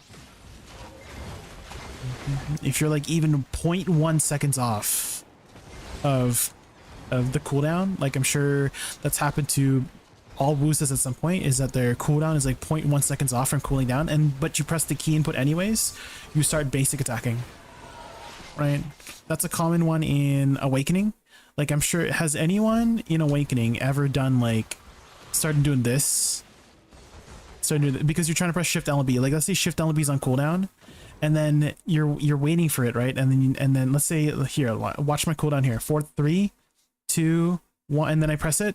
See, I start basic attacking. Even though I'm pressing Shift L and B, it prioritizes your basic attack before your Shift L and B, which I think they should fix personally. Is that if the cooldown of Shift L and B is off, it stops your basic attack and starts doing Shift L and B. But yeah, that's an example of, you know, make sure you track your cooldowns accordingly, because even if you're 0.000000001 milliseconds off, it will still prioritize your basic attack over Shift L and B.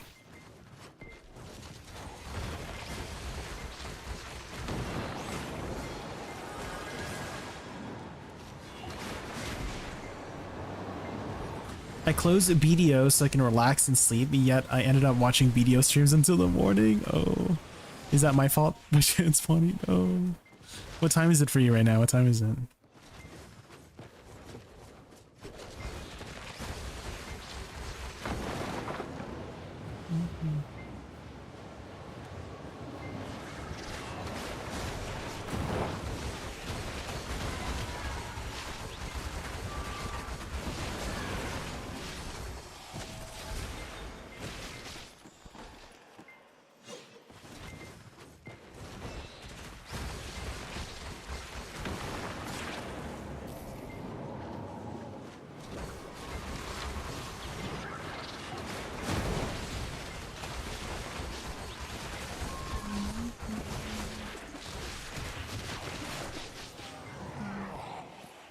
$4.45. I blame Woosa. Team's taking my attention. It's a very fun class, that's for sure. Very fun class.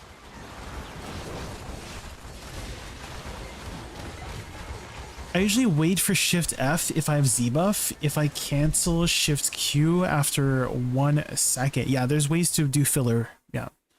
There's definitely plenty of ways to do filler in the meantime. Shift F in pre-awakening is also a great tool. It does a lot of damage. Like this still hits really hard, see? Like that's enough to kill the mobs pretty quickly. Your pre-awakening abilities. Again, I'm in awakening right now, so those pre-awakening abilities are usually a little bit weaker, but still they still hit really hard like a truck. And then you can get easily back into awakening with a lot of your movement too.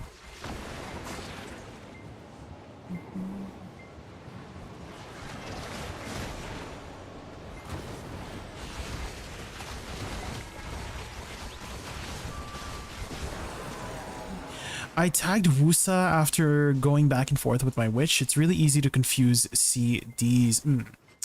Yeah, the muscle memory, right, Liata, is that you gotta break the muscle memory from your previous class. Is Woosa Awakening fun? Yeah, a very fun class.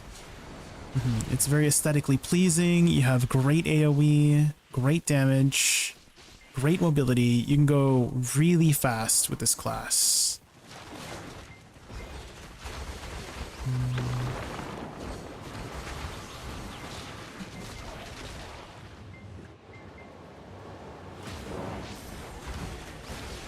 And if you are looking for some resources on the class, I do have a combo guide if you want to check out some combos. I have some for Awakening and Succession. Better than Dosa Awakening? Yeah, I would say so. For just solo grinding, I would say Awakening Woosa is better than Awakening Dosa. Just slightly.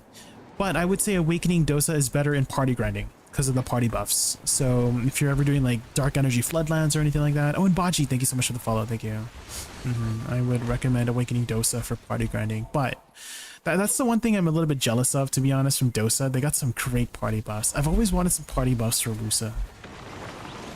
Like if let's say you cast your rain abilities did some healing, you know, like 500 HP per tick or something.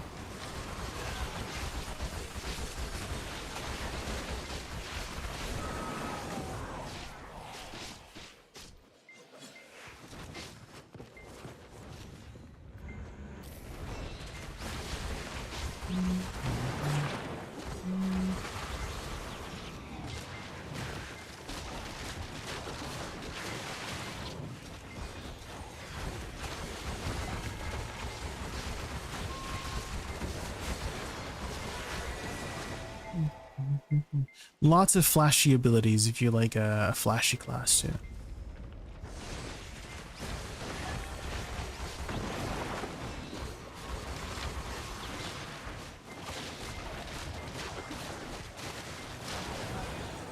Ooh, Devo.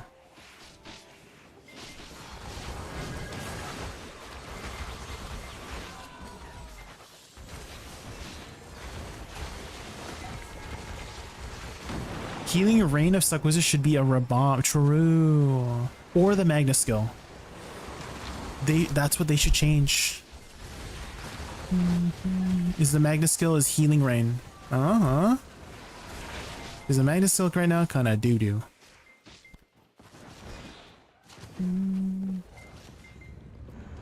Does she rely on pre-awakening? No, not reliant, but supporting. Her pre-awakening is very supportive. There's a lot of useful utility in pre-awakening. So it's worth learning to use her other weapon during awakening, yes. But you definitely don't have to do it for regular grinding. It just helps a lot if you know. It's kind of like, let's say you're doing a, I don't know, like some sort of DIY project at home and you have like a toolbox, right? And sometimes your toolbox doesn't have the right tool for the job, but your other toolbox does, like your pre-awakening toolbox, right? So it's kind of like having more tools at your disposal to do your job, right? Is that you have more options.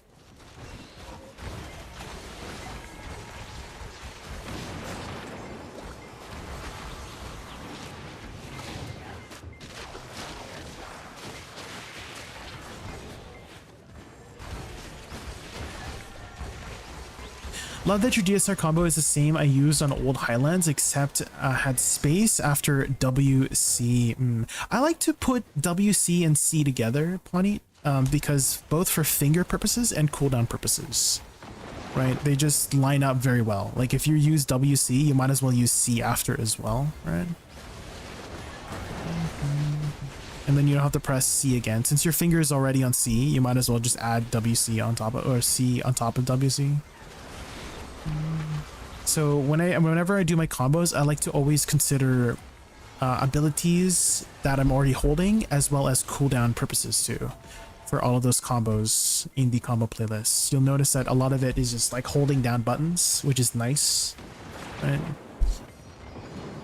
And for PvE, you always want to play with the most comfortable combo, right? Because you're going to be spending hundreds, if not thousands of hours grinding.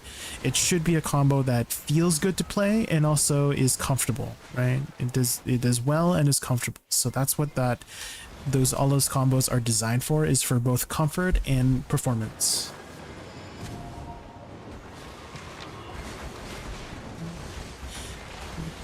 Why added the plus 20 DR add-on to SLMB? Is it useful to you? The DR in PvE? Yeah, 100%.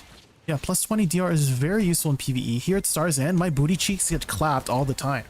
Not to. Yeah, the 20 DR in PvE is super important at these endgame spots. Yeah, at Star's End especially.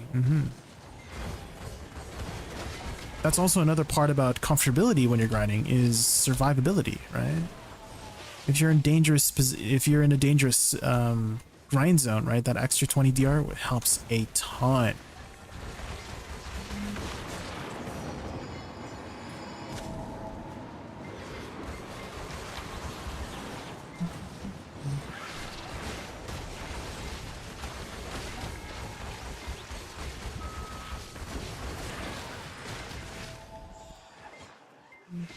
I was thinking about it, but it's the Bloodsari one. They gave it SA and heals for like 1k maybe. Bloodsari flower. Yeah, this one, right? If they add super armor to that, that's already so much better, to be honest. If they add super armor to it, that's gonna make it like twice as better. But yeah, if they make the effect a lot stronger, because right now the effect is kind of it's kind of like whatever for the effect, right? It is a party buff, yes, but you just don't get that much value out of it, in my opinion. So I feel like you get way better value if another effect that they could do, I see, is it gives you like 10 HP on hit for 30 seconds for you and your party members, right? 10 HP on hit. I feel like that would also be decent. And also, I feel like that's also very in line with the theme of Bloodsari flower. Like you're absorbing the blood, I don't know, something like that, right? So super armor, and they changed the effect to plus 10 HP per second, you know? Maybe plus 8 MP recovery per second too, for you and your allies. You know?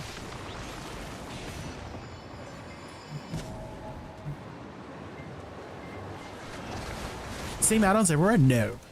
I have specific add-ons for certain spots. I have a generic one, but yeah, it's like, for example, at Star's End, right? At Star's End, down attack is a huge factor. So I have down attack on bloom bursts, but obviously you would not use down attack in spots where they don't fall down, right? So I do have specific specific add-ons for specific grind spots. So here in particular at Star's End, you want to emphasize down attack. So that's why my artifacts are also emphasized for down attack. I have the grounded set, Crocodile's Tooth, 2 predation, 1 strike, 1 ground, which gives you a ton of down attack modifiers.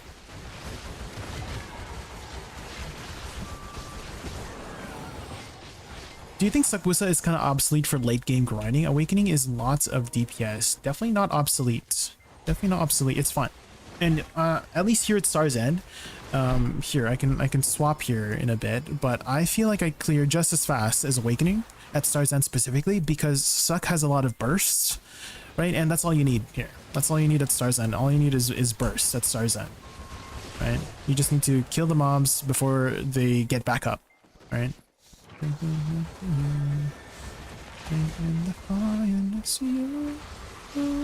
So here, let's wait for my cooldowns to come off and I can show you what I mean. So definitely not obsolete. It's still very, very good in certain spots. And if you like the grind, that's also important to factor in, right? So it's this one.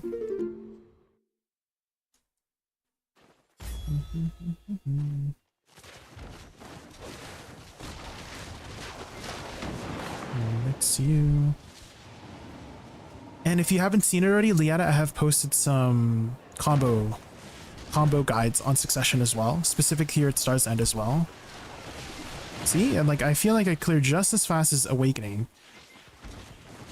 and I can like it's definitely gonna upkeep with the S tier classes here, because again, you don't really need sustained DPS, and that is what I would say is the biggest factor of why Suck Woosa is not able to upkeep at those other spots, such as Zephyros, right? Zephyros, you need a lot of sustained DPS at Zephyros, or any spot where you just need continuous damage, right? But if you just need burst, you're fine. You're okay. So Star's End is one of those places where you just need the burst.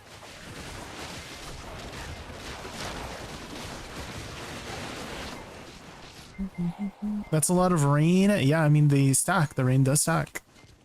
Shift RB rain stacks with the passive rain. So if you cast it, it cancel out of it. They actually sped up the animation too, Lieta, of Shift RB cancel.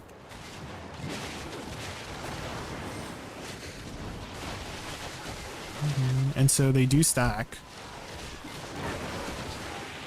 So it is clearing just as fast as Awakening here in Star's End, but again, once you go through your burst, right, like you can expend, because the animations are so much faster in succession than Awakening, right? Awakening, some of the abilities, they're like 2-3 seconds long to just fully cast them, right? So by the time you have you need your abilities again, they're back up. But in succession, right, you burst through like 15 different abilities in the span of like 6 seconds, right? So it's not back up. See, so here's a really good example of knowing if you're doing well, is if you can see the crystal spawn, right, as you're getting to the next pack. That's how you know you're doing decently here at Star's End.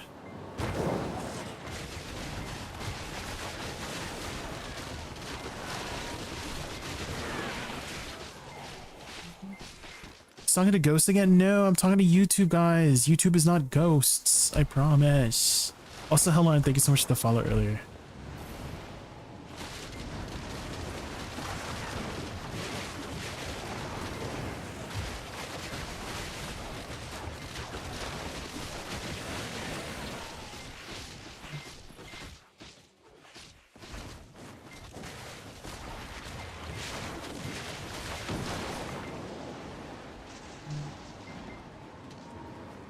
You don't get more recovery, just no waste.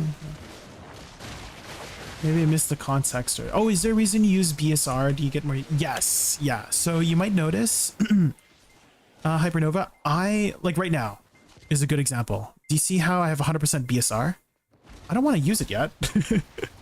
I'm not using it. I'm using it when I need it, right? So right now I'm still like, I don't want to use it yet. I want to wait until now. Like now I would use it, right? So you have significantly more uptime, right?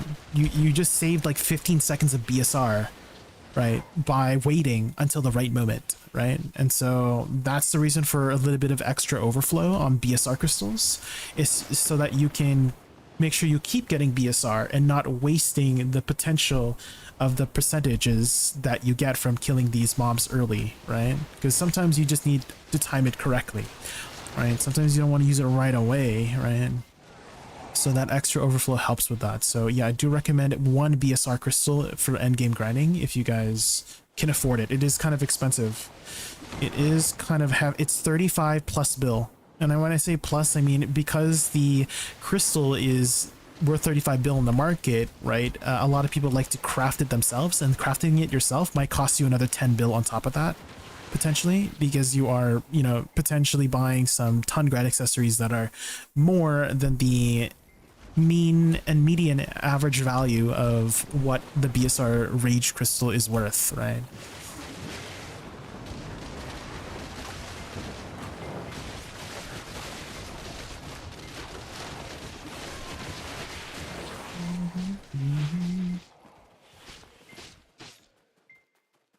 Do the same thing, you lose sheet AP.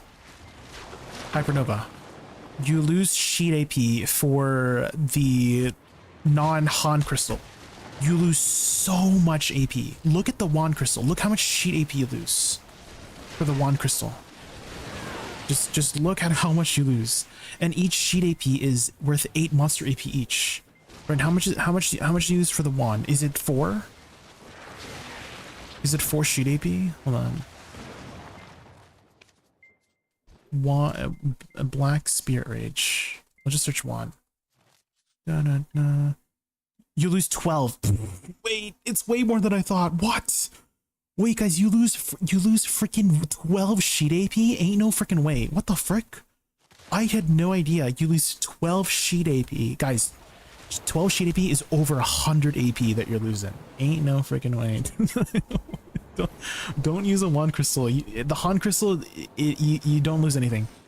It's completely like you just basically you only use 7 AP, right? With the Han crystal. The reason why you lose 7 is because if you were using the Han AP crystal, it's 7 AP, right? So basically all you lose is 7 total AP with the Han BSR crystal. But if you use like I think Jin is Jin 2. Hold on. Do it. Jin is 6? What the frick? That's way too much still. That's way... Okay, I could have sworn this was a lot less that you lose. What did I just Mandela effect that you only lose like 2 AP? I could have sworn you only lost like 2 AP for this. What? Oh, okay, never mind. It's not sheet AP anymore. It's all AP. Okay. Right? It's all AP. Okay. I'm pretty sure that's what that means. Guys, okay, so maybe not sheet AP. So I think before they changed it, it was -4, -3, -2 sheet AP. Now it's just all AP. Yeah, I'm pretty sure that's what happened. Because I don't remember it being 12. I'm pretty sure it was -4 sheet AP before, and then they changed it to all AP after they made the Dawn Crystal changes. Yeah, I'm pretty sure that's exactly what happened. So yeah, you could technically use the Wand Crystal, you just lose 12 all AP. Yeah, it's not sheet AP. Okay. Yeah, okay, good. That's something I just learned today. Yeah, I did not know they had changed it to all AP now. It's all AP, not sheet AP. Yeah. Yeah, it's all AP. When they had changed the DR, yeah, I think that's when they had changed it. Yeah, but originally it was sheet AP, right? It was originally sheet AP. And then they had the whole change with the DR crystals, and I think that's when they changed the BSR crystals to being all AP as well.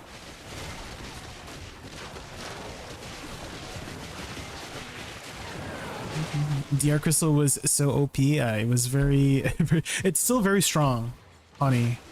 It's still very so I did so I was doing what's it called?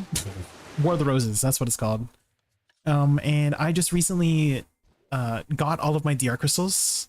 This is still very strong.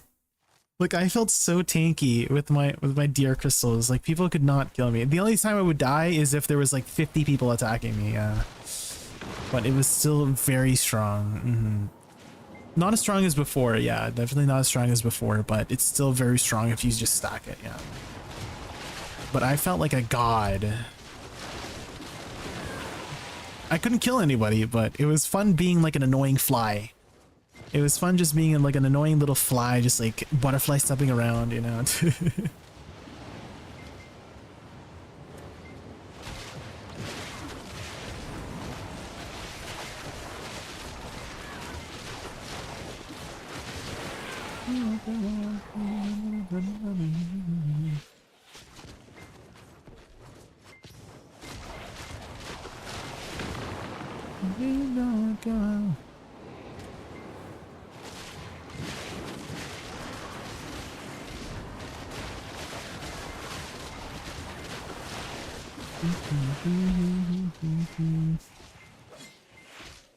I believe it's from Fire Force. From Fire Force CZ Upper.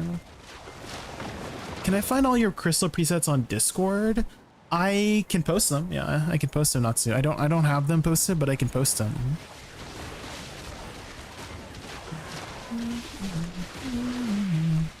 Which crystals are you interested in? Is it like my generic setup or for like Star's End specifically?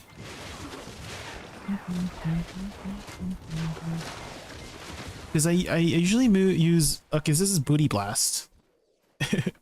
I call this Booty Blast. This is basically full AP.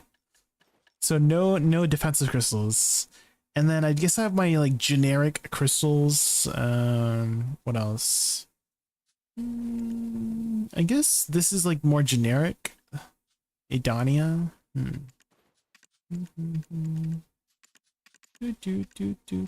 I should get rid of the PvP one. I don't really PvP very much.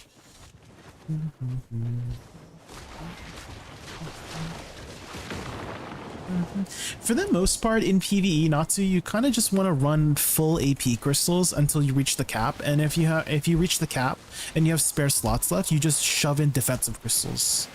That's kind of the idea, Natsu. So shove all the AP crystals you can find until you hit the cap of a spot, and then run defensive crystals after, is the general rule of thumb.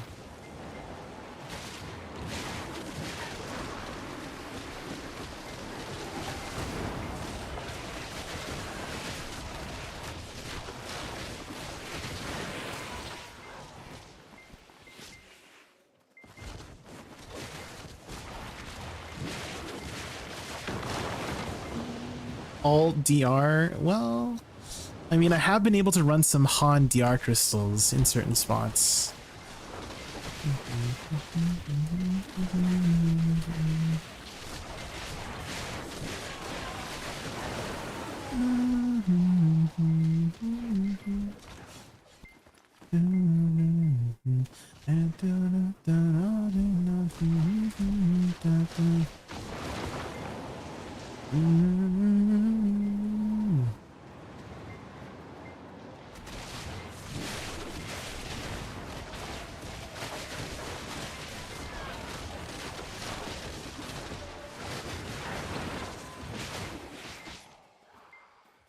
Loot, loot, loot.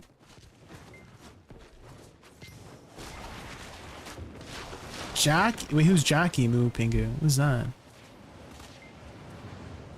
I was using defense crystals only for Orbita, Tenebrum, and Zephyros. I go full AP. Yeah, Orbita is like the only... It's kind of scarier than Zephyros, right? Yeah.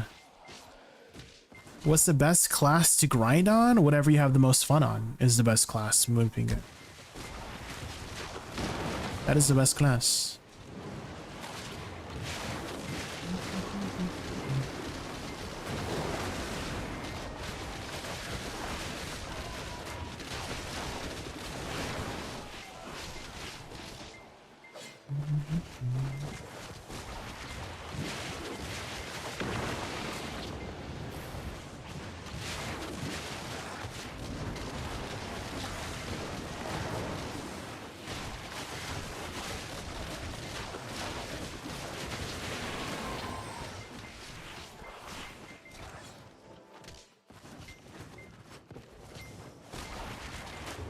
I heard Woosa Suck got buff. She did, yeah.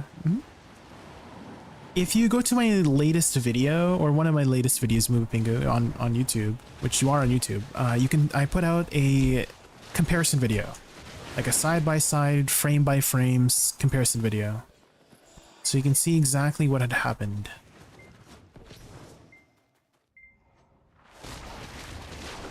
A downing crystal for the DR, yeah. The 20 DR is very useful.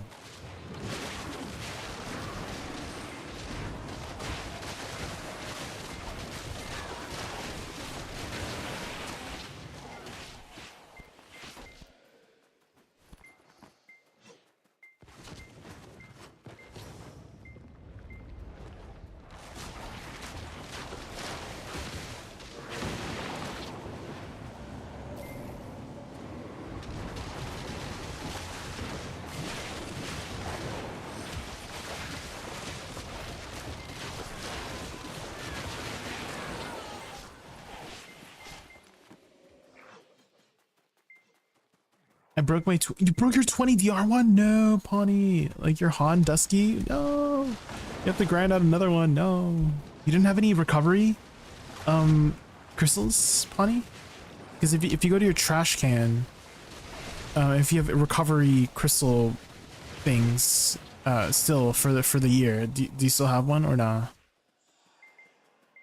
Check for events too. Maybe if you press Control F and type for crystal restoration coupon, you might have some. Not worth using. I would use it for the Han Dusky, personally, Pawnee. It's not about the value for the Han Dusky, it's about having to regrind it. Right, so technically it is worth 1 bill, but having to regrind it is annoying, right? So I think it's worth it, personally. 1/3 loyalty? You can open it up and check. I don't know, I'm not sure.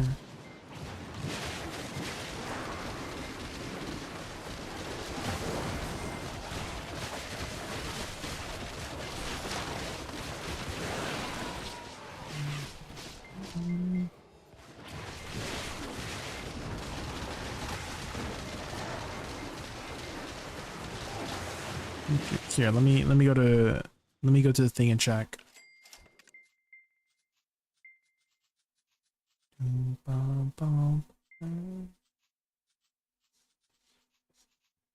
I don't see any.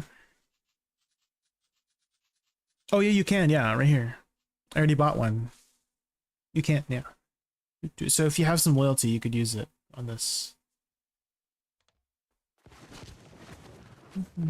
What do you grind here? Got buffed or something? If you weren't here for a while, Mupingo, they had raised Star's End from a 270 spot into a 395 AP spot. So it is an endgame spot equivalent to Zephyros. And also Lower Sakraya also got the same treatment. Lower Sakraya went from a 280 spot into a 395 endgame spot. So Star's End and Lower Sakraya are both equivalent to Zephyros level tier of grinding.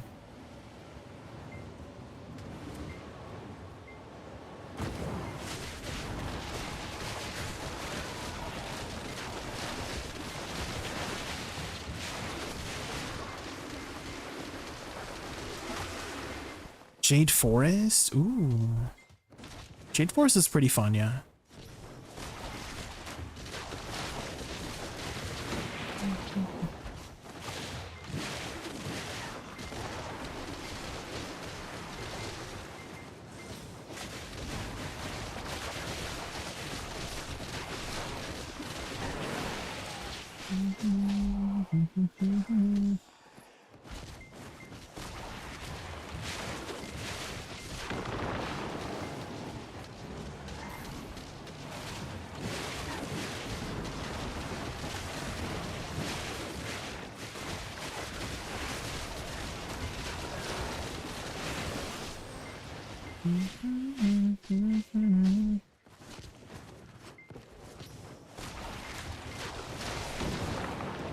Sakura was a very good spot for the stuff for the pots to sell.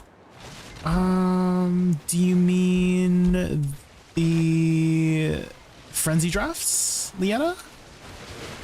You mean the frenzy drafts? Dun, dun, dun.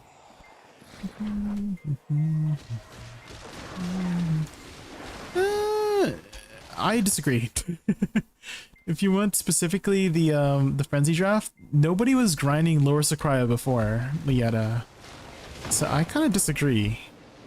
There's probably more people grinding Sakraya after the change, because Lower Sakraya before was dog money. Like the money before was like so bad compared to, you know, some of the more updated spots, because they never updated Lower Sakraya in forever, in like years. It kind of stayed in like the same spot. So I kind of disagree. I think there are actually more people grinding Lower Sakraya today than before.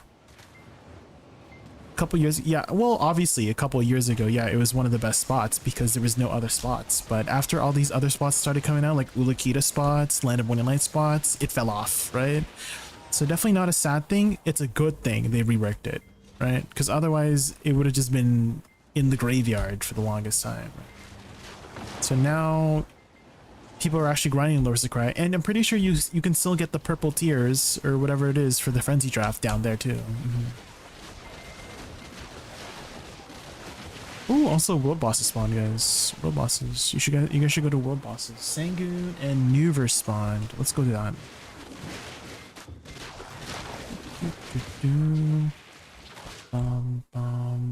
World bosses are pretty worth it these days, guys. They take like they don't take very long to do, maybe like 5 minutes to kill both, and there's a chance you might get an iridescent lightstone, which is worth like 4 bill right now. But on average you should make like 500 mil per boss. It's like, it's pretty good.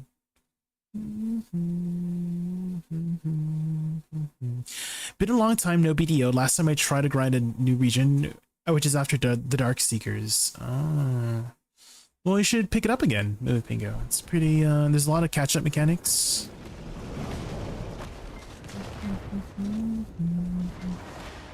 There's a lot of catch-up mechanics in this, in the game, so it's not too bad to catch up.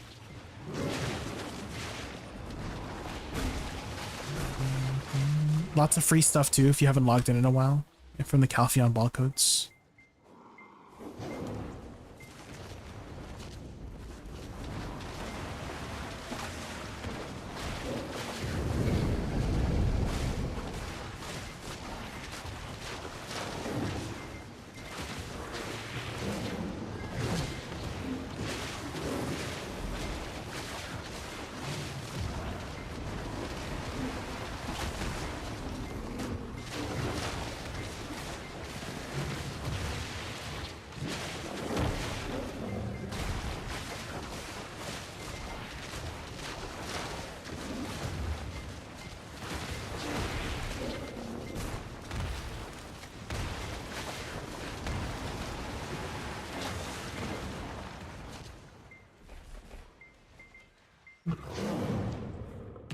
What the heck?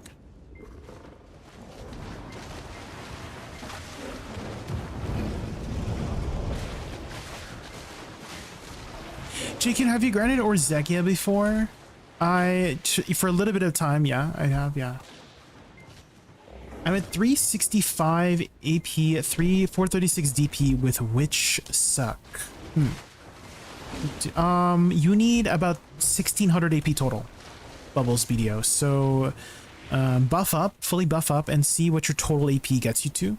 And you need about 1600 AP total. Another nice resource to use is the in-game Monster Zone info. So if you go to Monster Zone info using the search function here, and then filter by optimal descending, you can click this button to see the total AP.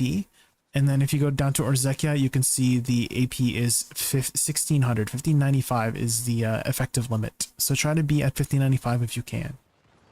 There you go.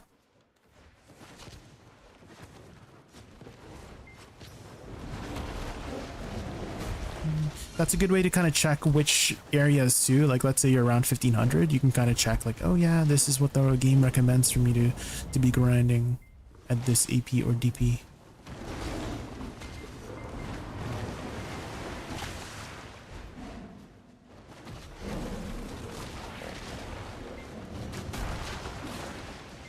Oh, not the rocks.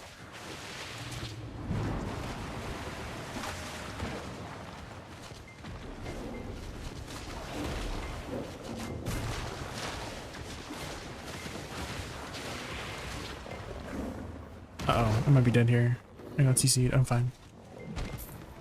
Ooh. Okay, look, we got a 500 mil Faint Orange of Hunger, 135.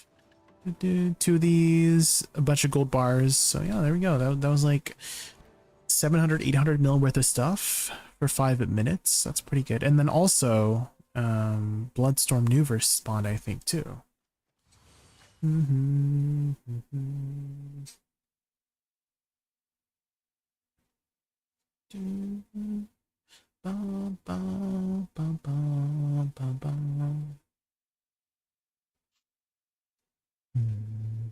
Is this your first time grinding Orzekia, Bubbles? They do hit a little hard, so I do recommend running some defensive crystals if you can.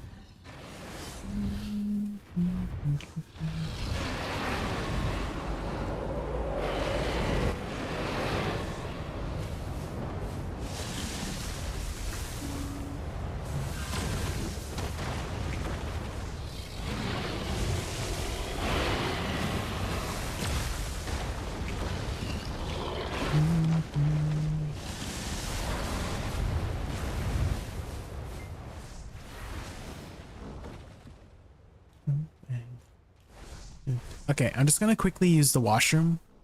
Surely Nuver doesn't come all the way here, right? Be right back.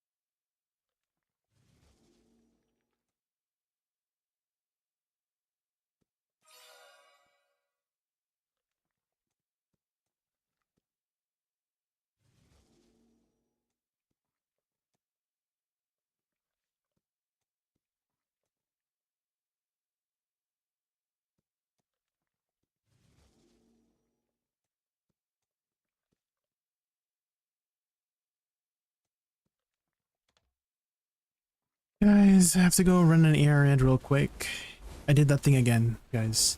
I left my room and then my mom was like, can you run this errand? And I'm like, yup, yes I can. Okay, I have to be right back. Like, it might take me like 10 minutes. I just have to go run down the street.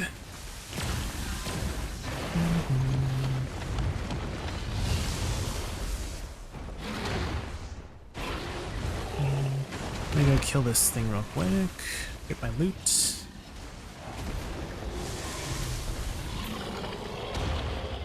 Oh! Damn, you got double Bloodstorm maneuver. Sheesh! There we go, guys. Gold robotics. Do your bosses. Look at all this stuff. Let's see how many we get from this. 3. I'll take 3. Fog. Okay. Let me put something up on screen. And then I'll be back like 10 minutes. Any new Pistanity videos by chance?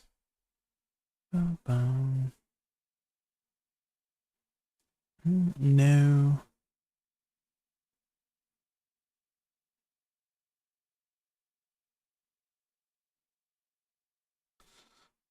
Maybe some daily dose.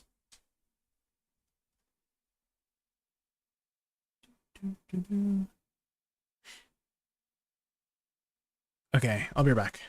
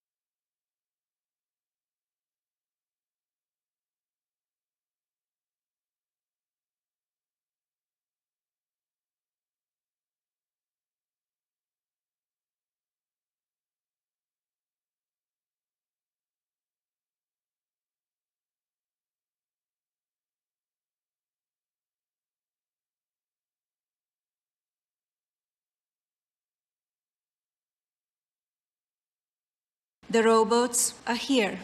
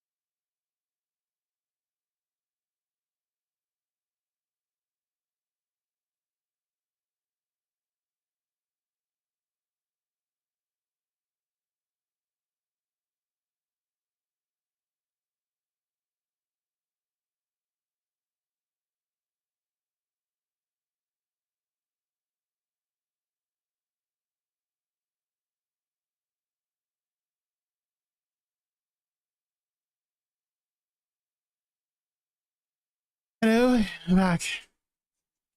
Okay. What's going on here? Alright, we just run down the block, run back, and back. What's going on here? She made it! Oh my god. I also brought a snack. Let's eat our little snacky snack.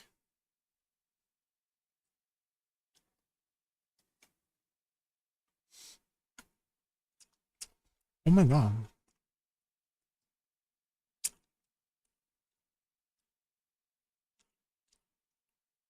Okay. Oh.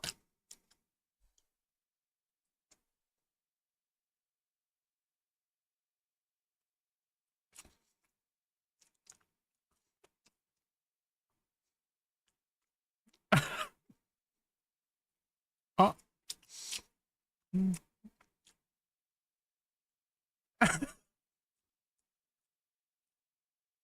Oh my god. The bus stop? Ain't no way.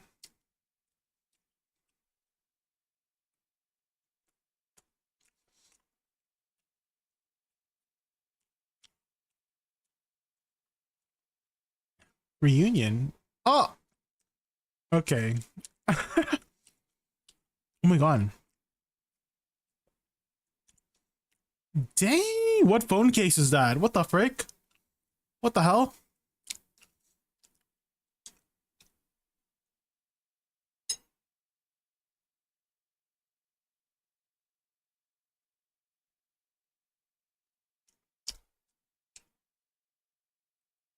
Oh. What the heck? What the heck? Wait, how did he do that? Wait. Dude, that's the most blood-curdling scream ever. Holy shit.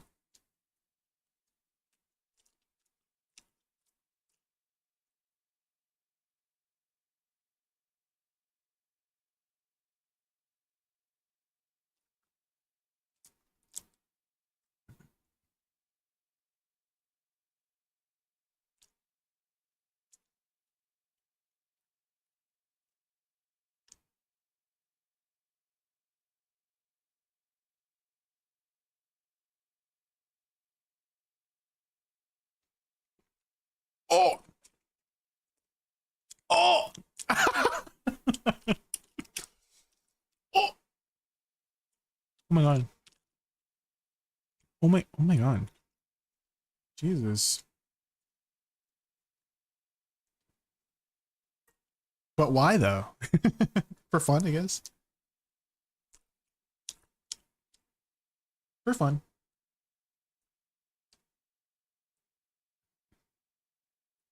Wow.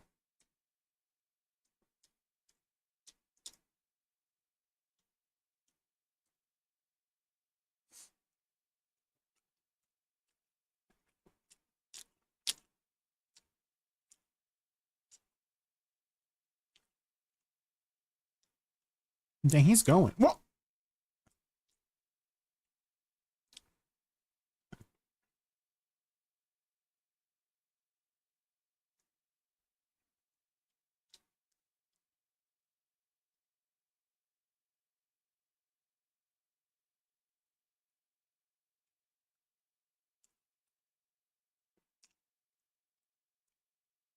Um, um, very talented.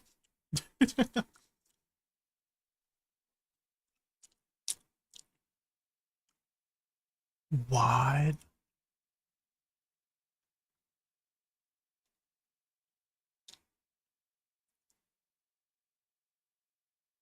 Oh, oh my God.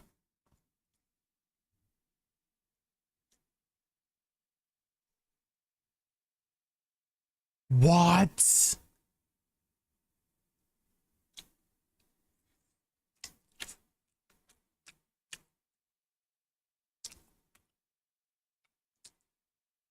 Uh, uh,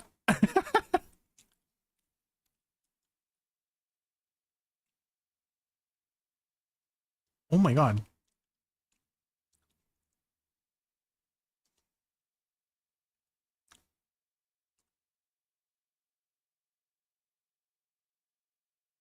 Oh,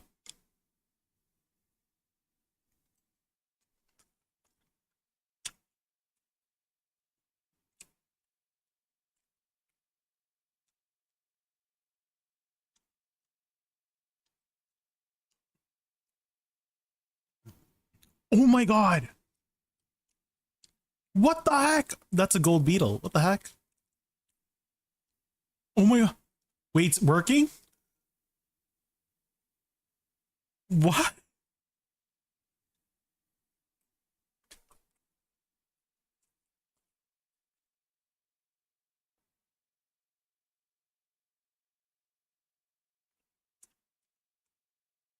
Hmm. Hmm.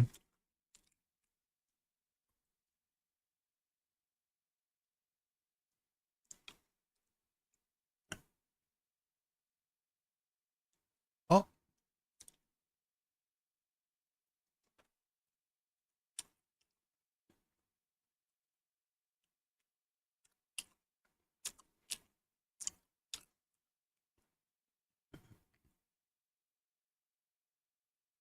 Oh.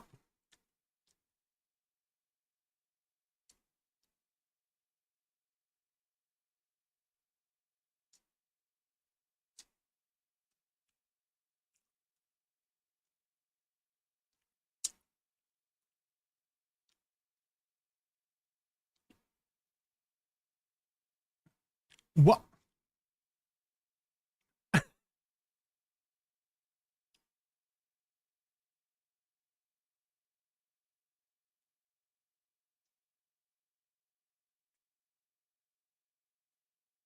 Whoa. What?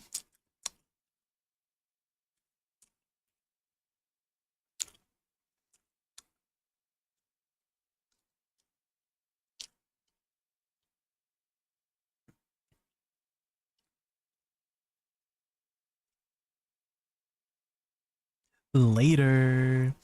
Okay, maybe one more. Maybe one more for this little break.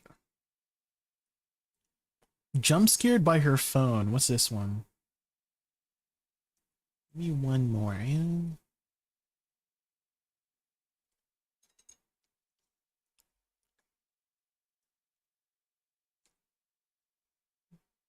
Oh, oh my God! Actually, I knew he was gonna jump scare us, but I didn't expect that. What the frick? Holy shit! Oh.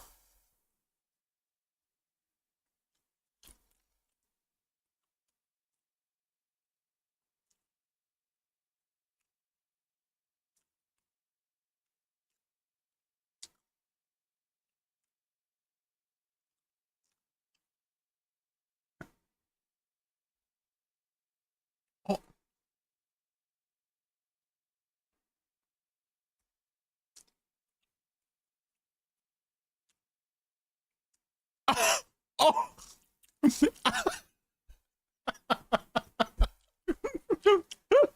Caught. Caught. No. Not the McDonald's under the freaking leg.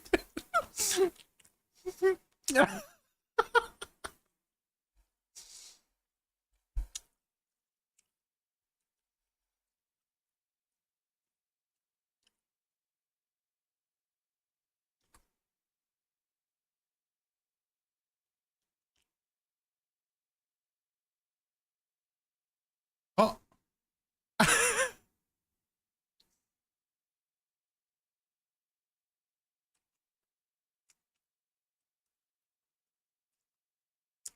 Oh. Oh.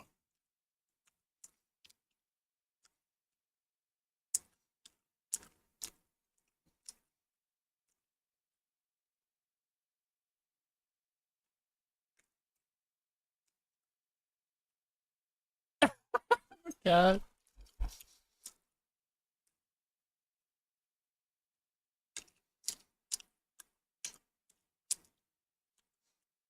It's you, Icy. You investigating that noise?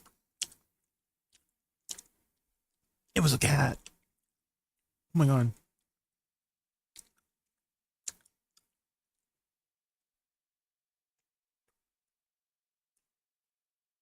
Oh!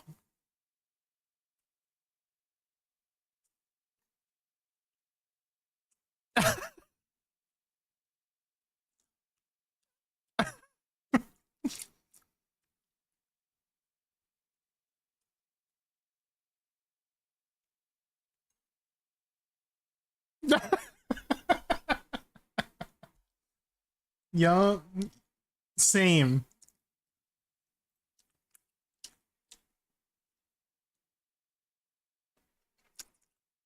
Oh!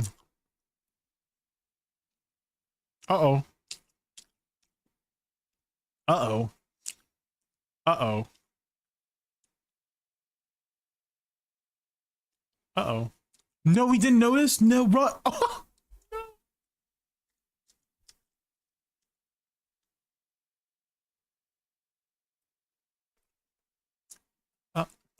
Wait a minute. Oh!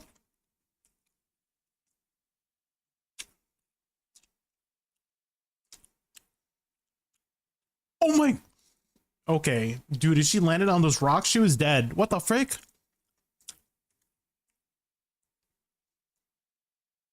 Oh.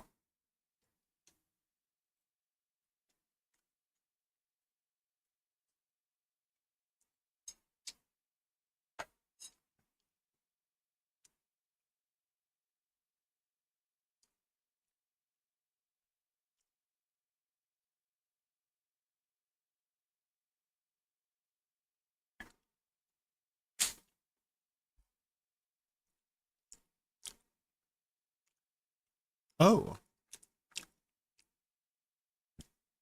Oh my god. Okay, I'm just gonna put my plate away. Right back.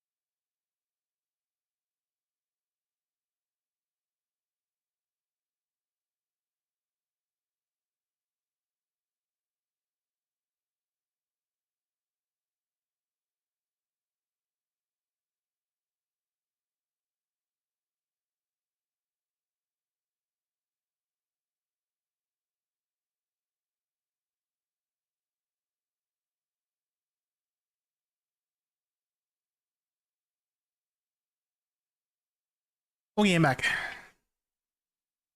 Oh my god. What's going on here?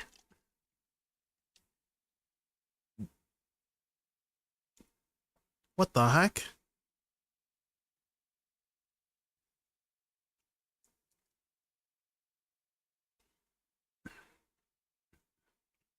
Are they migrating? I think they're all migrating, right?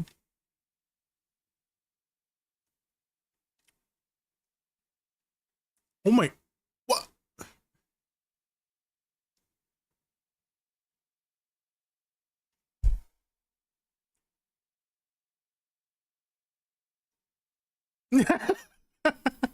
I am.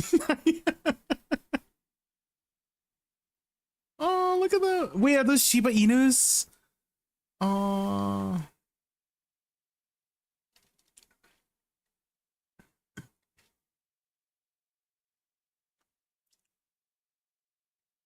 Oh.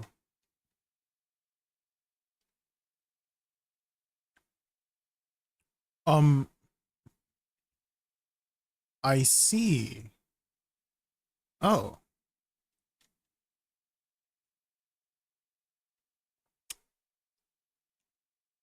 There's no way.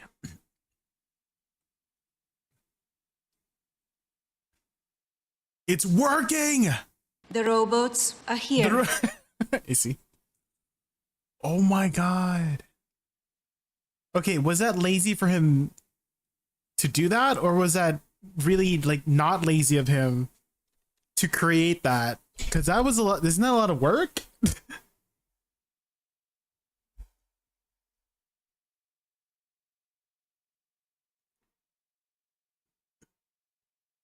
What? Oh.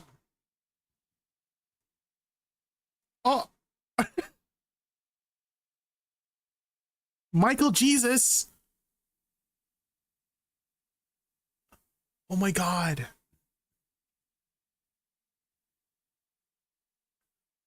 Oh my god. Dang.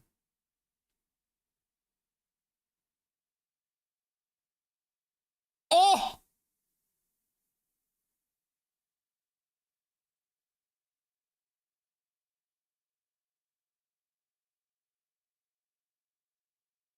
Oh, it's manual.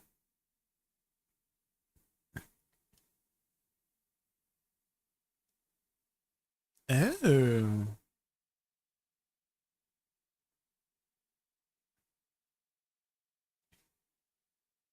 That's a neat party trick. Oh! Oh! Oh!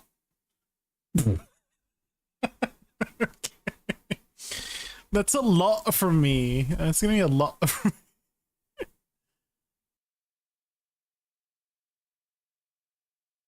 That sounded so cartoonish, right? Like you, that's like a, like what you would see out of a cartoon.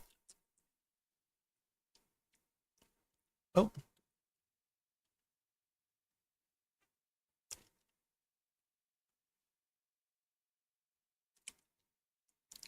Oh my god.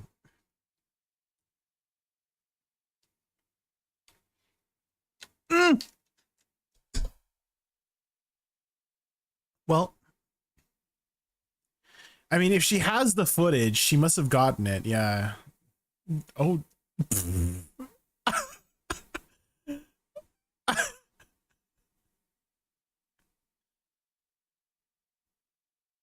What? What's going on?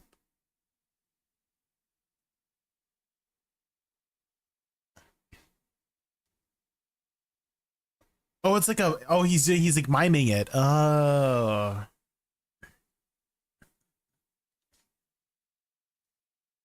South Gate building.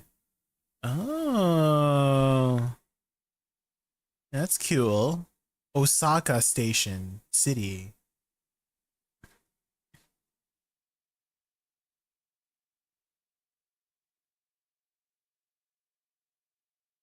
Oh my god.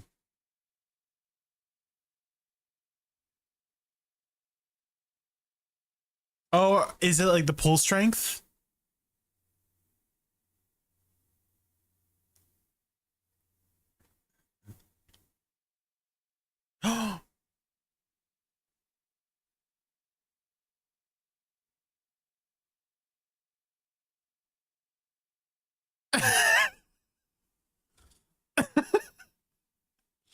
The mom just wanted to focus on her, obviously, right? Jesus. That was a strange noise, I see. It was an owl. What the? Oh my god.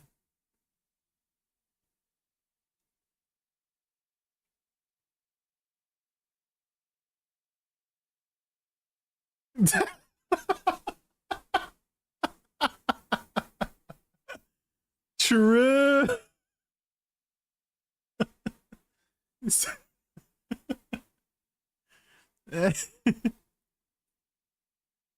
Okay, so eat some. Oh my.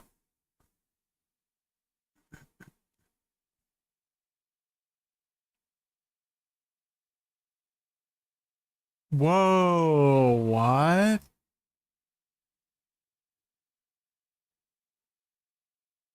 What? What? How did he even get in there?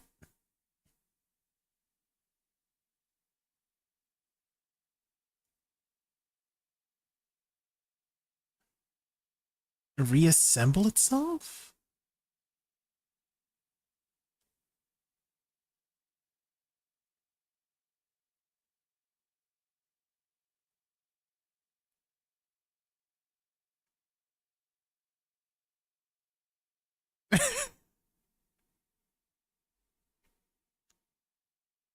Oh! True.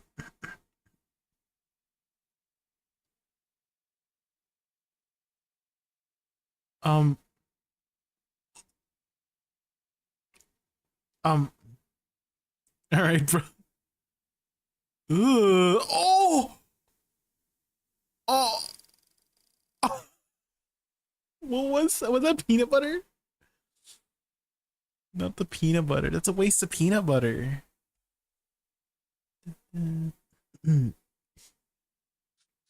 What a waste. Well,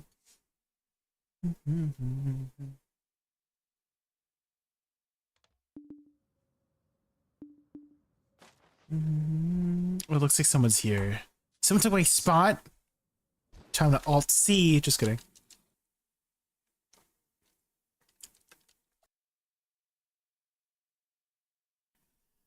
You had a. How long did you nap for, Rebellion? How long was your nap? How long do your naps usually take?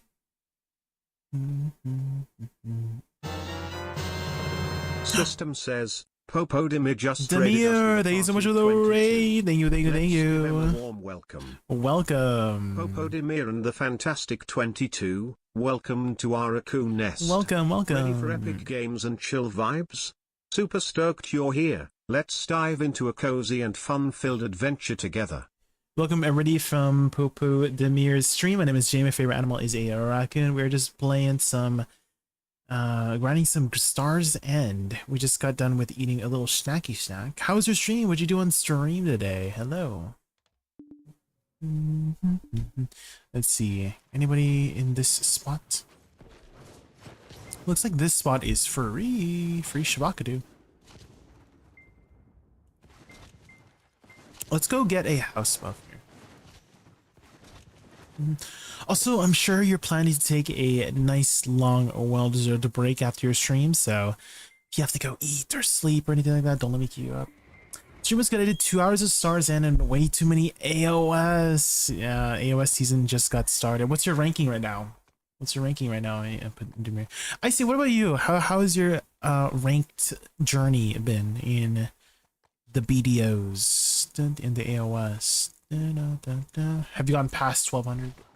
You just see, yeah, go get some rest. Yeah, go get some rest. Thank you again for entrusting me with your viewers. I appreciate that. Thank you. Went up to what's happening. Did one more match before bed. 8 losses in a row. No, you can't end on a loss. No.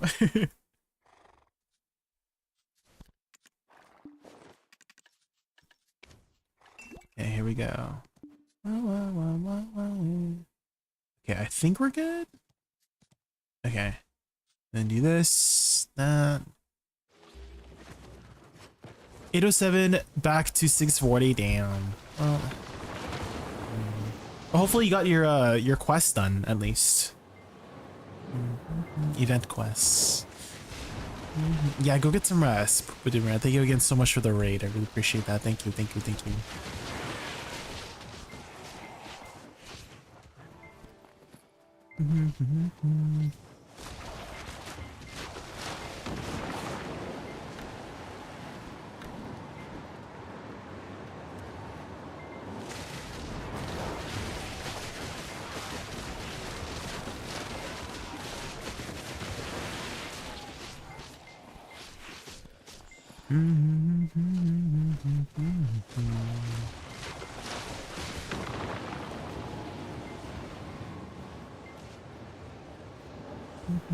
Hakino's job rate? Oh, I'm capped already.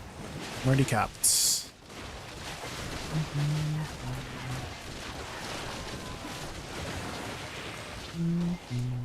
Job rate pet does not go past cap. If that's what you're wondering.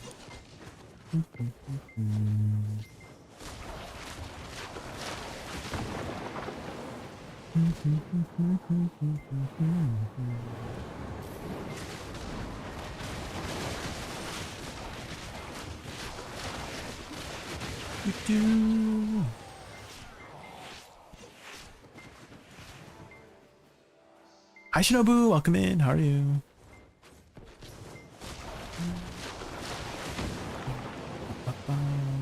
Usually do otherwise. Yeah, if I'm not capped and I need a little bit of drop rate, like 4%. Yeah. Finally tried Aussie Kia. Thank you so much for the sub, Shinobu. Thank you so much for the prime. I really appreciate it. And how was it? How was Rosekia? How was it?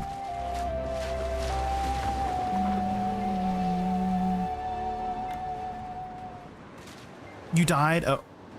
Yeah, nighttime can get a little bit spicy at Orzakia, so if you have room in your crystal set for some defensive crystals, like max HP crystals or bitterness crystals, that will help a ton. Do you have a Spotify playlist? I do, yeah, ! Playlist. ! Playlist. Just be warned, there's a lot of songs there. There's a lot, there's too many.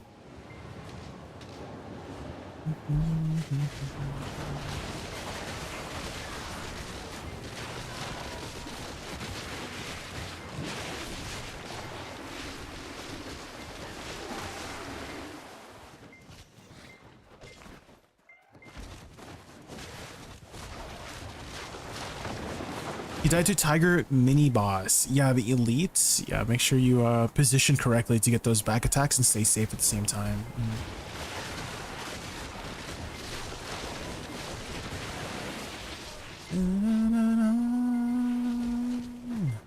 I can't stop the loneliness.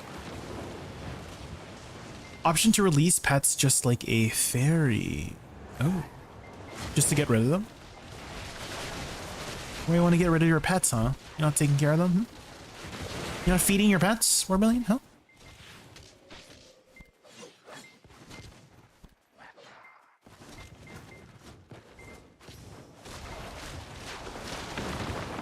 You got a free outfit from the drops, I see. Ooh. You mean free Kron stones?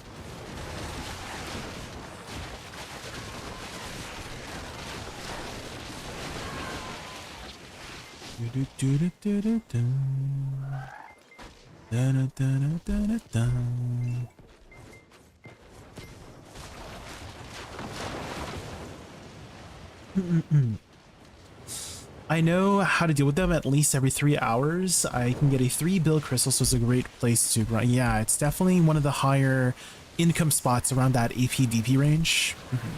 It's just a lot more difficult than some of the other spots. I personally don't like grinding there, Shinobu. Some of the mobs are really annoying.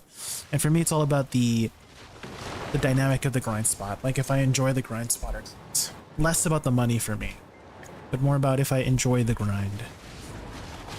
So for me, I don't really like Sakurai because the mobs, they just go to full HP if you are hitting more than 10 mobs. It's a really annoying mechanic. And Zephyros, I tab out way too much for me to grind Zephyros. I'm sure my chat knows. For anybody who's been following me for a long time, I tab out way too much. I cannot tab out at Zephyros.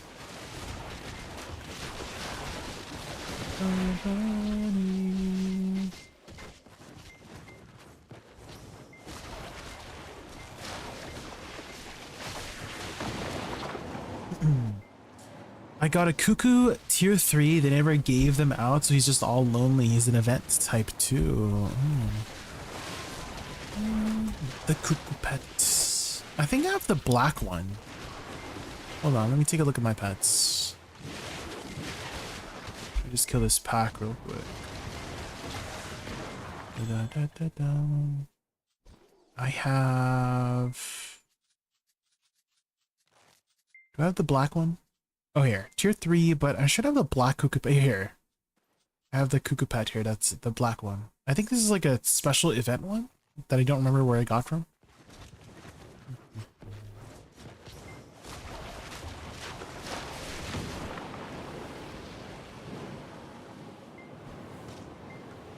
I need to move on.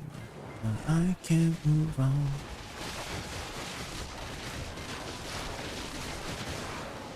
It's not as good as Awakening. I would still lean more towards Awakening just because of how the AoE and the combos are. It's very easy and simple trip. You can just hold down buttons. But I would say their clear speed is around the same. Around the same. The biggest thing is sustained DPS. Don't trip. Is that once I blow my load on the mobs, I'm waiting like 4 or 5 seconds before my main DPS abilities are back up, which is not a problem here at Star's End. Right, as you can see, we're killing these mobs pretty quickly on Succession. So it's anything that you need sustained DPS on is where you will fall off on Succession. And Awakening does a better job of sustaining DPS than Succession. Because you kind of expend like 15 abilities within 5 seconds with this class, right? So by the time by the time you finish all of your abilities, your main abilities are still on cooldown. So if I were to improve Succession Woosa, it would be to reduce her Segunja abilities by 2 seconds.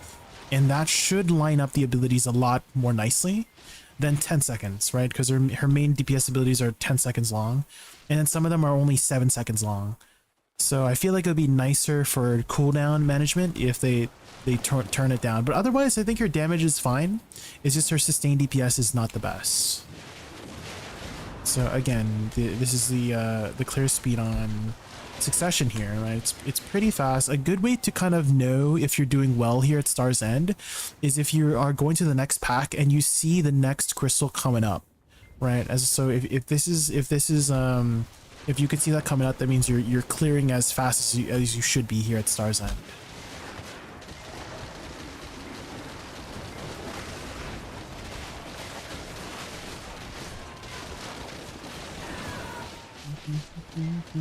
If you're looking for some more resources on combos, I have a combo command, ! combo, and I have some examples in both Awakening and Succession.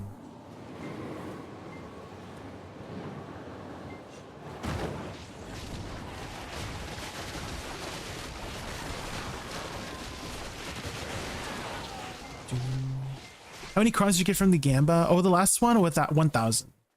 I got 1,000.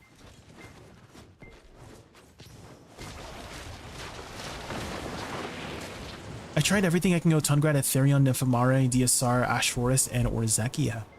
Oh. Which one is your favorite out of all of those, Shinobu? What's your go-to?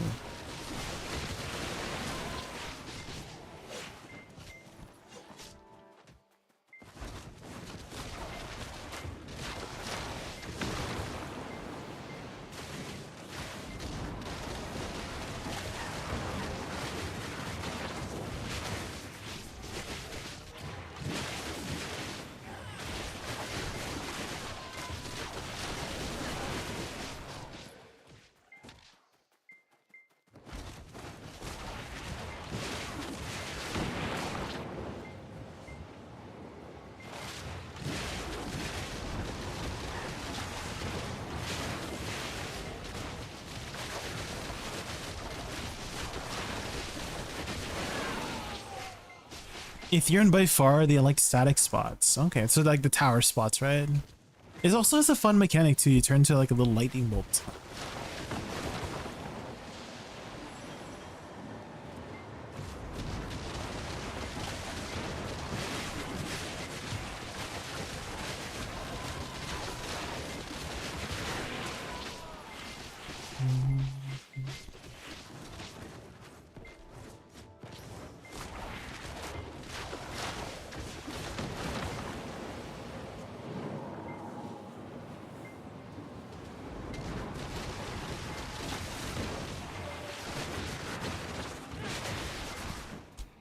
Ooh, the 100% almost killed me there.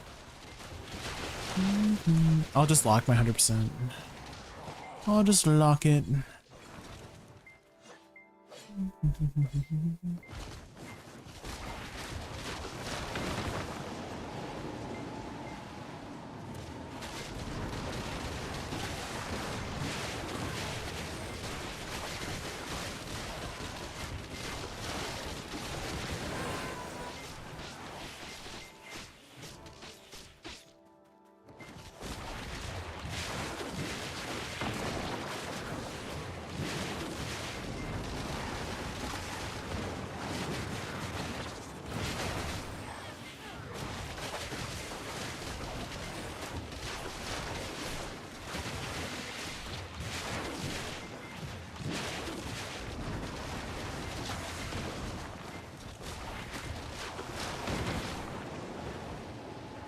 I built this town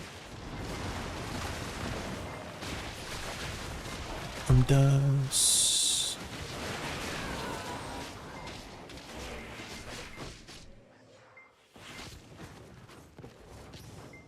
Ash Force is cool too. I think the mobs get too far away from you. Yeah, Ash Force has some annoying mechanics, right? The mobs just keep moving around. So I don't really like Ash Force that much either.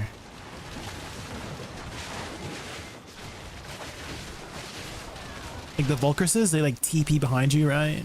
Try to knock you down. Kind of annoying.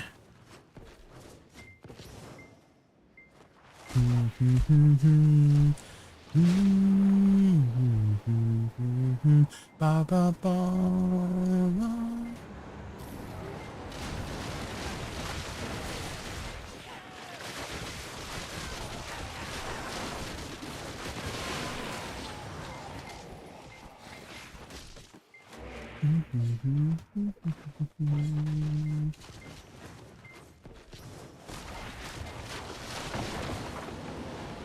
Bum, bum.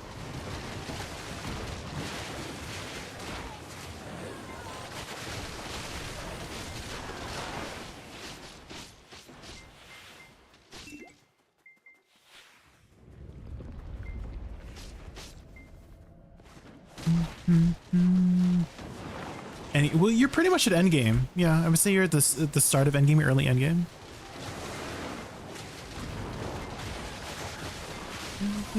So you're there. Dude, Star's End Sakurai? Yeah. I'm so glad they reworked Sakurai. Star's End. Sakurai's okay. Like, the money's good, but just the dynamic is annoying.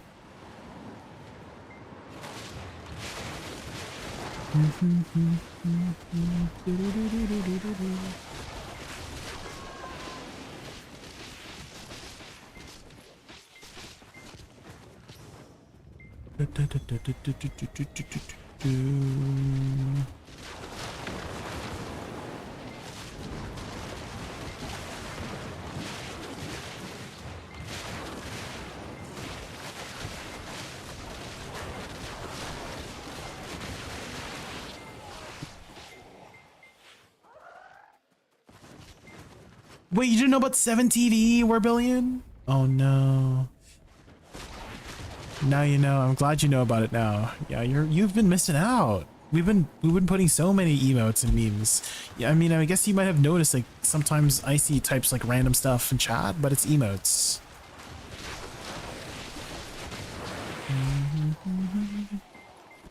Did it change the way you grind? A little bit, yeah. So before you would gather the mobs into the crystal and it would knock them down. Now it kind of does the same. It does it for you. So it absorbs the mobs to the center of the crystal for you, and then once they appear, you can down attack them.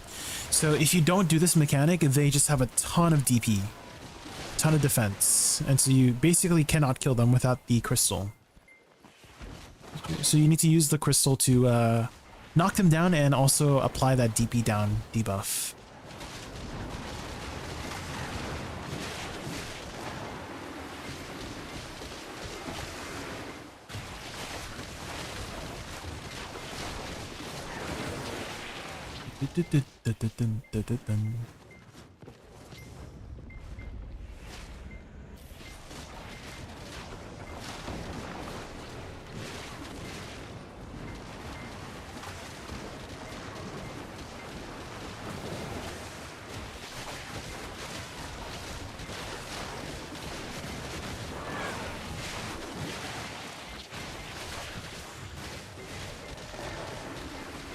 Bum bum bum. Bum bum bum bum bum bum bum.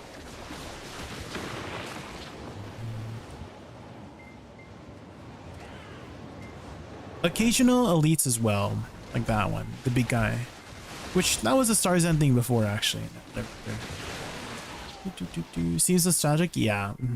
There is quite a steep DPS check, so you definitely want recommended AP if possible here, so that you have the easiest time meeting that DPS check. Because if they stand back up, you basically can't kill them anymore. Well, you can. It'll just take a long time. You do like 10% of your damage.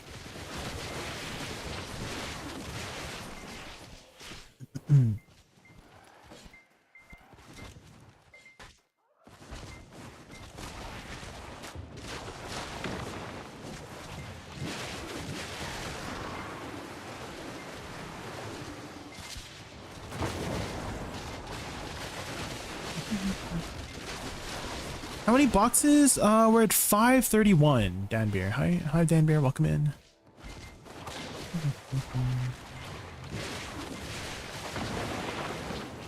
These boxes are kind of crazy. Apparently it's pretty easy to get the crons from the boxes too. The 100 crons. Apparently it's like pretty common. Bum, bum, bum, bum.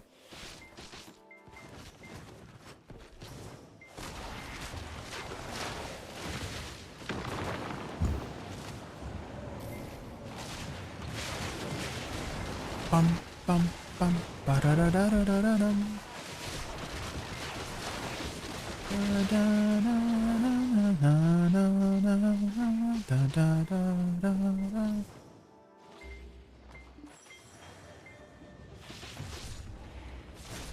Oh my god, that guy's stabbing me. He's backstabbing me.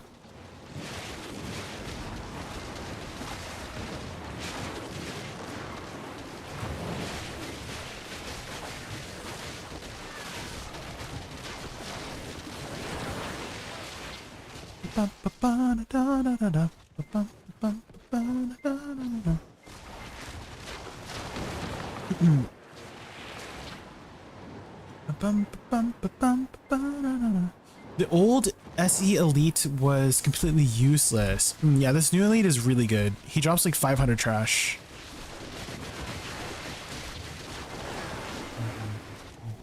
Which each trash is over 100k. 155k. So 500 times 155 is about 650 mil? No, 65 mil. Right.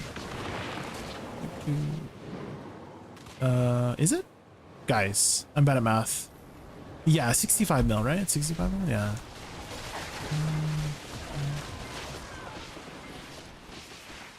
Perfect.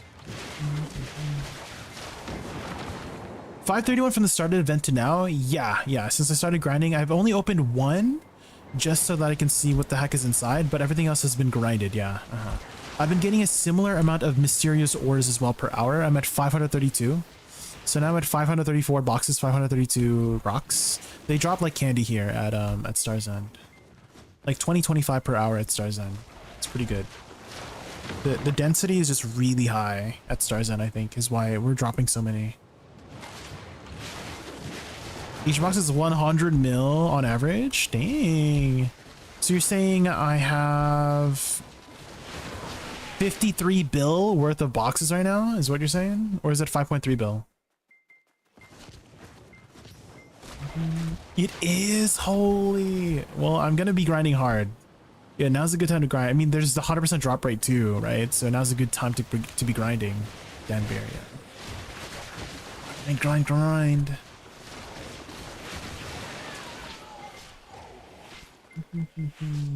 Would Suck be good at Orbita? Yeah, it's pretty good there. Don't trip. I actually posted a infinite combo specifically at Orbita. Well, you don't have to specifically use it at Orbita, but that's the example I used in that video was Orbita, and you can kind of see the dynamic and you know, the way I kill the mobs there using that video. So go to the latest video, the infinite combo one, and that's the one that's been working pretty good at Orbita.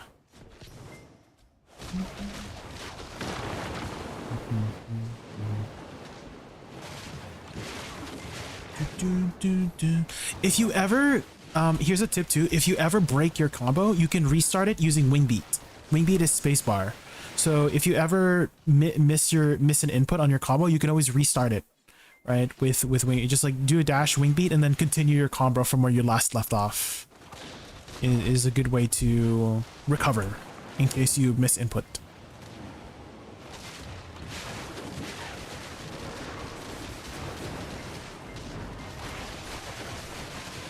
Or if you need filler too, right? If you need filler to wait for some of your more important cooldowns, like you're just like 1 second off, just add in a wing beat in case your cooldowns are not off yet.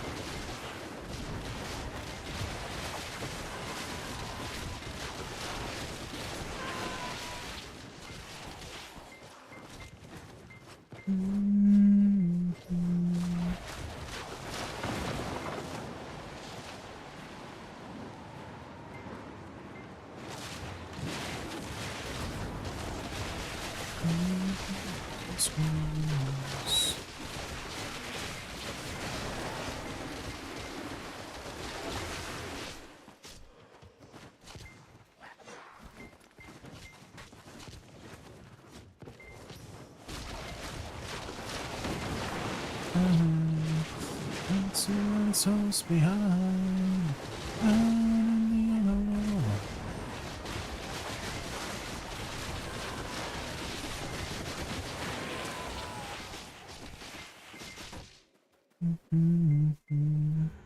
Here we go, Icy. Gawk, gawk, gawk. Gawk, gawk, gawk, gawk, gawk, gawk.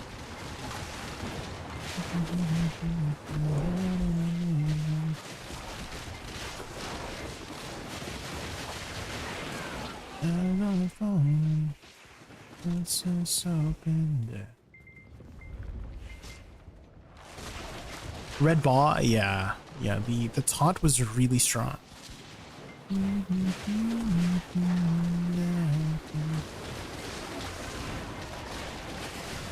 gonna crumble one by one now. Run into the sun. They my kingdom come now.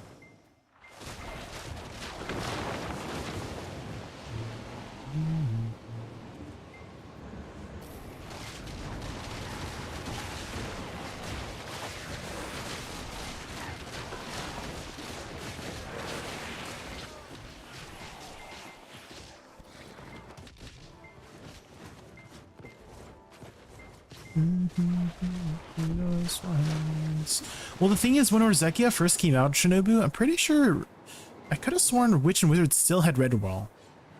Right? I'm pretty sure they still had Red Orb, and then they had changed it soon after that. You play God. Once you play God. I could be wrong though. But I remember they removed it a while later.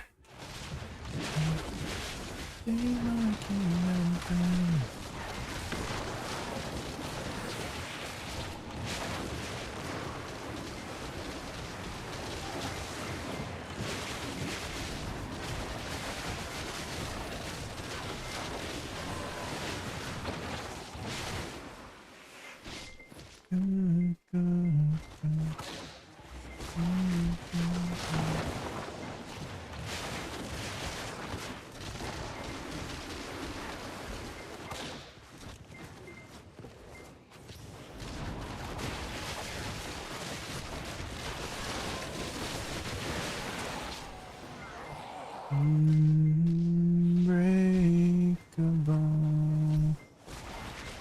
Gonna come one by one. Right into the sun. Today my kingdom come. Let me get God. Once you play God, they're gonna crumble one by one. Let me go right into the sun. Today my kingdom come. God, God, God, God, God, God, God,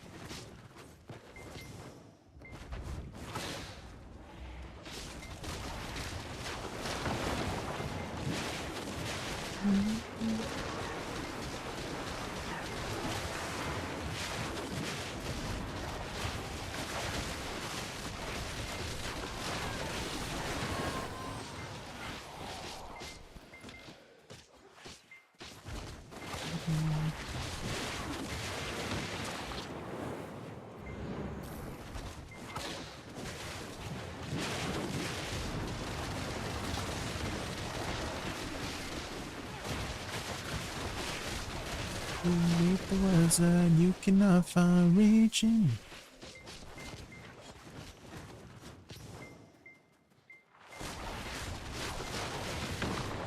In your skin, I feel it for you. Only you can let it in. No one else, no one else.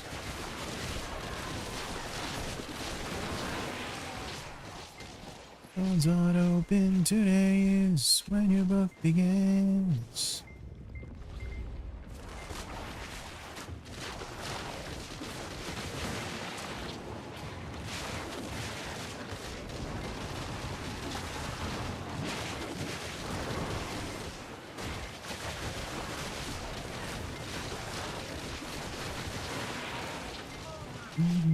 Conditioned.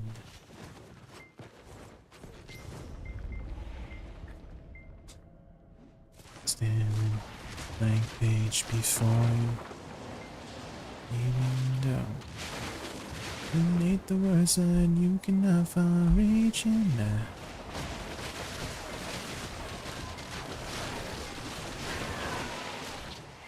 There's a rain on your skin, no one else can feel it for you.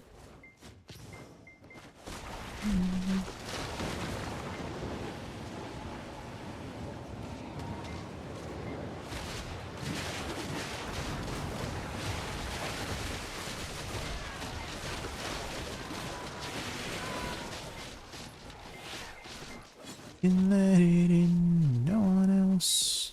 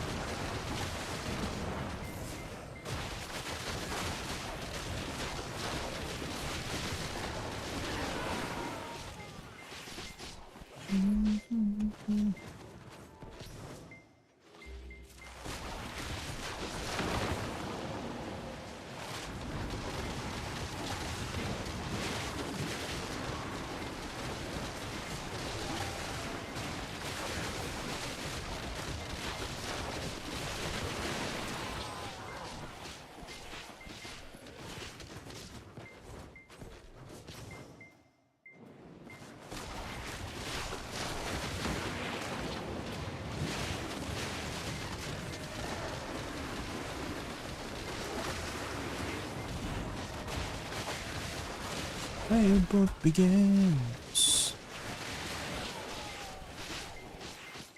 Now you can let it in now.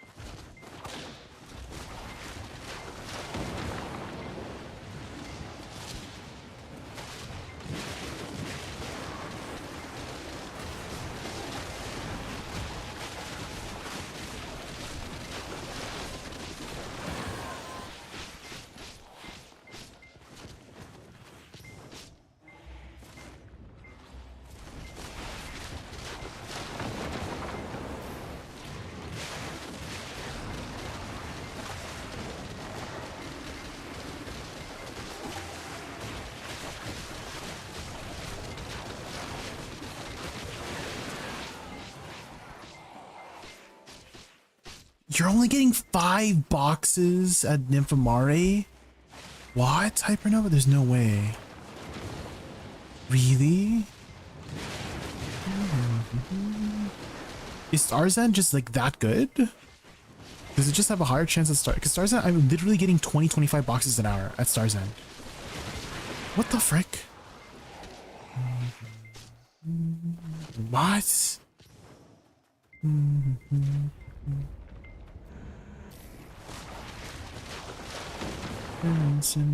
Search. Ethereon is rough too, really. So maybe it isn't based on density. Maybe it's just like specific mobs, and Starzan just happen to have a ton more. Right? Because I get so many here at Starzan. 15. Okay, so 15 is not that is pretty good at Starzan. Sorry, at Tangrad Ruins. 15. Yeah, if you said you were not grinding as efficiently, right? So if you were grinding efficiently, maybe that might raise it to like 20.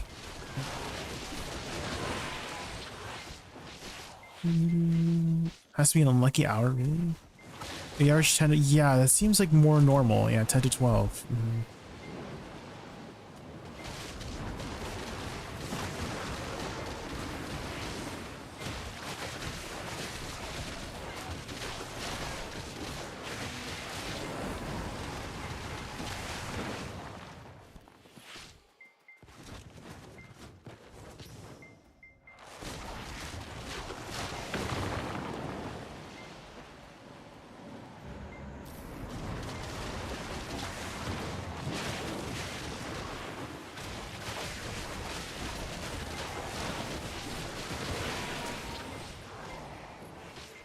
Each night you hear the drums of war. Awaken, awaken, us against the of your own.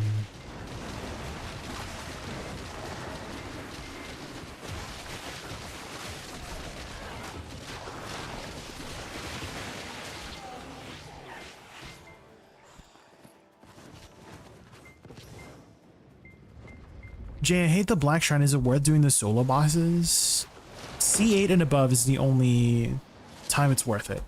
And I also do think it's worth it. Because you get like 10 to 15 bill worth of stuff per week from solo boss splits.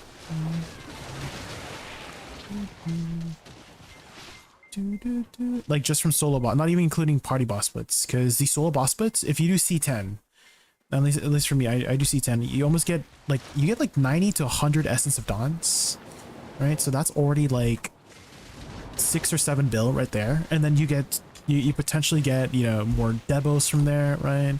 It was worth a lot more before for sure, when the essences were 100 mil each, right? So if you got like 100 essences from there, that's 10 bill worth of essences.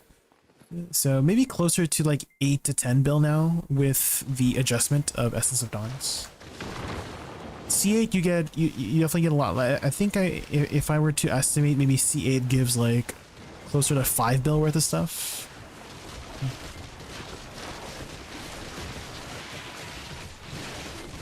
And then if you include the party ones, that's, you know, that's another like 10 plus bill potentially per week. Because you get just so much stuff from the party of boss splits.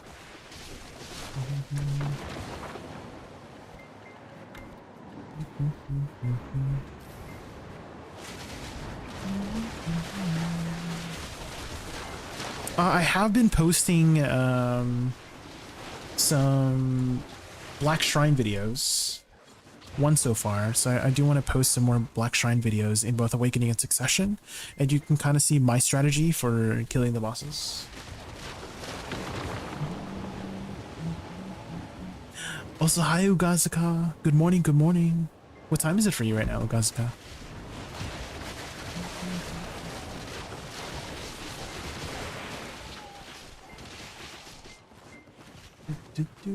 Party ones are easy too. Yes, yeah, it's definitely, if you got a good group going, you can do party boss splits in like 20-30 minutes if you just one shot all your bosses.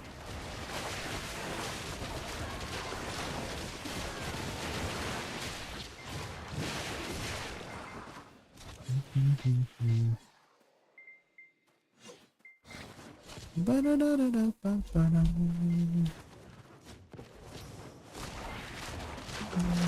7:30. Good morning, good morning. What's a typical Finnish breakfast? What do you usually have for breakfast, Ugazuka?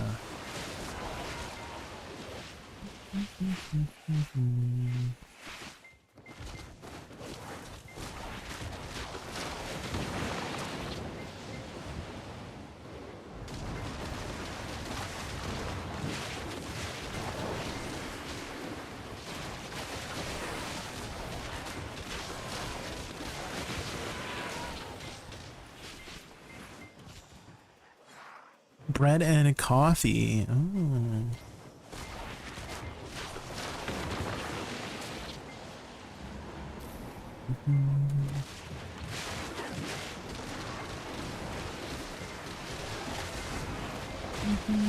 That's it? Bread and coffee? Well, do you put anything on your bread at least?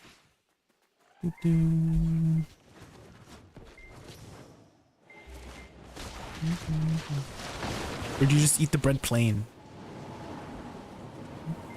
You don't put like, I don't know, like a fried egg, you know, on toast? Fried egg on toast? Maybe a little bit of a avocado, you know? I was scared before because of one-shot mechanics from Jiggly. He only takes 50% of it. Yeah, outgearing. Yeah, you could definitely outgear the party boss splits these days. Yeah.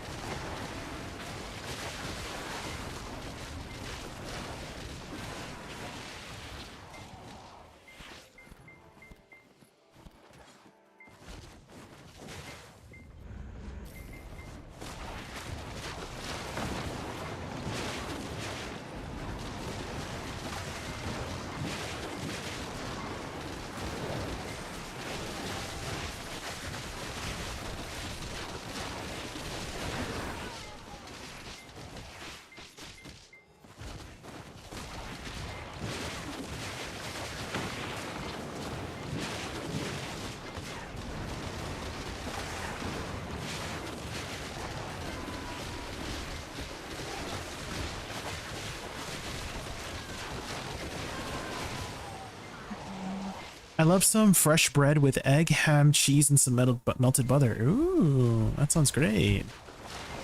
Yum.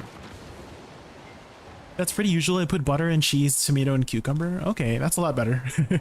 I thought you were like literally eating it plain. I'm like, that's a little bit boring if you're eating bread, like plain bread and coffee. That's a little bit boring.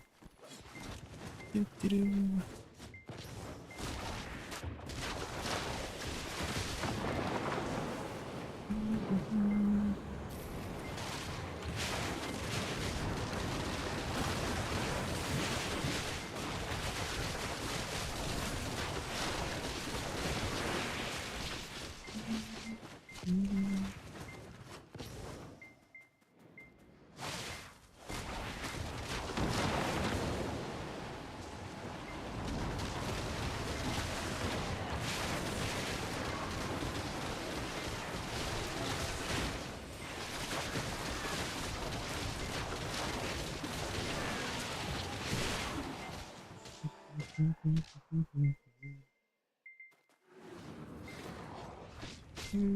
gonna make your breakfast now? Yeah, go get some food, Jessica.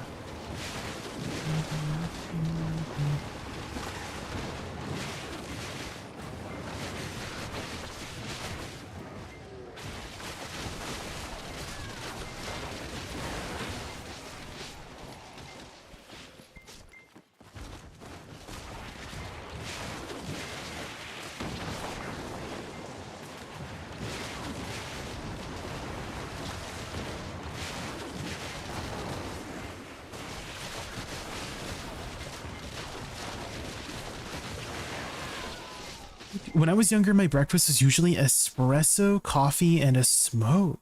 Now I gotta snack on something. Europeans, right? Yummy food. Do you guys ever watch those street cooking videos? Holy crap, those ones are so freaking good.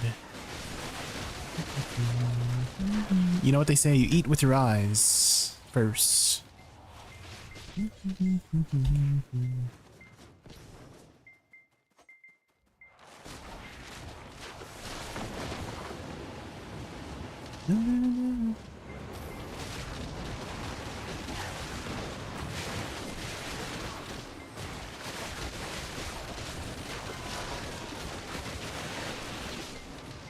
Something.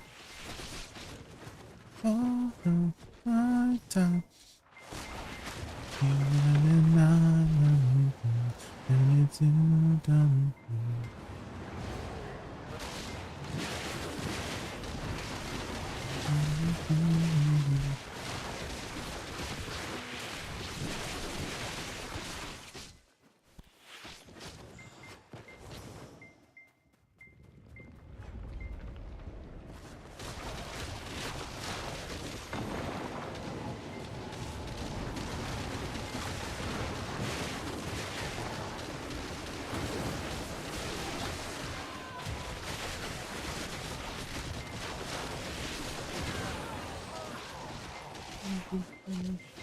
I usually watch those when I'm starving and forget to pre-buy food. It helps loads. Wait, really? I feel like it makes it worse, no? Because you're starving. And then you see somebody making some yummy foods. Doesn't that make you even more hungry?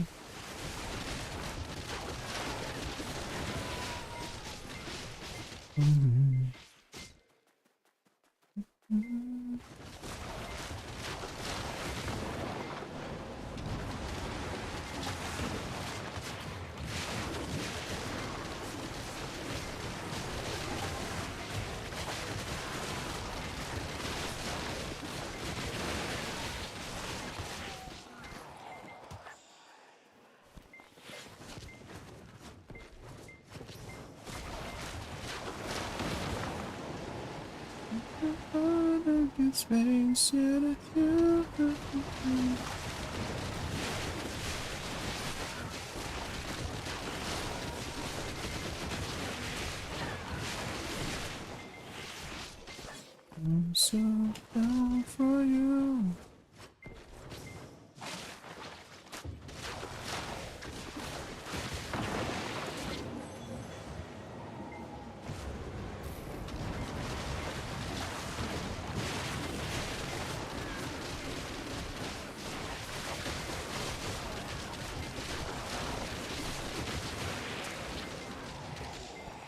Loot, loot, loot, loot, loot.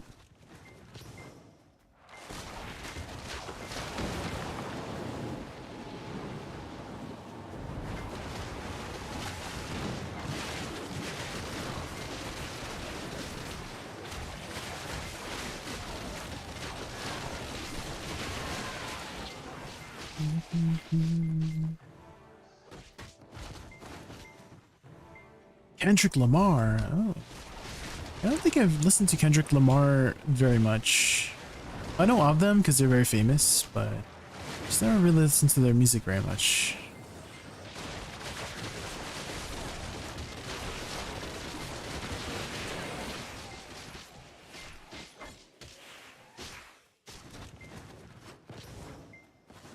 Water fasted for a whole week. What? Dang.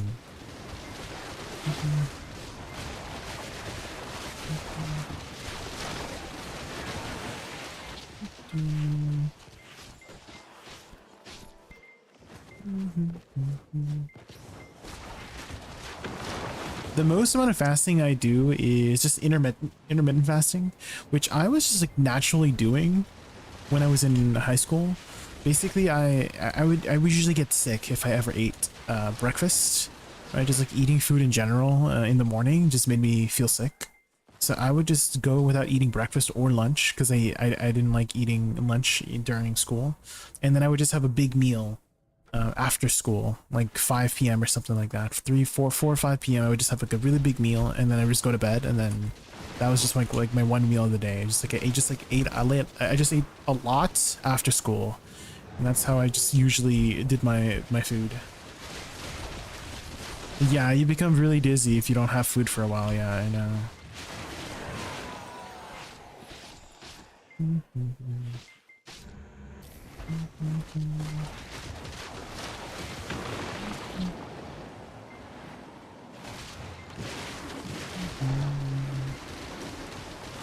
I heard that fasting for one day is also pretty good.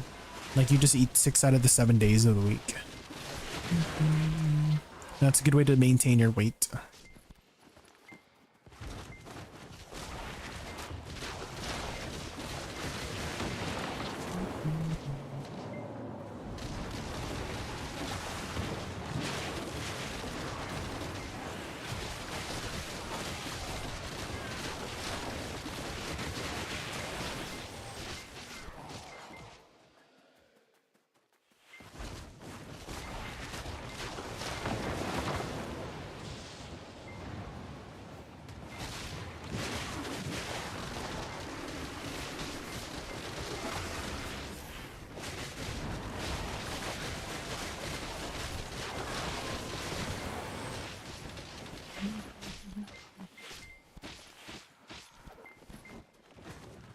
$36 is the longest I'll go if I want to reset. Oh, like 36 hours? Webby? Also, hi Webby, welcome in, how are you?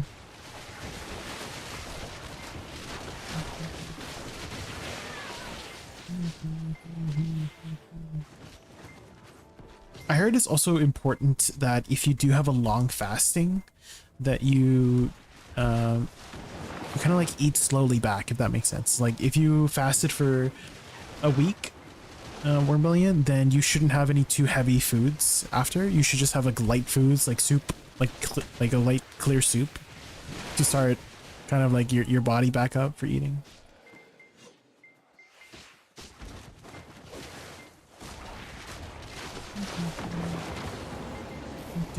I remember there was a story of this woman, and she was, you know, doing her groceries, and she saw a homeless person, you know, on the side, and then she decided to, you know, be nice and share some of her food that she got, and she gave him a bunch of like, you know, it's like some donuts that she got, and unfortunately those donuts ended up like causing him to go to the hospital because he just hadn't eaten for so long, and all that like sugary and carbs just caused his body to go in shock or something like that. I can't remember exactly the details, but yeah, just like a box of donuts did that to that guy. What the heck?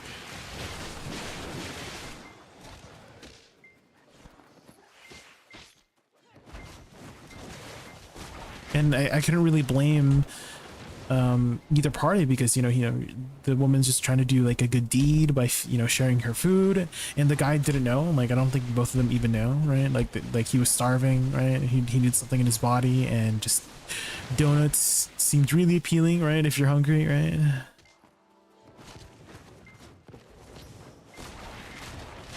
Bone broth and scrambled eggs, yeah.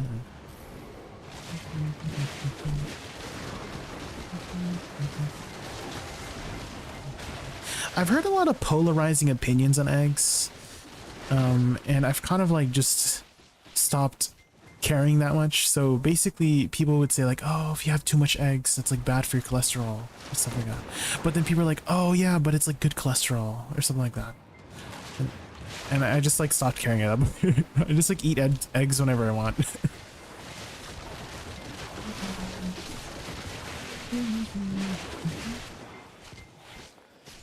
Lack of knowledge on both parties, yeah.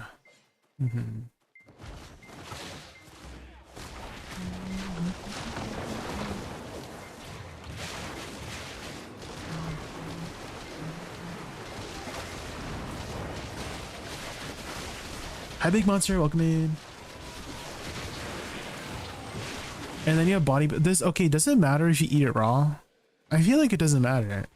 I mean, at the same time, well, it matters like for flavor and stuff, but like for nutrients, right? Whether you eat a raw egg or because people eat raw eggs all the time. Like in Japan, like it's very common to eat raw eggs in Japan, right? They got some like really good quality eggs, but I feel like it doesn't matter. Like protein wise, nutrient wise, right? It's like the same, right?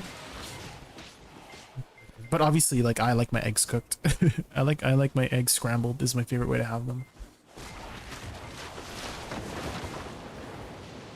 Suck Woosa a better grinder after the patch. Yeah, they sped up some of her animations, Big Monster. Have you seen my side-by-side comparison video by chance, Big Monster?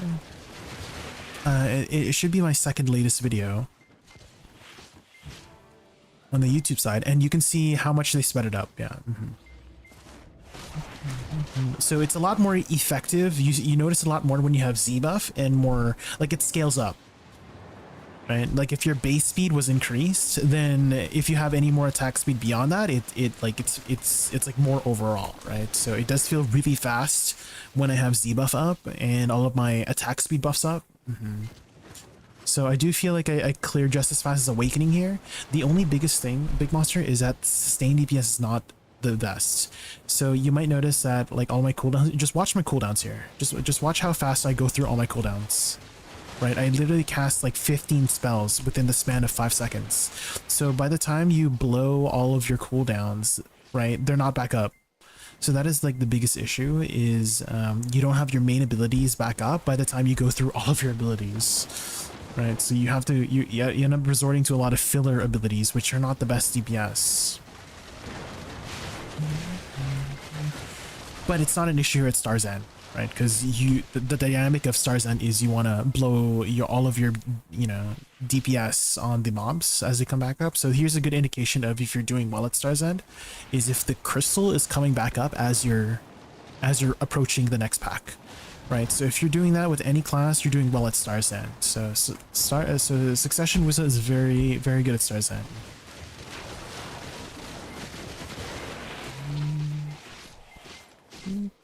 Talking again.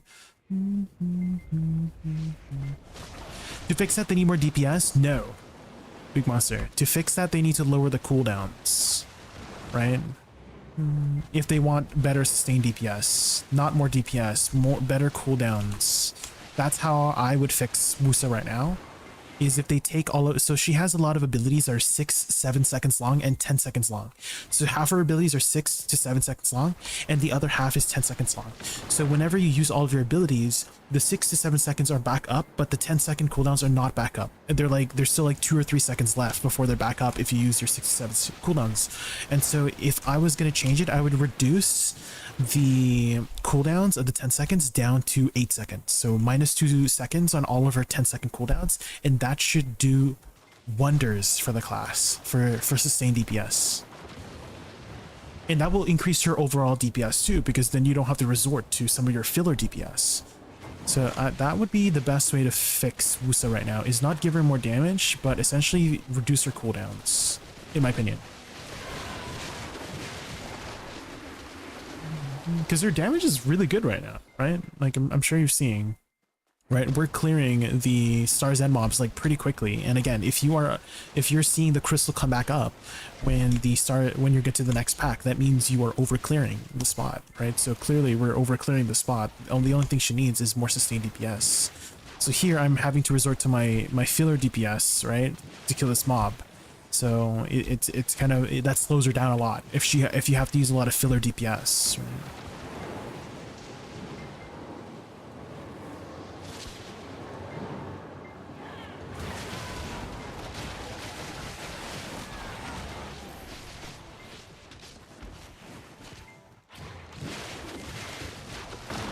And for those who are wondering, like, who am I talking to? I'm talking to YouTube. There's people on YouTube, guys. I'm not talking to the voices in my head, I promise.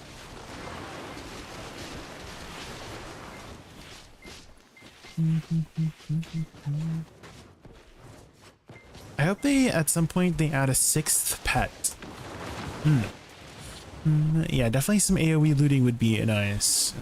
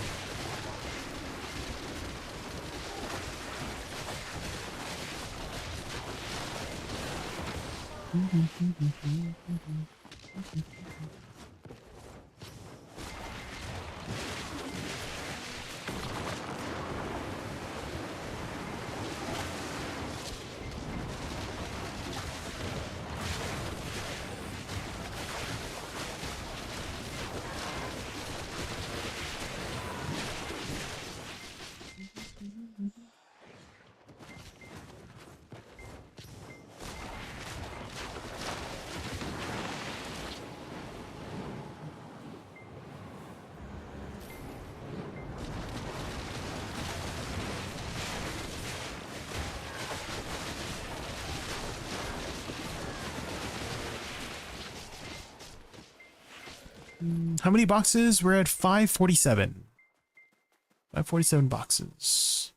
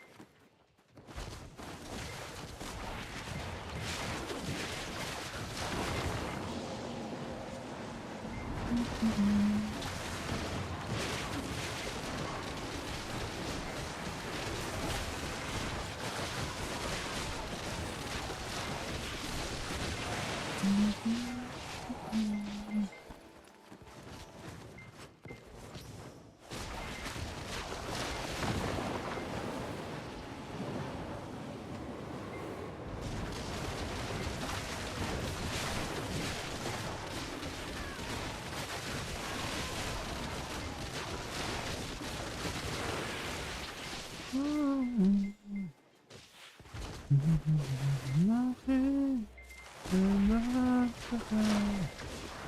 should be taking advantage of these by my demo grind. Had me a break. It's okay regardless, better pause than want to stop playing.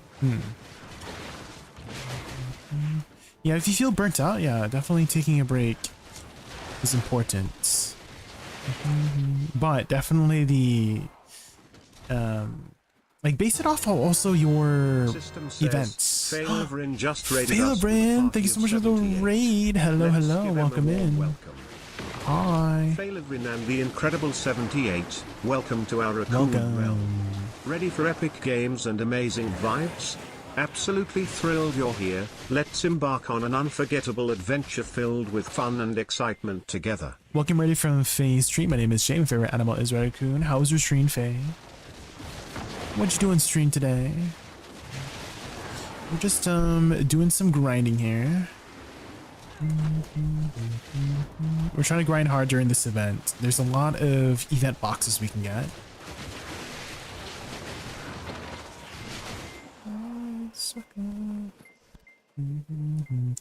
And Nico Nai, hopefully I said your name right. Thank you so much for the follow. Thank you, welcome.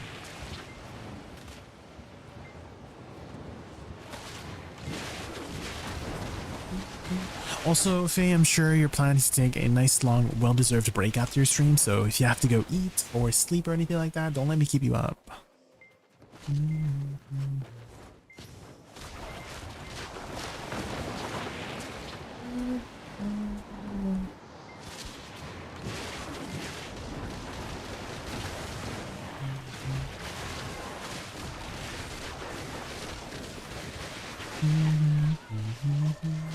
Did you do any AOS this season, Faye? You get up to any AOS? A lot of people have been asking me if I'm doing AOS, but I'm kind of like not really feeling it for the AOS. I'd rather be grinding, especially during this event. We've gotten a lot of boxes so far already.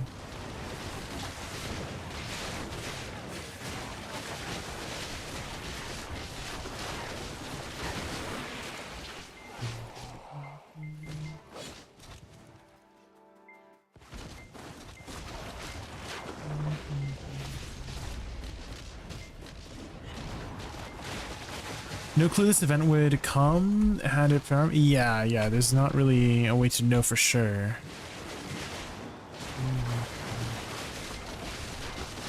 Well, there is a kind of a way to kind of get an idea of when an event is coming, or billion, is just look at the current events. So usually if there's a grinding event, there might not be a grinding event soon after, right? There might be some either PvP events or life skill events.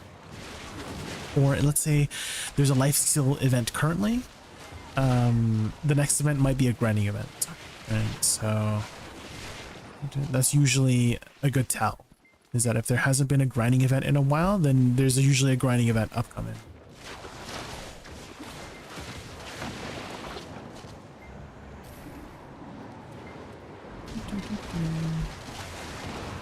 What'd you get up to on stream today, Faye? Did you do some grinding? Some PvP, some life skilling, some gambling, maybe? Any gambling?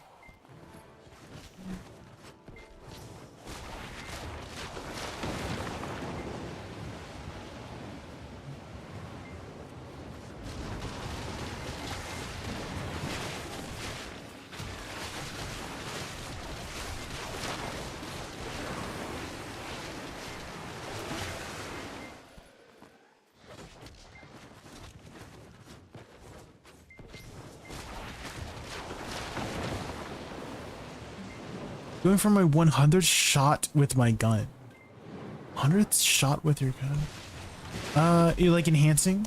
Like your 100th tap on your weapon?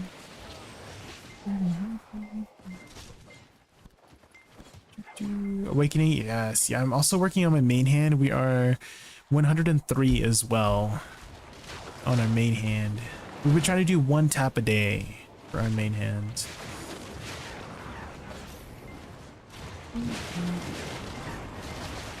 But we just gotta keep going, right? Can't one tap it like some people. We just gotta keep tapping, keep grinding, keep tapping. Grind, tap, grind, tap. In other news, actually, Faye, I actually finished off my final crystals for my DP set. So we can be a full DP meme. And why, do you ask? Why am I going DP meme? For fun. Dude, just for funsies. Like if I ever do like an RBF event or something, I can be like, oh, I'm a tanky Woosa, you know. Just for funsies.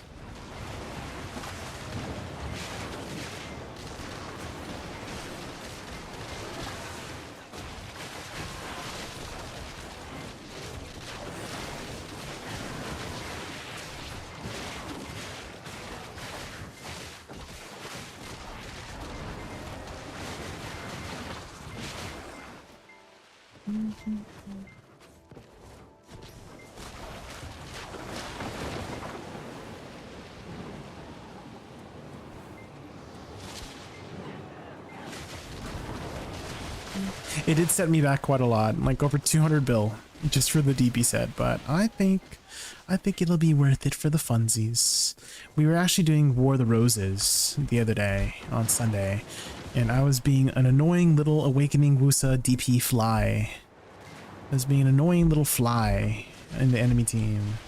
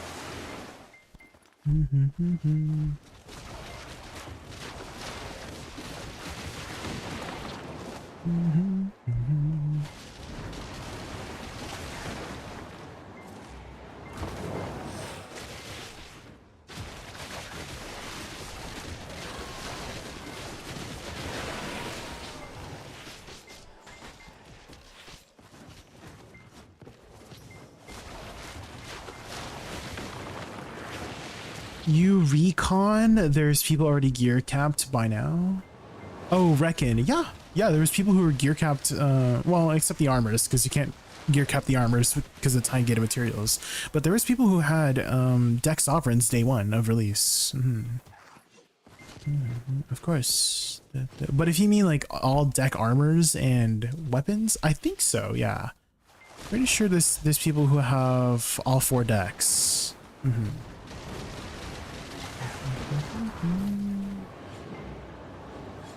There's always going to be some people who are super lucky. I mean, Byrog is an example of somebody who has, I think he has 3 deck armors. It's like either 2 deck armors and a Nov, or 3 deck armors at this point. So I'm sure there are also other people like Byrog who have deck armors.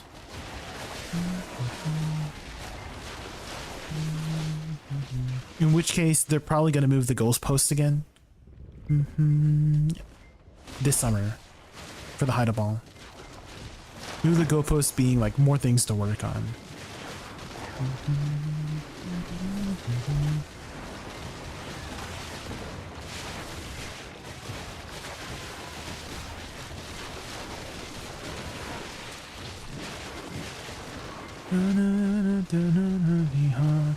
Soul Sky.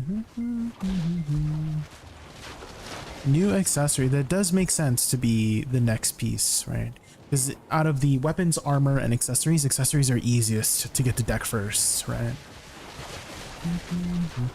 So I imagine accessories would go first too, or potentially new slots.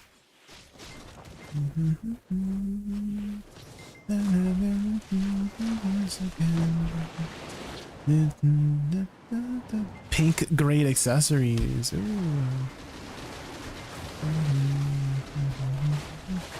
Yeah, what color would it be if we were to get another grade, guys? What color? Pink is a suggestion, but what other color could it be? You think orange?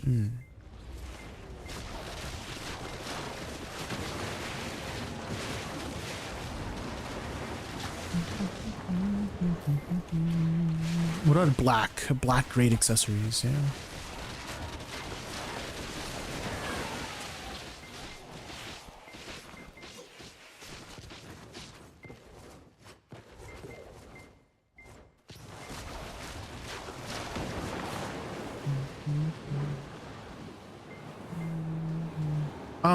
Exclamation mark new PC is my current PC. He's a gamer.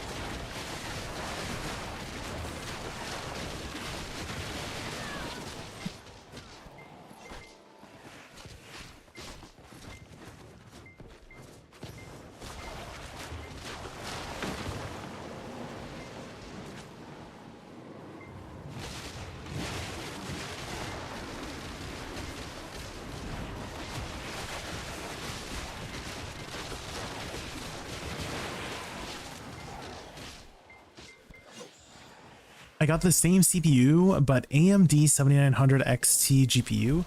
Do you get drops in FPS to around 120 too sometimes?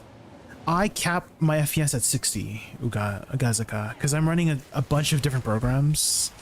I can comfortably get like 200 FPS if I was running just video, but because I'm running so many other programs like OBS, programs for OBS, VTuber programs for my VTuber programs, BDO, and all my other like assets and stuff like that running, I have to cap it at 60 to make sure everything's running smoothly. And I think I've done a pretty good job of optimizing it so that it runs smoothly on stream for you guys to have a nice visual experience, right? I like to hope that one of my stream is one of the best looking streams in the video category.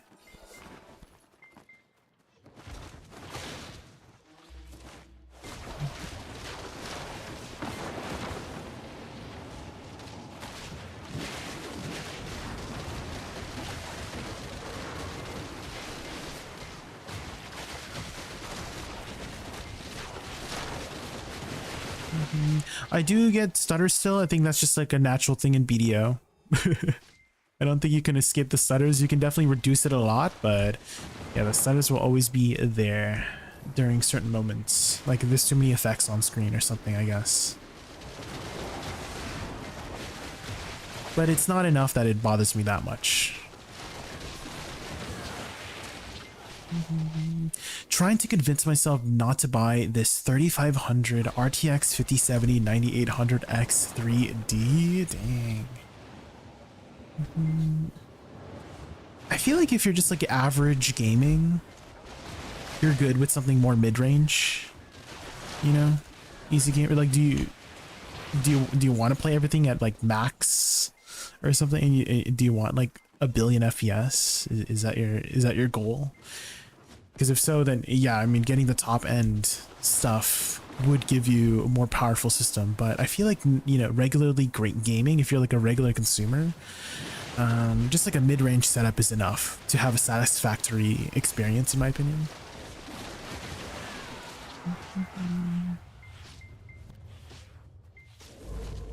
And I feel like BDO is kind of old enough that, you know, like a mid-range setup is enough to have a nice experience here in BDO without sacrificing some of the graphic fidelity.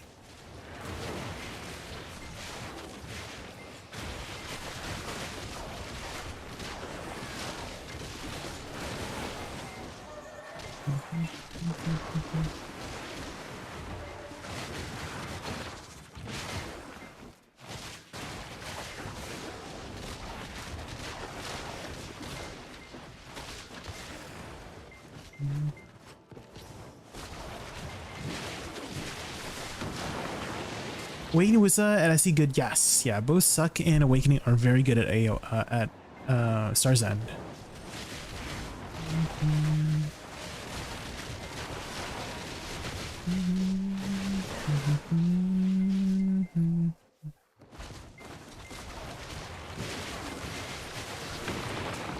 I just want no stutters in sieges and in PoE. Yeah, if you're doing like siege stuff, definitely. Yeah, there's a lot of players on screen, right? Oh, you played Path of Exile too, Easy Gamer.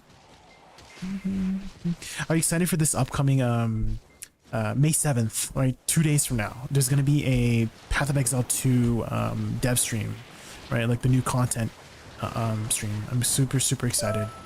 I'm actually thinking about playing this season because I skipped the last 2 patches, like the last 2 patches of PoE 2, and so I'm thinking about doing this season because usually I don't play every season. I'm just like a regular, you know, PoE Andy, just like play a season here or there sometimes. So I mean, I guess it depends on what's going on in BDO too. Like let's say there's like something like a good event, right? Like a huge event going on, because that's been happening for the last 2 seasons of PoE.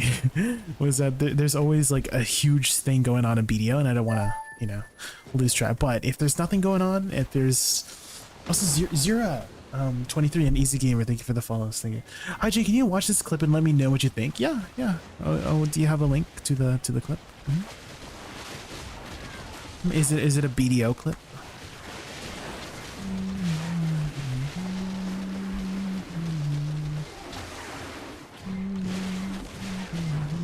So let me just kill this pack real quick.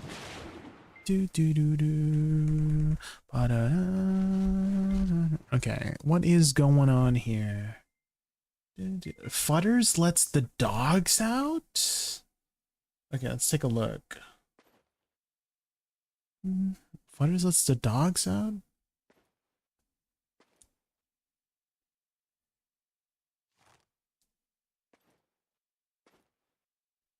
Oh my god. What the heck? Not the nips. What is going on? No.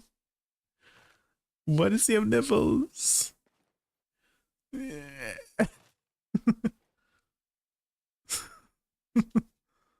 Jesus Christ. Why is it like sticking out? Why is it like hard right now? Damn. Pretty chill to grind? Yeah, I would say so. It's a pretty chill grinder. I would say so, yeah. I mean, if you like what you see here, if you think it looks fun to play, try it out. And I do have some examples. Zira, if you type !@ combo in chat, I have some combos here you could try out and see if that works for you here.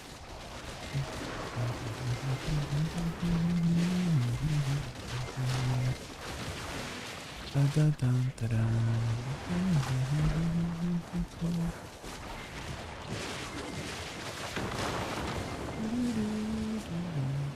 don't have the AP for main weapon. I only have Awakening a weapon.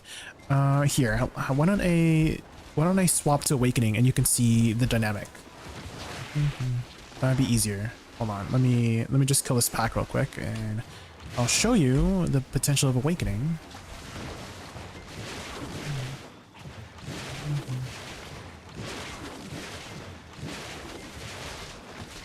Okay, I gotta wait for my cooldowns to go off, and then which one's my? I think it's this one.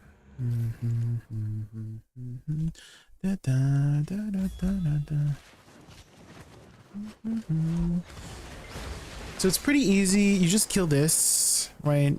WE, it just should kill that, and then you prepare your flowers ahead of time, right? And then burst.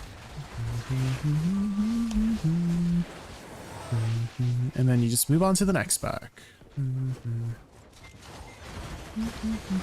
Also, my cooldowns are bugged right now. Do you see? Some of them are missing.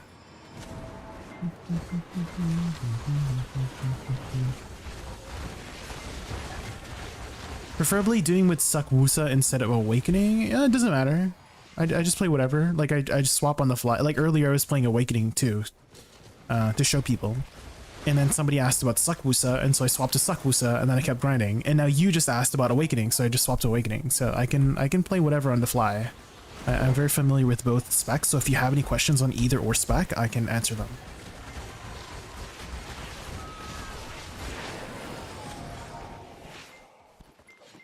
Which high-end box averages? I think it's Star's End. I see. Look how many boxes I have. I have 557 boxes. This is all from Star's End grinding. I average like 25 boxes here, like 20-25 boxes an hour. It's insane here at Star's End. Same thing with the Mysterious Ores. I've been getting a similar amount, 20-25 from Mysterious Ores, 20-25 blissful boxes. It's insane how many boxes I have. And apparently each box is on average about 100 mil. So I basically have 55 bill worth of boxes right now. Also, I need to relog because my cooldowns are bugged. They're like just like missing deceit.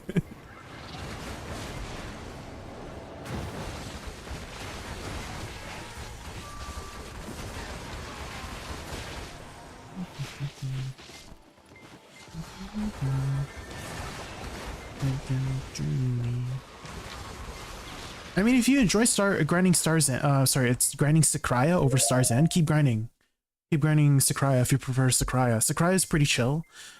Star's End, it can get spicy at nighttime. If you've ever grinded Star's End at nighttime, the mobs hit hard. Also, Smokey, thank you so much for the follow. Thank you. The mobs hit really hard at nighttime. So you still have to be careful. I've broken plenty of crystals here already because of nighttime, or I forget my potions. So you do have to be careful here.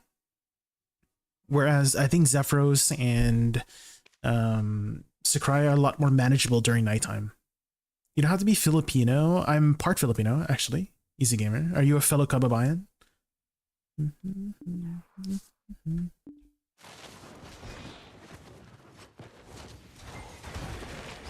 You're playing bangers after bangers. Yeah, I got a lot of good stuff in my playlists, yeah.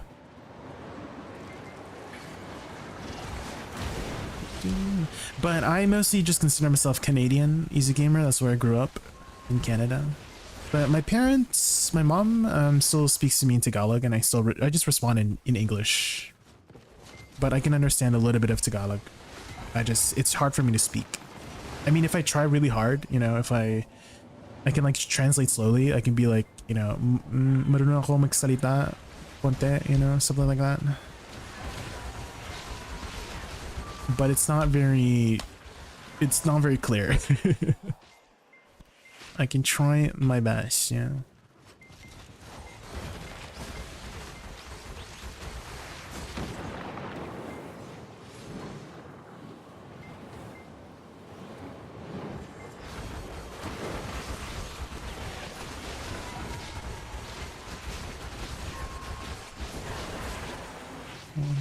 Sentence.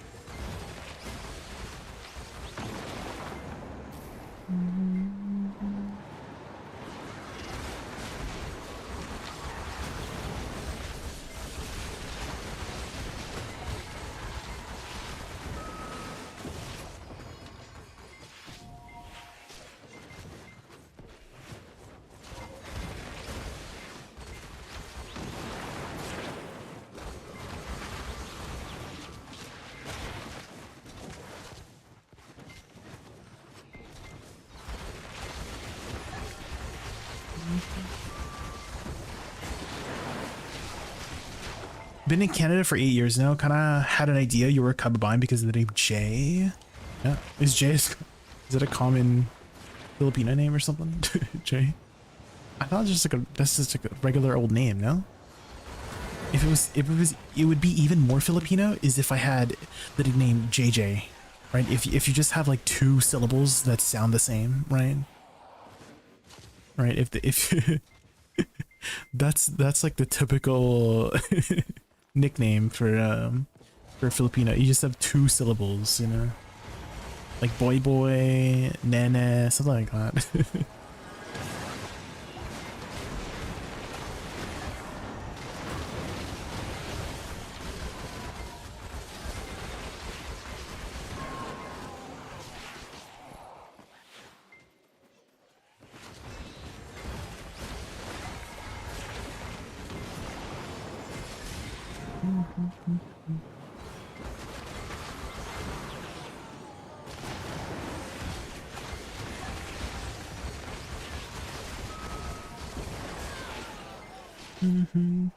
Loot, loot, loot.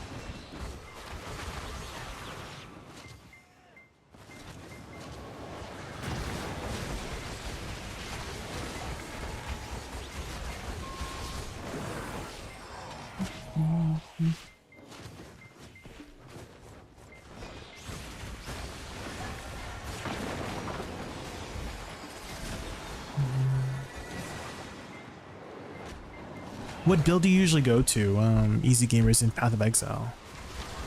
My favorite build has always been Righteous Fire in Path of Exile. Unfortunately, there's no Righteous Fire in Path of Exile 2.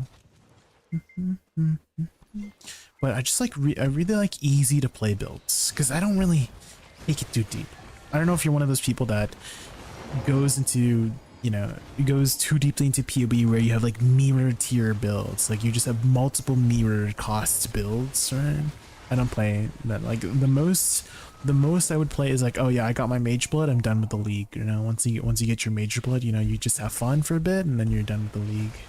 So I don't really go into those like crazy mirror tier builds. And I think Righteous Fire is like a really easy to play build to get your Mage Blood and just have fun for the rest of the season.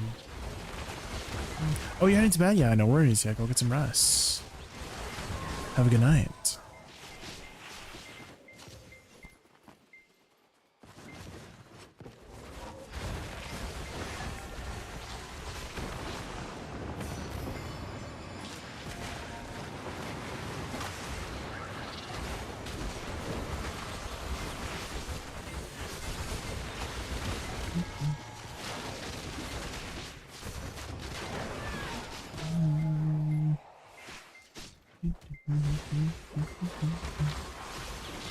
This actually might be a good time to take a break too. My buffs are running out soon. So why don't we head back to town and do a little tap? It's 10:30.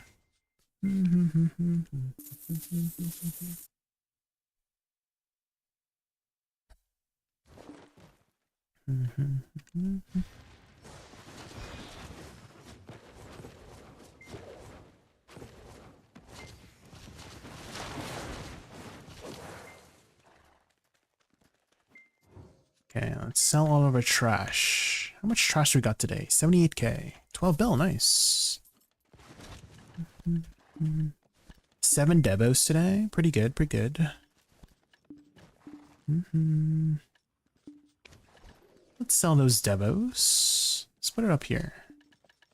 And we do have a costume box in our storage here. Let's go grab that.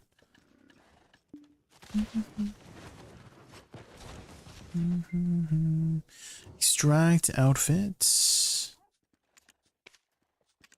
Okay, and then how many crons we got? 2200. Okay, let's buy 1800. All right, here we go, guys. Good luck. This will be tap number 104. 424 stack, 1.0502%. Good luck. Thank you. Thank you, mini nerds. Welcome in, welcome in. Here we go.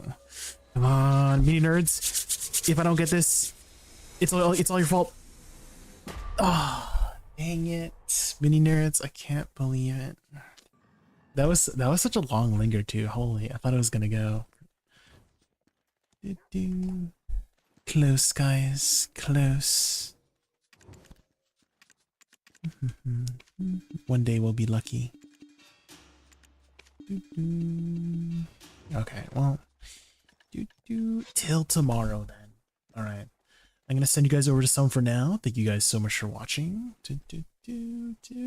And guys, again, if you guys haven't followed my YouTube yet, I'm trying to post some more Woosa content on my YouTube. Join my Discord if you have any questions while I'm off stream. What else do I say in my outro? Okay, who's streaming right now? Who's streaming? Let's send you guys over to somebody.